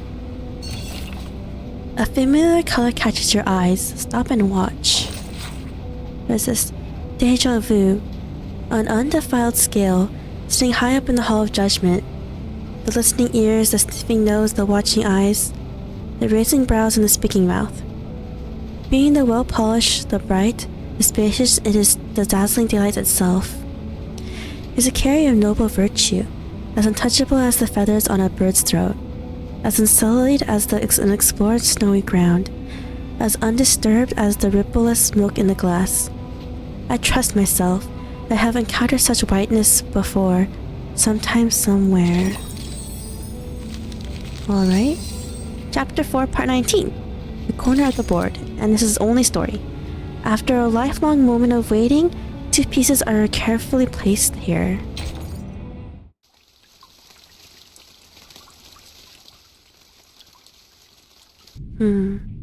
Let's see. I was told you have something important to share. Yes, the filibuster is about to end. Z told me they are going to end the speech and apply for the official vote at noon. If you're going to continue with the debate, don't forget to send your men. Constantine doesn't reply. She glances at the delegates on their seats. Do you see Bernard over there? Let the thumbnail, by the way, did you draw that? No. I have a friend who's really into stuff, and then she draws a lot of my thumbnails for me, and I pay her. Yes. Quite a lot of his men attended today. They have remained uncommitted to Storm Reformation so far. I thought they wouldn't bother to attend. The opposition side doesn't need a dozen more votes to win, after all. Oh, their Twitter should be in the description below, unless the Twitter link doesn't work. Sometimes the Twitter links don't work, even though I do copy paste them properly. But the advocates I don't know why. of the draft do. Artist named Blue Ghost, by the way. And Constantine doesn't intend to explain. She looks weary. There will be a new draft given to you in 2 hours. I brought together a revision group last night with some hired experts. We have adjusted some of the articles in the previous draft. I will need you to present it to everyone when the time comes. What for? Is that draft going to be adopted? Probably because the president told her to, right? So she had no choice but to say, yeah, maybe. The chairwoman looks ghastly. She can't help but ask again to confirm her suspicion. Oh, the draft is going to be adopted, isn't it? Is it that much of a shock to you, chairwoman? There are things that even I cannot maneuver. All I can do is bring benefits to as many people as possible. I have specifically made some amendments to the clearance to educate and discipline unregistered arcanists in Section 3 on page 21, as well as the duties and obligations of the Timekeeper's special team in Section 1 on page 40. She meant benefits. I was like, benefits for you?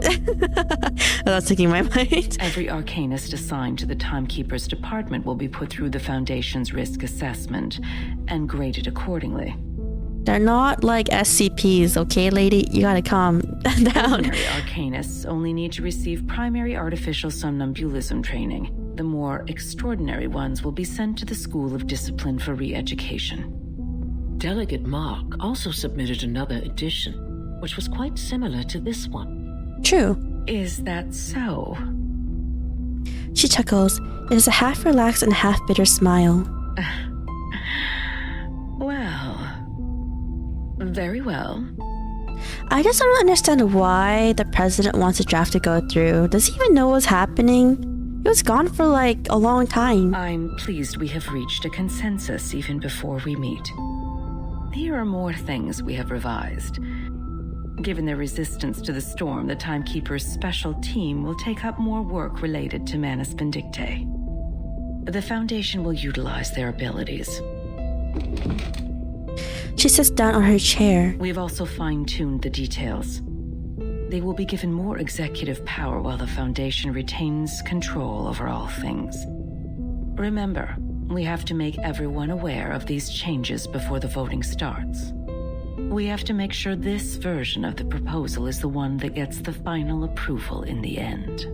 Oh, I mean, okay. I still want to get their version of the proposal out. Understood. Over ours. The chairwoman looks up, lights shed on her reading glasses and give out a bluish-white color. Can't believe this is happening. Huh. The That disbelief. first revolution targeting arcanists in the past decades. Don't forget my stamps for this quarter, Constantine. She's like, my stamps. The rest of the hall is where the most eloquent people gather, the lecture area. I was about to say a lot, then what about the left side? Madame Z stands on the podium. After a long speech lasting for days, she feels herself physically struggling to go on. Her mind is getting clearer and clearer, more and more excited. Every cell in her body is ready to wake up at the very moment the voting starts. She looks at the rostrum. Constantine is sitting next to the chairwoman calmly. That is a strange calmness. So strange that she is almost certain that she is watching Constantine place a piece on the bottom right corner of the board. I'm so tired that my eyes are failing me. Oh my gosh, she must have been up for days doing this filibuster speech. That's crazy. No, it's not the time to relax. Just 2 more hours. Hang in there. It will end soon.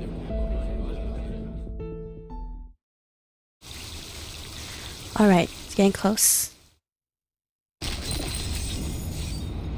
Oh, there's a trail here. Where is it? Here. Important notice, here are the rules about the filibuster. It may come in handy one day. Read it through. Interpretation of the Supreme Court concerning some issues on the use of filibusters.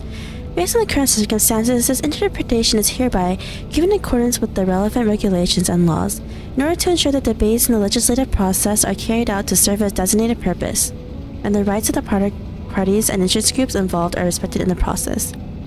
Article 1. During the legislative debates, any member of the Joint Committee of the St. Pavel Foundation who has doubt on the bill itself and requires explanation has the right to request an open debate from the chairperson. The chairperson in charge of the matter is obliged to accept this request. Article 12. Within 60 days of the legislative process, on the premise that all parties are in compliance with the university ratified code of conduct in the legislative period, both parties are entitled to an unlimited number of debates. Yeah, this is the big part of the filibuster. Before the official voting on the bill, and have the right to give up and withdraw from the debates. Article 13. Termination of speech by either of the two parties will be considered as a withdrawal of their debate. From the debate. Debate will hence end, and the voting on the bill will be initiated. If the other party requests to continue with the speech, the Supreme Court will approve the proceeding of the debate. The debate will then last until that party requests voting or withdraw from the debate. Article 14 had no conclusion been drawn within 60 days. The Supreme Court shall determine the bill to be repealed. Any repealed bill will not be allowed to re-enter the legislative process within 5 years. Oh, this is what Madam Z was talking about. If this bill doesn't, if their proposal doesn't go through, they can't re-propose the bill or whatever she wants to repose again for 5 years. Okay. In the 10 days after the debate starts, both parties involved will be allowed to request voting to end the debate. Article 20. The filibuster is a special legislative procedure established for controversial issues. Any bill being put through the filibuster process will require 2/3 of the votes of the committee members to pass. Just like the actual American court, huh? I don't know if it's the same in other countries. The Supreme Court will determine the bills which has less than 2/3 of the votes to be repealed. A lot of judicial stuff happening. Oh, inside to level 10. Ham, bread, and drink. I assume they taste much better than critters. Picnic on the Lawn, Chapter 4, Part 20. We're close to the end, I think, guys. We're like really close. Roast leg of lamb. Wellington steak. Turkish kebab. What's wrong with the vegetables and fruits, Regulus? Oh, I want meat. Are you hungry? Hungry for a different product. Worry not. The leaves of the potatoes we planted have turned yellow. Mr. said this is the harvest time. Let's dig them out and make shepherd's pie. Potato? Vegetable? No, I don't want them anymore. I've been eating healthy salads for a month. It's already been 4 weeks? I want meat. I want rich, juicy, meaty, sinewy, savory, sizzling meat. Regulus suddenly springs to her feet. Too bad Virgin didn't pack animals in her suitcase, I guess. Wait. It smells so good. That's meat. Oh, Regulus. Where's that smell coming from? I do smell something good as well. Sotheby stands on tiptoe, seeking the source of the incredible smell. I'll take a look. Regulus rubs her stomach, grabs her bag, and dashes out. Wait, Regulus! The critter's lair is over there! Oh, well... Critters? No worries. Critter is a type of meat. Roast it over fire and a square meal is here. Oh my god. She has gone crazy. Smells so good. Is someone actually eating critter though? It's over here. She has gone. Just simple. She's gone. She's lost it. Oh no. What can I do? Father said some critters could cause hallucination and diarrhea if eaten. What's going on, Miss Sotheby? Why are you here walking around alone? Apple floats in the air and looks around them. Where is Captain? Going crazy. Oh, good to see you here. Regulus said you smelled meat and went straight to the forest to catch critters. Waffle. Waffle, I swear. It has been too long since we last had Dr. Pepper. Does Captain finally start to have a senior moment? A senior moment? Oh, Apple. Let's hurry over and take a look. The smell of food is unusual. It's verdant over there. There may well be other dangers lurking somewhere.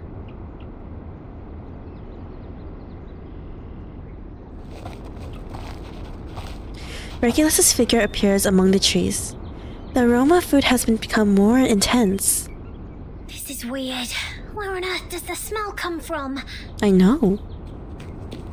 Regulus is also looking for the answer to the same question. She looks down, scrabbling in the weeds. As she goes through them, the weeds unexpectedly shake, out of which springs up a black shadow. Blimey! It's a carbuncle! Regulus, it's not edible! Comes another one. one after another, until Regulus has an armful of angry carbuncles. That's the lair of carbuncles. They've been stirred up. Whoa, a bumper harvest of critters. Harvest? She really wants to eat them. We're coming. Alright, no enemy advantage for this one. In terms of element again. We have... Oh my god, one's wearing a cardboard box. So cute. I died. Let's do Anjonala with 6. Have Yenise be the healer. Let's just put Marcus in the back. For healing. Here I am. So cute. Duty lies with you. No, not for healing, for the bond points. She's still not 100 yet. Okay. Let's channel. Buff you. Oh, the cardboard box one is so cute. And let's do that. Moment of utterance. Keep calm. Feel this dark embrace. Benefit from reading. Alright.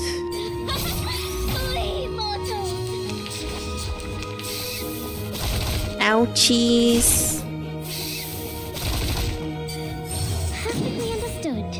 Alright. The moment of silence. And we can do that. Please allow me. Whoa! Oh, we need to use our other skills. Alright. Oh my god, why are the chemicals always be so cute? They're like cats. Even though they're not cats. They're like cats. Okay, yeah, let's just attack with her. Just do that, and then that. Shall I, Master? Ice flood. Feel this dark embrace. Ouch. Ow, stop attacking 6.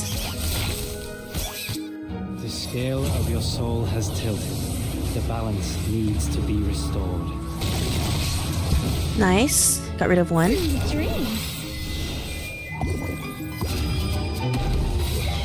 Oh yeah, I like Isolde though. She looks really cool. She's like this opera singer character. I don't know. The thing is, I don't really know much about her though, other than that she's like an opera singer. But she looks cool though. Do that. Do this. Buff that. And do this. The moment of utterance. Do have a little faith in me, Master. Until the torch is lit. Nice, I can position my up. Learn from silence. Feel this dark embrace. Nice. Just don't hit 6. Right, okay, heal you. Buff you again, and we'll do debuff. That should definitely kill the carbuncle. Until the torch is lit. Nice. Finally, it's just you and me, Master. Oh, Anjanala. Oh, are they really all inedible? I did smell the sizzling meat. Oh, it's somewhere around here. Right around... Oh, hi. Who are you? An athletic figure shows up from behind the bushes. Lilia? What are you doing here? Lilia throws her bag at their feet. A roasted leg of lamb wrapped in tinfoil falls out of her bag. I got you something good. Oh, she gave us rations. Roasted pork knuckle, farmer's sausage, Black Forest ham, some unknown drinks, lava bread. Wow! Rico pulls out the lamb as quickly as a flash and devours the meat. Lamb, it tastes so good. So good. I barely know what grease is supposed to taste like. Oh, this girl. Thank the great god of rock for his blessings. this pirate finally gets some meat to eat! Huh? It is me you should thank, the goddess of victory, who soon brings you freedom. Bring us freedom soon. May I ask, how should I interpret your words?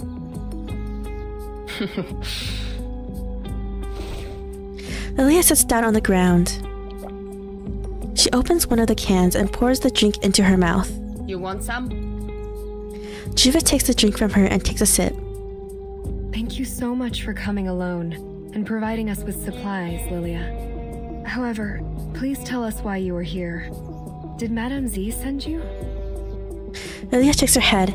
She gives out 4 fingers. Already been 4.5 weeks, right? This is not the first time I visit you guys here. Oh, what? The one hiding in the shadow last time? It's you? Oh, it was her. I wonder how much longer you can hold on for Vertin. You see, saying is one thing, fighting is another. I've seen many deserters. Way too many. Crying out loud, peeing their pants, drooling all over on their rabbit foot. But you guys are different. You actually did it. You conquered places in the Foundation, defended your own places, and put pressure on those in white till this day, the last day in this 4.5 weeks. That's the Stalnaya Volia I appreciate. That's the iron will I appreciate. If oh, I didn't Lilia. come today, would you eat your boots tomorrow? Of course not. We still have potatoes, almost ripe. Potatoes. And carrots.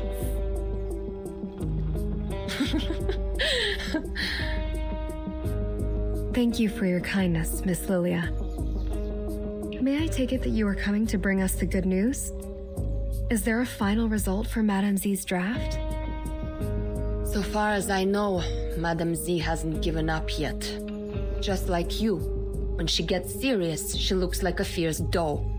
But I already lost my patience. Oh. Tons of processes need to be done before it can be performed.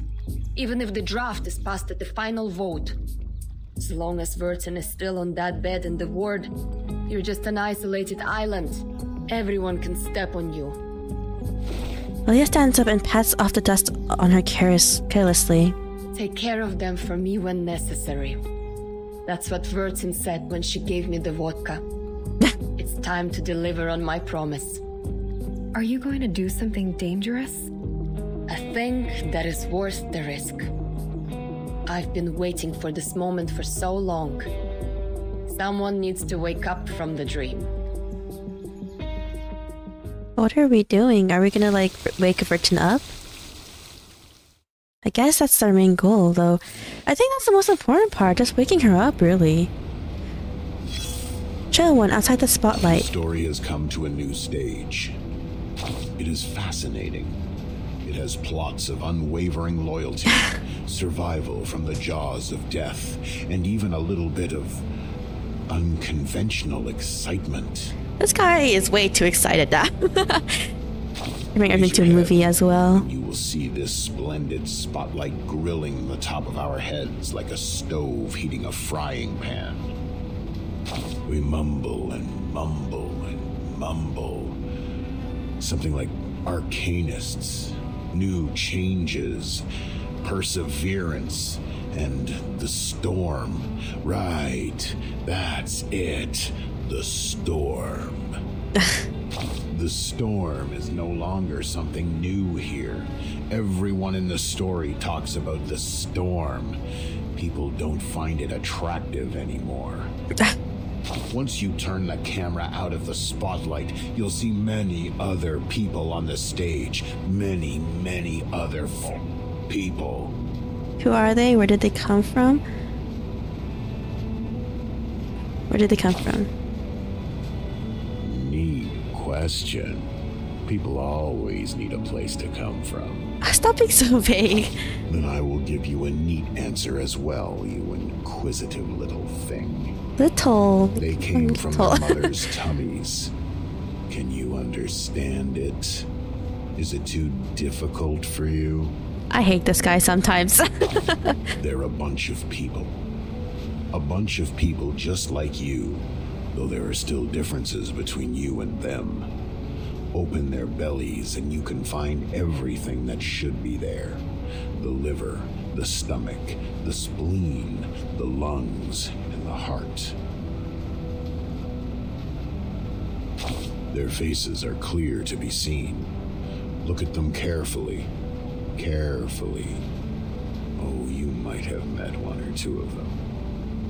They come from the same institution as yours, the St. Pavlov Foundation. I see. Eve from the France branch, La from the Egypt branch, and the Matryoshka from the Russia branch.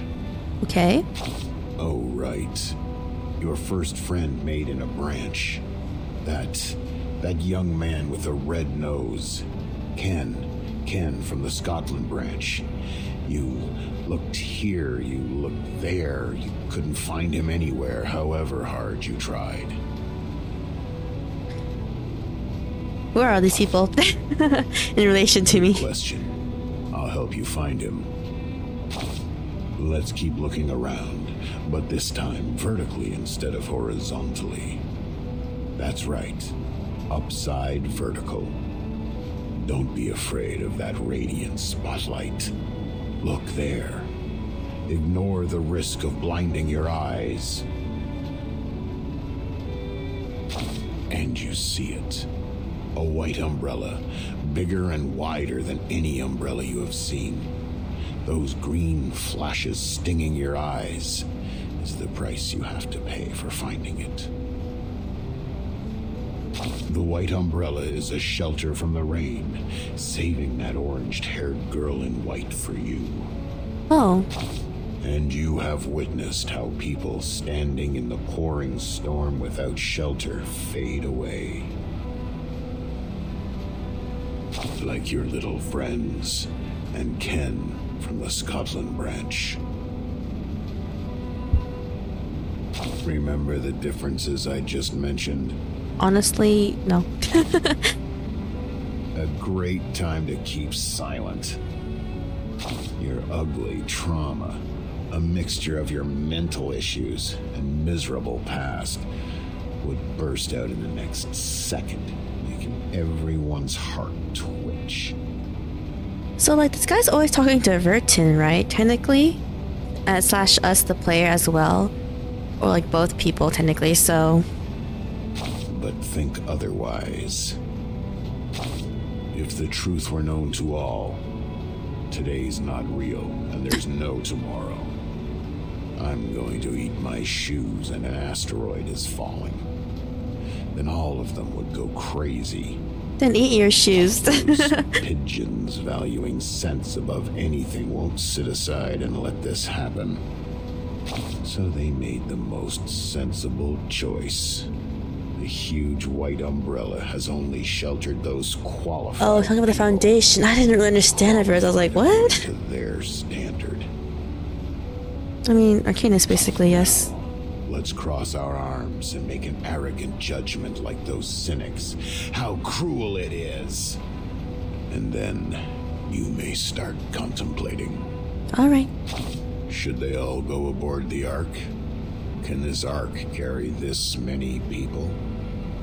Try to raise the question as peacefully and slowly as you can, and their enthusiasm will be dampened and let out a sound like what you hear when you pour water into a heated pan.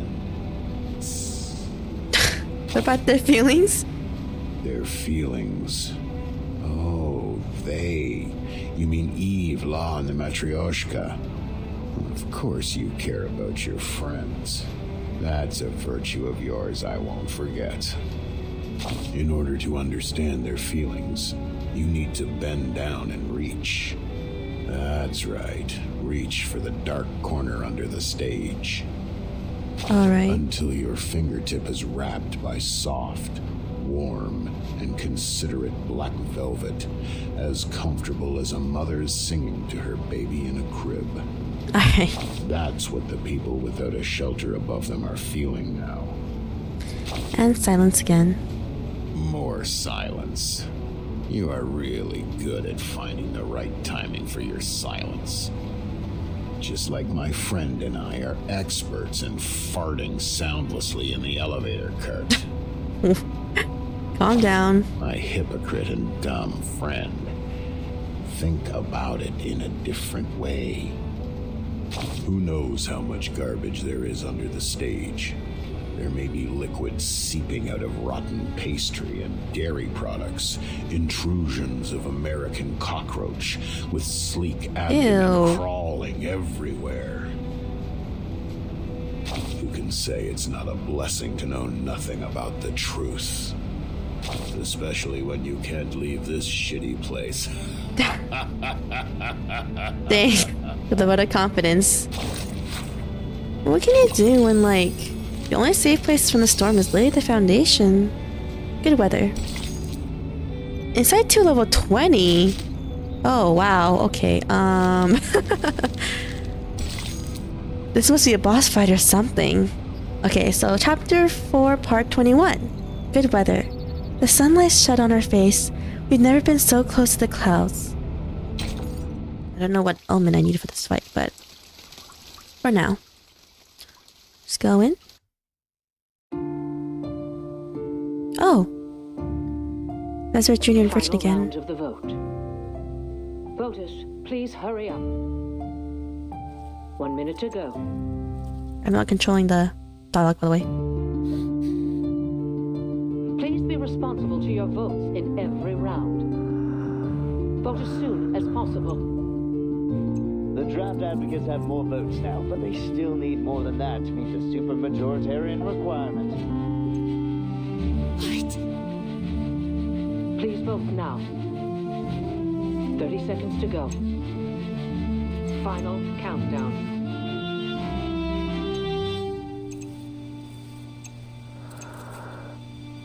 Ten seconds to go. So did it go through? I don't know how much people they have in the house. This will be your last chance to vote. Please, hurry up. Voting closed. Storm reformation, manpower and discipline. Passed. Whoa! Bucket list, one less. Huh.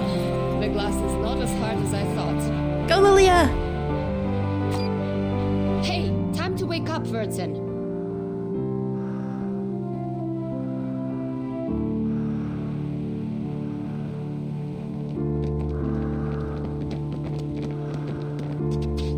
What's that sound? What's going on? Whoa, Lilia busting in was so cool. Now staying outside the wood, rush into the room. That was a quick reaction. 1, 2, 3. Well, relax. I'll keep the acceptable damage under 8. I knew she wanted to beat people up. What is this? Ezra Jr. crouches next to the stool, rubbing her hands aimlessly. The staff are putting on well-designed helmets as they come in. Everyone, get your gear. Formation 1. Capture the intruder. Bring it on! Let me have my dear long-lost real fight. Guys in this chapter are really good. They are. Okay. Oh, it is a boss fight. Defeat Lord of Dream Matrix? What is that? It's this thing. The illusion created by the artificial somnambulism machine. The creation imitates its creator. It won't wake up, neither will the will of this place. That's 3 things. When a round starts, if there are 8 stacks of malice, spends them to form the ultimate. Uh-oh. If there are 8 stacks of regret, spends them to cast another ultimate. Okay, so if he gets 8 casts in any of his buffs, he gets an ultimate, I guess. And to fight your inner dream demons. When a round ends and no other allies are present, cast ultimate. Wow, he has a lot of ultimates. It's a powerful mass attack. At half damage. When the caster takes lethal damage and other allies are present, it completely destroys the other parts in HP, only triggers 1 time. Okay, I'm not too sure too much how we fight this guy. But I'm gonna level up. Okay, she's already leveled this at level 3. I'm gonna go in with Anise as the main healer. Привет, Miss Verton. I'm arranging the They're train at level notes for my 20. last trip. Well, yes, sometimes it's hard to identify what I have written, even for myself. We'll put... I don't have markets inside of 3, so she doesn't have her buff of the element. She doesn't have the buff with the element, with the teams on the elements, so... I'm gonna make Angel the main TPS. Well, Probably the chair bring is in the middle of 6. the room. Please, take a seat.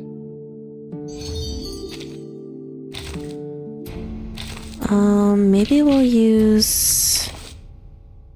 Ononly. Neuroscience exorcism office, action! One for buffing, I guess, but also another one for, her days. If we can get with her. Ghost. We'll see if it's I don't know if it's a good comp, but...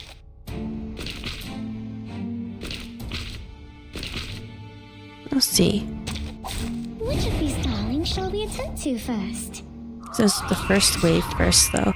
They're more trained and more vigilant. Enemies gain control immediately when they enter the stage. Let's do 6 in her. So since you'll always be buffing her and debuffing. The moment of silence. Oops. Perfectly understood. The moment of utterance. There, and we'll do The this. moment of silence. Please, allow me. Until the torch is lit.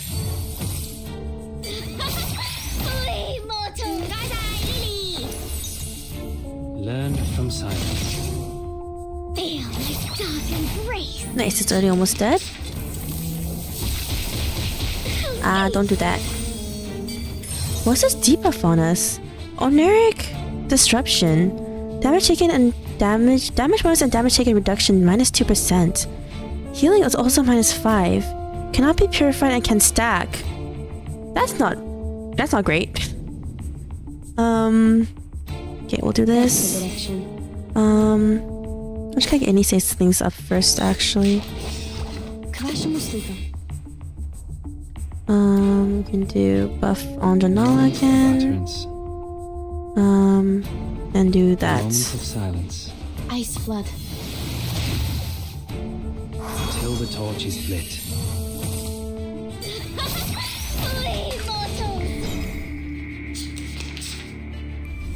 Okay, what is happening now? Bring it on! Let me have my dear long lost real fight.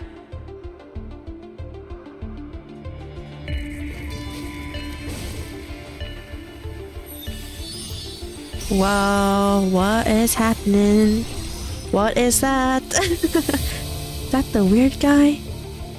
Attack the hands first to put them in a hibernation to improve your situation. Okay, attack hands first. The core will also be put in hibernation when it's defeated. Attack the hands and the core to win the battle. Okay, so let's target the hands then. Channel buff. Of utterance.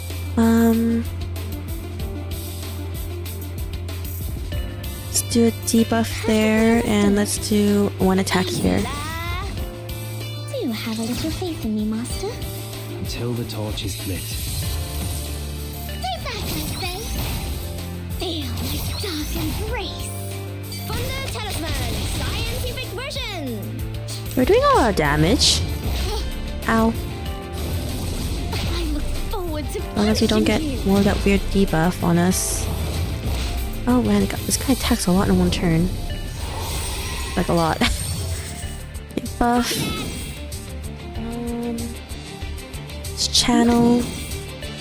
Debuff that. And let's use our Shall I, Master? ult. Keep calm. Benefit from reading. Good. Attack the arm. Okay, good. That was a lot of nice damage. I look forward to punishing you. Ouch. Okay, don't attack 6 too much. The scale of your soul has tilted. The balance needs to be restored. Okay. Sweet dreams. Hopefully this kills everything. Andronal is really strong after all. She's like inside 3.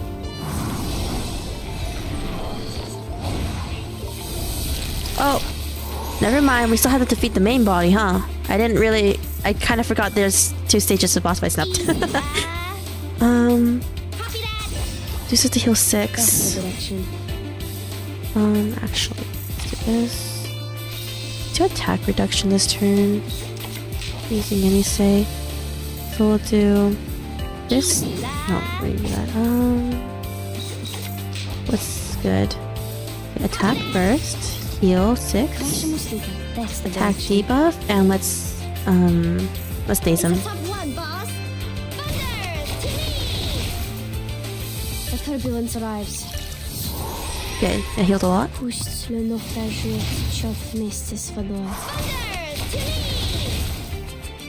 You can get dazed? Oh no, never mind. I cannot. Ow! Who did that attack? Oh! Okay, buff. Actually, yeah, let's get shield this turn. Let's go ahead. We don't have any of 6's skills. That's fine though, I guess. Please, allow me.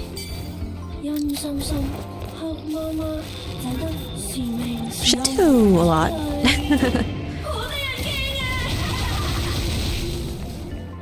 Yeah.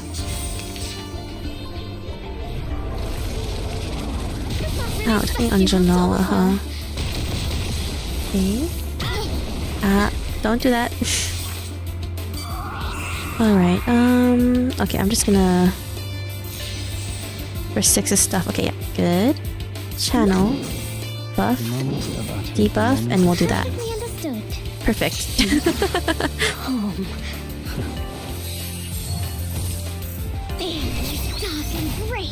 Benefit from reading. Alright, I think it should be defeated this turn. Man, Anjanala is so OP. Victory secured. I should How much rounds was that? I wasn't even mentioned. I don't know, we did well. We did good.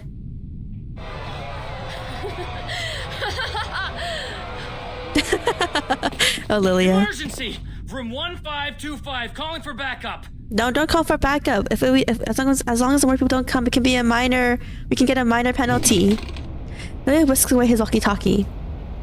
Hey, no backup! I need to strictly follow the damage control standards. Burton's awake. You're sleeping for such a long time, Burton. Lilia? Finally awake? Nice. Time for us to leave.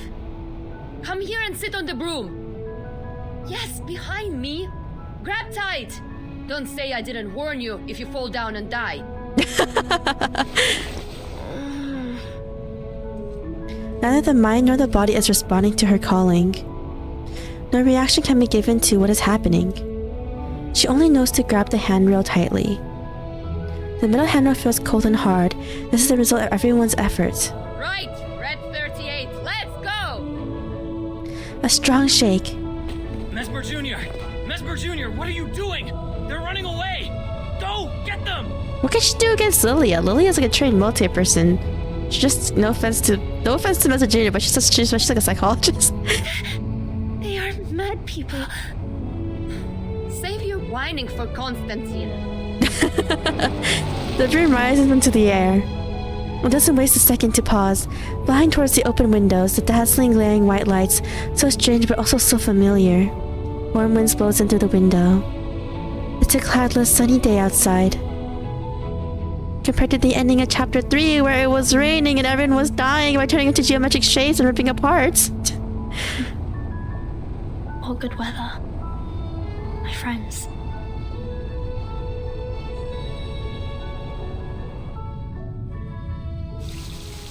To be continued. That wasn't the last chapter? Okay. That's true, we didn't finish everything. Fuck that as well. What's this? Trail 1, clipping of an old newspaper, an article about an abstention ballot. What is this? What does abstaining vote mean and the necessity of an abstention ballot box? Abstaining vote is one of the many forms of protest votes. It usually turns up next to an empty seat, inside a dustbin, between a washing machine and the wall, in the middle of a book, or in one of the inner pockets of an old jacket. It is an invalid vote cast because the voter has abstained from voting and thus would not be counted into the election result. Different from other reasons which cause failure to vote, voters cast abstain votes because they neither approve nor disapprove of the available options of the voting. They may have swung between different answers or even were one slightly more in favor of one motion/candidate over the rest of them, or hold a pessimistic opinion onto all options provided, whatever the reason might be. In the end, they decide not to support any motion/candidate's election. All these politics in this chapter. Many have also argued about abstention from voting is in fact an action guided by a clear awareness of their given rights. As the subject of rights, voters are entitled to the freedom not to vote. It is also argued by the same group of scholars that, when voters are requested to choose between unfavorable options, it takes courage and determination to stay true to their own ideas and become dissidents in this case. Such action is worthy of praise. They are individual thinkers who know what they need and are strong enough not to compromise. The abstention ballot box is specifically set up to count the votes of this group of people. It stands for a new possibility, a new way to yet unknown solution to the problem, a relatively bumpy path compared to the easy way. Those who know its value and seek for the difficult path will eventually find their way in, and along which they shall find places they truly belong to. The New York Daily, January 19, 1961, written by John Graymeyer Brown. Anyway. Chapter 4, Part 22, Returning Birds. Welcome back to your warm nest. Welcome back to a good ending.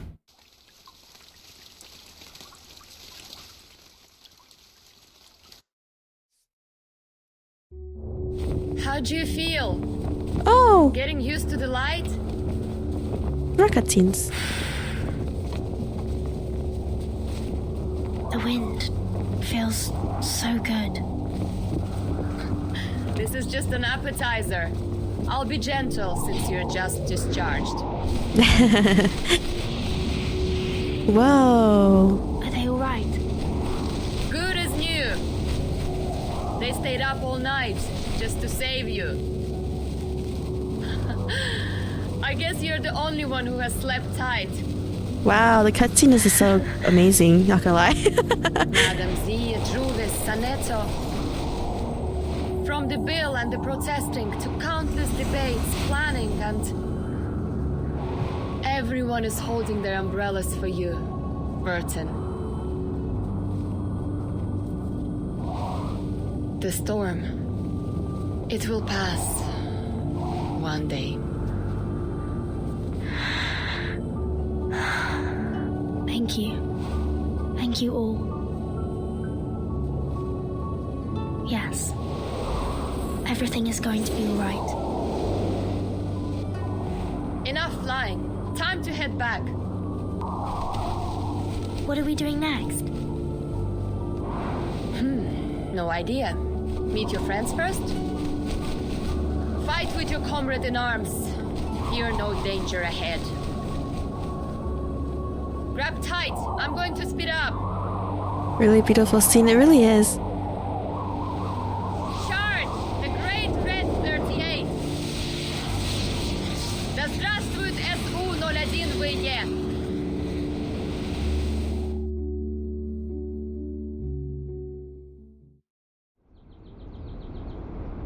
How are you feeling? Better now? It's killing me. Here's water. Captain, sip, please. Don't put too much pressure on your esophagus. This apple told you not to swallow leber in haste.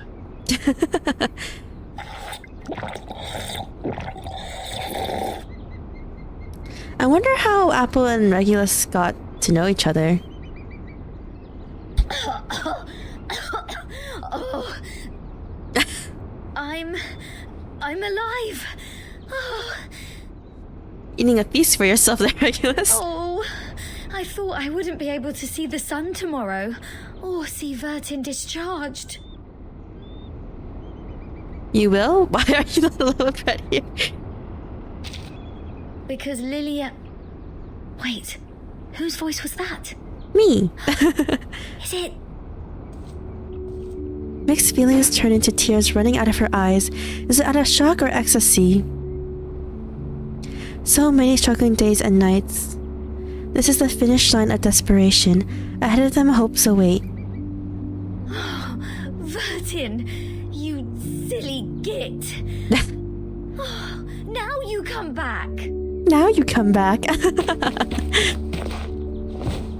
Oh, so cute.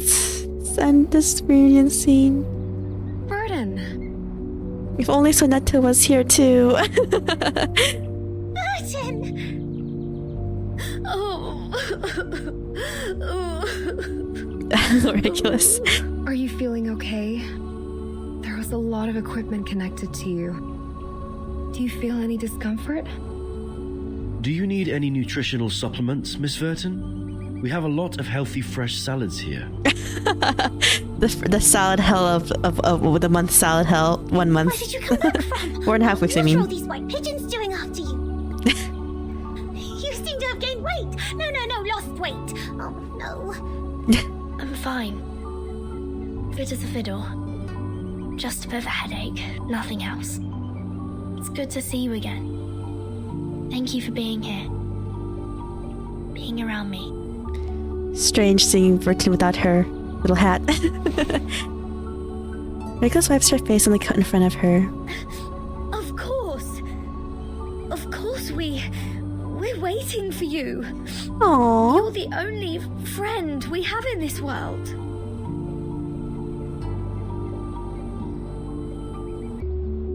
All the waiting has been worthwhile. In the meantime, footsteps come from a distance. Footsteps of well-trained, strong soldiers. Uh-oh.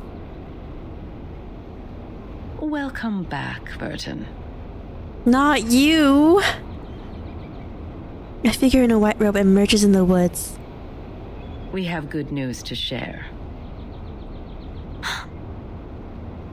Next to her stand Sonetta, Madame Z, and some unfamiliar faces. The moment their eyes meet in the air, Sonetta opens her mouth, but she eventually doesn't speak a word. Okay? This is good. This is great. Sonetta's back in her normal clothes. May I ask what good news? The passage of the bill, Storm Reformation, Manpower and Discipline. Once it's approved by the Pact Security Council, it will become law. Your friends and you will enjoy more autonomy and a life with even fewer restrictions. You will also have a more respectable status in the Foundation. Ms. Z will fill you in with more details. Thank you for telling me this. Lilia, who had been quiet by their side the whole time, suddenly speaks up. What about the treatment? Treatment? Didn't it finish just now? This treatment has an investigative purpose, and the timekeeper has passed the examination as a safe, low-risk individual. As Ms. Z has said, Ms. Vertin is strong enough to be the timekeeper. However, you will receive punishments for the damage to public property. I suggest you heed it as a warning. Oh, Lilia. You can tell she doesn't care. Constantine waves to the crowd. The rest of them are about to leave. We should say our goodbye. Please rest well. She suddenly notices the white dove on the tree and stops. Seems like the dove of the White Marble House is paying you a visit. What do you mean? Nothing peculiar. I don't know what the white dove means, but... It just means you have come to their notice. Please let that be a good thing. To be continued. So we have one more part left after this. Trial 1, The Song of a Puppy, a lively song praising the courage of a puppy. Listen to it, okay? I once looked down at a brave young dog. It was gallant, the most courageous of all. It wears a hat and piebald and has eyes of emerald. The first magnitude star sprinkled on its spine. Its tail was as green as the moss. It was once asleep, once hungry, once afraid, once in tears, once an umbrella, once a tree, once a jumping coat rack in a ship. Oh, but then, it's again the brave young dog. Loyal and gutsy, it walks among hearts of gold. Oh. Alright. Old days once more. Chapter 4, part 23. Perhaps whipping cream only belongs to the past. Nowadays they are soft and light, so unfamiliar. Guessing this is the last part? I'm not too sure. This is the end. Everything has been settled. Time flows by like water, flows over a perfectly flat plain. Yes. That's right. I got it. I'll reply you tomorrow. Madame Z returns to her office as usual. But this time the secretary, who always fully engages in the daily agenda, looks up to her. Please wait, Madame Z. She passes her a box. Madame Constantine asked me to give this to you. A box? Did she say why? No, she didn't explain it. Sharon quickly goes through her head. Wait, I think she mentioned it's September 11 in the Chinese calendar today. I see. Please send my thanks to her. Okay, does that mean? Sharon nods and quietly returns to her seat. Madame Z looks at the box. A faint smell of red sandalwood wafts in the air. A set of brand new Go. A gift card is attached. I'm glad to witness your progress. Madame Z closes the box calmly and puts it into her pocket. She opens the door and walks into her office. She looks around. This is just an ordinary room, normal but practical. There are regulation documents, academic journals, and calendars and agendas. An old photo is placed next to the mirror. She sees herself in that mirror. The face in the mirror is a lot more mature than the young girl in that photo. That photo was only from chapter 3, I think. Will a doe become a tigress? A tigress, I mean. She runs her hand through her hair. It doesn't seem too long ago when she still had a braid to her shoulder.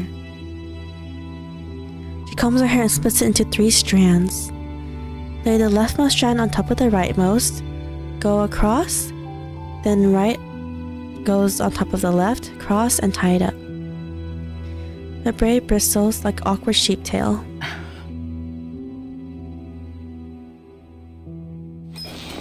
She opens the refrigerator and takes out a plain cake under the cold light, a cake.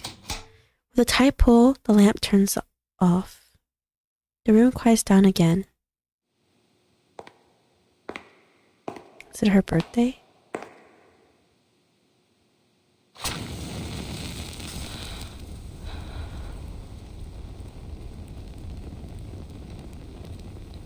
祝你生日快乐，祝你生日快乐，祝你幸福，祝你健康，祝你前途光明。"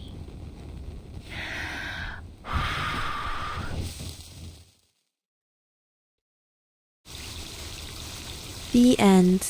That was the ending of chapter 4. So, my thoughts. Oh, what is this? Oh, yes, sorry. That's the next chapter. Chapter 5, The Prison in the Cave. I don't know when I'm gonna start the next chapter. I haven't really thought of it.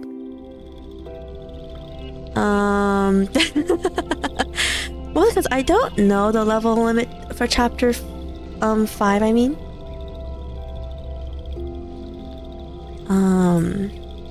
This is the biggest reason why. Okay, let's claim this. Yeah, but my thoughts. I really liked the chapter. The beginning was a little slow. I mean, but for obvious reasons, because we're doing a lot of, like, Wow, we're doing a lot of stuff all of a sudden. Okay, and we have to clear this. Okay, let's clear this while we're talking. I think chapter 5 is 22 parts, if I recall correctly. We could technically finish it all in one stream, right? Inside one level 40 for this one. Wow, this is really a week. Your every desire is my command. Are you seeking do that. Just have. Пожалуйста, пропустите меня. I mean, we don't really need Yenisei actually. We can just have someone else here. Let's have Lilia. No wingman is needed. Just go ham on this place.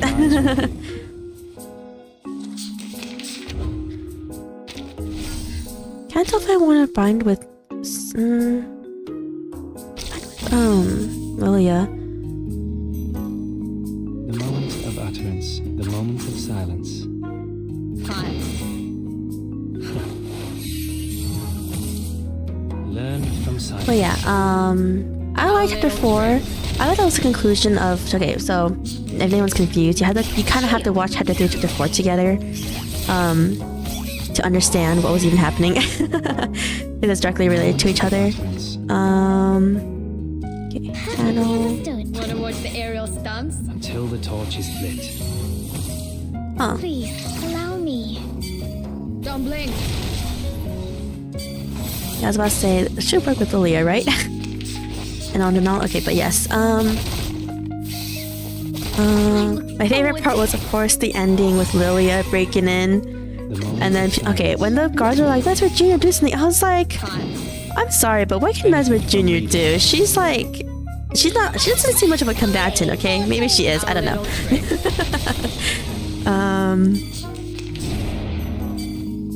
But that was what I was thinking. I was like, what can we do? And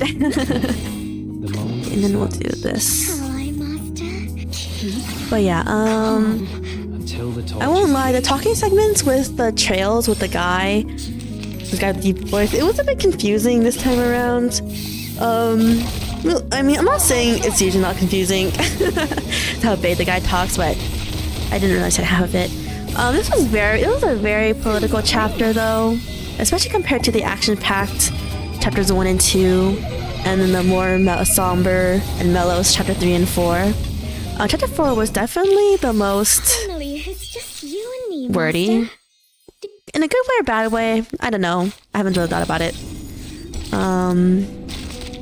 But I did like it though. Okay, so we prepared this. Got that stuff. Claim all. Okay, oh no, we cannot claim all. Okay, but yes. It was. I was like, I didn't expect politics in my video game. just kidding. But still, I was like, huh. It was a lot more political than I thought it would be, because the majority of it was really about kind of get the bill passed and everything, which is important. I'm not saying it's not important, of course, because this is a way Vertin can actually do the stuff that she wants to do with everyone in her group. Whoops, wrong one. Claim all for that. Come and tell me what dreams you had yesterday. No one. Okay, but first things first, we can finally upgrade the hall. Oh, I didn't get any of these, huh? Get that. Get these as well. Okay, but go back to... Okay, so we can finally do the Paleo upgrade because we passed chapter 4. I don't know how long this is gonna take. Yay! When can we level up the last one? Okay, we have to clear chapter 5, don't we? Yeah. Okay, but we can ignore that for now. Okay, my thoughts so far. One thing, first of all, did not expect the game to be so political. Tell me what dreams you Oh had yes, I got Lilia outfit. No one cares about your dreams though. I just want to listen to something for breakfast to shatter the boredom. Mostly because I want to get an outfit of a character that I have, first of all. And I didn't have that much characters that had the outfits available. And I was like, okay, but Lilia's is really cool. Doesn't she look so awesome, guys? She really is a knight. Just like how she busted and rescued Vertin. Just like a knight, except she busted through a window and not through a castle, but same thing. But yeah, how was I say again? So first things first, Druvis is really cool, really awesome. Regular supposed to be are cute. They're kind of bumbling around in a way, in a good way, but they're like, but they still do the right thing, and they're very cute. And I like Druvis is like their older sister, going like, oh, these guys. But they're stuck with me, so I must take care of them, type of thing. The thing I had the most questions on of chapter 4 obviously is the president of the Foundation, who appeared in the shadows. Oh, hey, здравствуй. Can anyone hear my voice? Any man alive? You scared me, Lilia. But yes, chapter 5 is 22 parts. I don't know if I want to slip chapter 5 into 2 parts for a stream or not. Mostly because I don't know how long chapter 5 is. Because the stories have been getting, not stories, the chapters have been getting longer and longer. So, we'll probably play it first and see how far we get. I don't know when I'll play chapter 5 though. Probably sometime next month though, or I don't know. I like to have a good supply of Sharpodontes and like dust, so I can like level people up as I need to. That's the way I like to usually play. But and what else? I kind of wish I summoned for 37 because she looks very cute. Good morning, Mr. Golden Sun. But we got 6, who I guess is from the same place as her. So I think they're part of the next chapter. This girl and the character we have 30, not the 6, yeah, 6, and then she's 37. I think was her name. She did have a rate up solo summon, but if I wanted to get on Janelle, I can get her still. Oh, this is for her bond. I was like, what are we? Like, why is her character have a red dot? But yes, okay, here we go. But yeah, chapter 4, the most part I'm most curious about is the president. I can't tell if it's because he's old or if he's like sick or whatever, but it seems like he's not. He says he was like, oh, I don't have much years left, and I was like, what? You're gonna die like Constantine takes charge? That's what I was thinking, to be honest. And then whatever he said forced Constantine to pass the bill, which I don't really know why he'd want the bill passed, or if he got or if it's some weird fortune telling thing that told him, or some omen, or they're telling him, oh, we need to pass this bill or we're effed. But I mean, in my opinion, I was like, it doesn't matter. Okay, yes, I know the budget and they're scared that Vertin would be her own power or whatever. But what I'm trying to say is that doesn't really matter when you're faced with the end of the world and the madness for the day, recruiting anyone they wanted to join their team, you know, in any way, whether it's through actual coercion and force, or whether they somehow persuade the Arcanists to join them. You know what I'm saying? I was like, can we really be choosy and picky here to choose what we need for help, especially since half of their forces got wiped in the first storm? Because I'm pretty sure no one really understood what the storm was in the first time it happened around, and the people who were inside a lot of the Foundation facilities or other places were probably the only places that were safe. You know what I mean? So it's we can't be picky and choosy, guys. I don't know why you're being picky and choosy. Lilia was obviously really cool in this chapter. Really cool, her and Druvis. So Netto too, during the judge scene. I know the judge scene was important because somehow the court trial for it was pushed up before the voting of the actual proposal that Madame Z wanted, and that's how it's heavily implied that, you know, it helped sway the votes. But at the same time, my only confusion is okay, not confusion, but like at that time I kind of like these characters worked really hard, but like they don't know that behind the scenes, the president just had to say one word to Constantine, that evil lady, to get the proposal passed. So Constantine's next goal is that she wants to alter the bill enough for when it eventually does pass to suit herself and the people in her party and / faction, unless to the other factions and Vertin. So I guess that's gonna be our next obstacle regarding the Constantine lady. Yeah, they should give all their money to Vertin. Yeah, we should get all the power, all the money, all of whatever, and get help with like Madame Z, I guess, to like budget everything. I don't know. But yeah. Hey. Lily scared me every time. But and then what else happened in this chapter? But yeah, so Neto. Oh, so Neto's cute. I do like how complex of a character Neto is, and that she has of course she has loyalty to the Foundation, but at the same time she has loyalty to Vertin, and it's the actual struggle is a really huge part of her character struggle, which I thought was cool. For Matilda, I was like, Matilda, why do you speak so much in French? I have to actually read out your lines out for anyone who's listening to the stream instead of watching it, you know? Because you know, when other characters speak in their other languages, it's usually just like one word in their sentence, right? So it's like, let's see. Plans for now. I don't know who I want to summon for in the future. Oh, I saw that there was a new limited character that just got released in Reverse 1999 in the Chinese version, which is the most updated, if no one knows. They're ahead by us by several months, I think. Or is it a year? I don't remember at this point, but I was like, oh, there's like a new limited character and she looks cool. I don't know her name though. And then they're gonna be running the other limited character, right? Like the mineral one. I don't know her name either, but they both look really cool. Now it's like, they look strong. For summoning clans, I don't know who I want to summon for other than those two.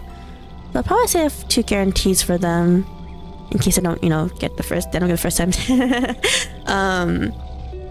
Before anything else. What else? Okay, I need to get Limits Company chapters 1 and 2 videos out, but I haven't gotten them out yet. I'm still working on it. Just busy. Just busy personal life. So, but chapter 1, need to get that out, and then chapter 2 afterwards. And because I want to stream chapter 3 of Limits Company, I haven't been playing too much of it, other than mere dungeoning. So yeah, I only completed up to chapter 2, so I can't play the current event that just started like a few days ago. Oh yes, guys, inform me on my summoning for Limits Company. I completely failed while progress not. I did not get a single 3-star or even a 2-star. And I put in 100 summons in that banner, and I was like, you gotta be kidding me, not even a 1 3-star.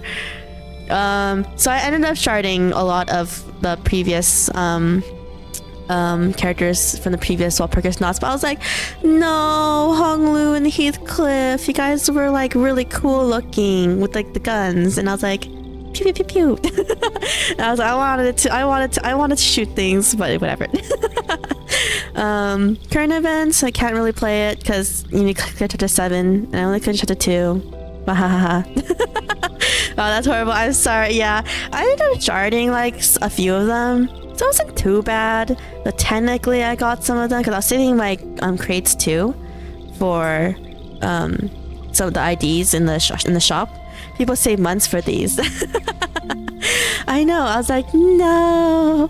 But yes, I was like, I will shard Honglu and Heathcliff probably the next season or the next All Progress when that happens. But yeah, I'm saving my summons again for whatever. I don't know what I'm saving them for, but specifically.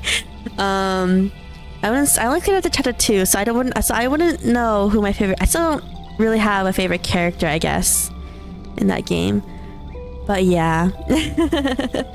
But that was it at chapter 4 of Reverse. Chapter 5, I know it's math. People to do math on an island. I don't know. That's all I really know about it.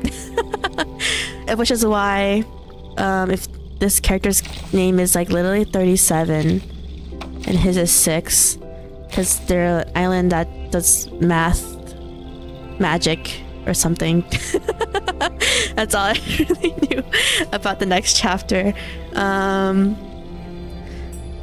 But yeah, so 5, 6, and 7 I think is the last main story chapter of the first part of this story, because no one knows the current update, which is these 3 characters and stuff. They're part of the newest story chapter, chapter 8, 9, 8 I think. And that starts a new saga. So yes, we are pretty behind on the story in this game. But yeah, so okay, I do want to play chapter 5 soon though, but okay, I'll go check it out. I'll go check out and see how much resources I have, whether we're gonna play it like soon or not. I mean like within like 2 weeks of this stream.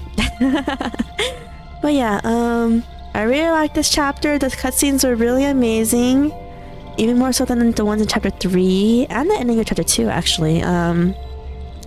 Voice acting was really good. Of course, one of my favorite voice acting was the scene where they fly in the sky. So Nezu's voice acting was really good, and of course she did her hand motion where she closes her fingers and then moves her hand and waves her hands up and down because she's like angry or worked up. But yes, what was I gonna say again? But I really liked this chapter. It was like a conclusion for the first two, for the chapter 3 and 4. Despite all the politics. But with this, hopefully things go better for Vertin and her crew. I say that, but the answer is probably not, right? Because Venice Vindicte is strong. They're like the leader, Arcana. She's scary, guys. And when she holds out her hand and her like goop from the thing on her head comes flowing down, like, oh. But I do wonder who our new enemies are gonna be. I mean, of course, Venice Vindicte, but I'm trying to say is like, I do wonder like, which one was I gonna say again? I do wonder like who the other members of the Venice Vindicte are on the level of Forget Me Not and like Arcana. I mean, like not like the minions, like the actual like upper elite guys. Maybe that's just still going on. I guess you want to make up for lost time. I mean, yeah, but we are ending our stream now since we did finish chapter 4, right? Next week, I don't know when I'm streaming, honestly. I don't really have a schedule for what games I want to play. As of now, next week might be a short stream actually, because I'm like really busy next week. And I'm just trying to squeeze in one stream day. Also, new Master Duel ban list. Secret Village and Semi-Limited are banned. What? And Maxi got Semi-Limited and Anti-Spell. At least you have power. Now I have power. Guys, the power outages were so bad. Like in my area, there was like one, like when the first power outage happened, which was literally like the day before $100 dropped or something. I kind of forgot when the fire started, / the high winds and stuff. But like, I had no power for like literally like 7 days, and I came back because one of my roommates was like, we have power, and I came back, and then literally on the day I came back, the next day they shut off power again for like, I think it was like 2 days or something, or 2 or 3 days, and I was like, okay, back to my parents' house. And I went back to my parents' house, and then I came back, and then it was fine, and then everything was fine for like 3 days, and I was like, okay, stream day is tomorrow, 2 or 3 days. And then I tried to stream yesterday, and I was like, what? No, the power out, literally power outage the moment the stream began, and I was like, what are the chances? Like literally, right? But hopefully the weather gets a lot better, so there's no more high winds that forces the powers to shut down anytime soon. But yeah, guys, I think that's it for today's stream. Actually ending it properly now, by the way. See you guys next week. I don't know what game I want to stream next week, to be honest, but yeah, need to think about it. One game we really need to stream though, Phoenix, not a Phoenix Wright. What's it called? Ace Attorney. Yes. I was about to say the first. I was the Ace Attorney Investigations Collection. We need to really stream that. Since we did finish the original trilogy, and then I was like planning to play Apollo Justice because I bought that quite a while ago now at this point. And then I was like, oh, I think that was all the way in summer of last year. And I was like, I was about to stream it. And then they announced Investigations, and I was like, oh. And I waited and I saved and I have Investigations now. We need to play that sometime because I guess chronologically Investigations is first and then it's gonna be Apollo Justice. So I don't know. We need to play that too. I really like the Phoenix Wright games. Those are fun. But yes, guys. I know right now I'm doing a huge story kick for my games. Playing off stream, by the way. I'm playing Digimon Cyber Sleuth, by the way, by myself.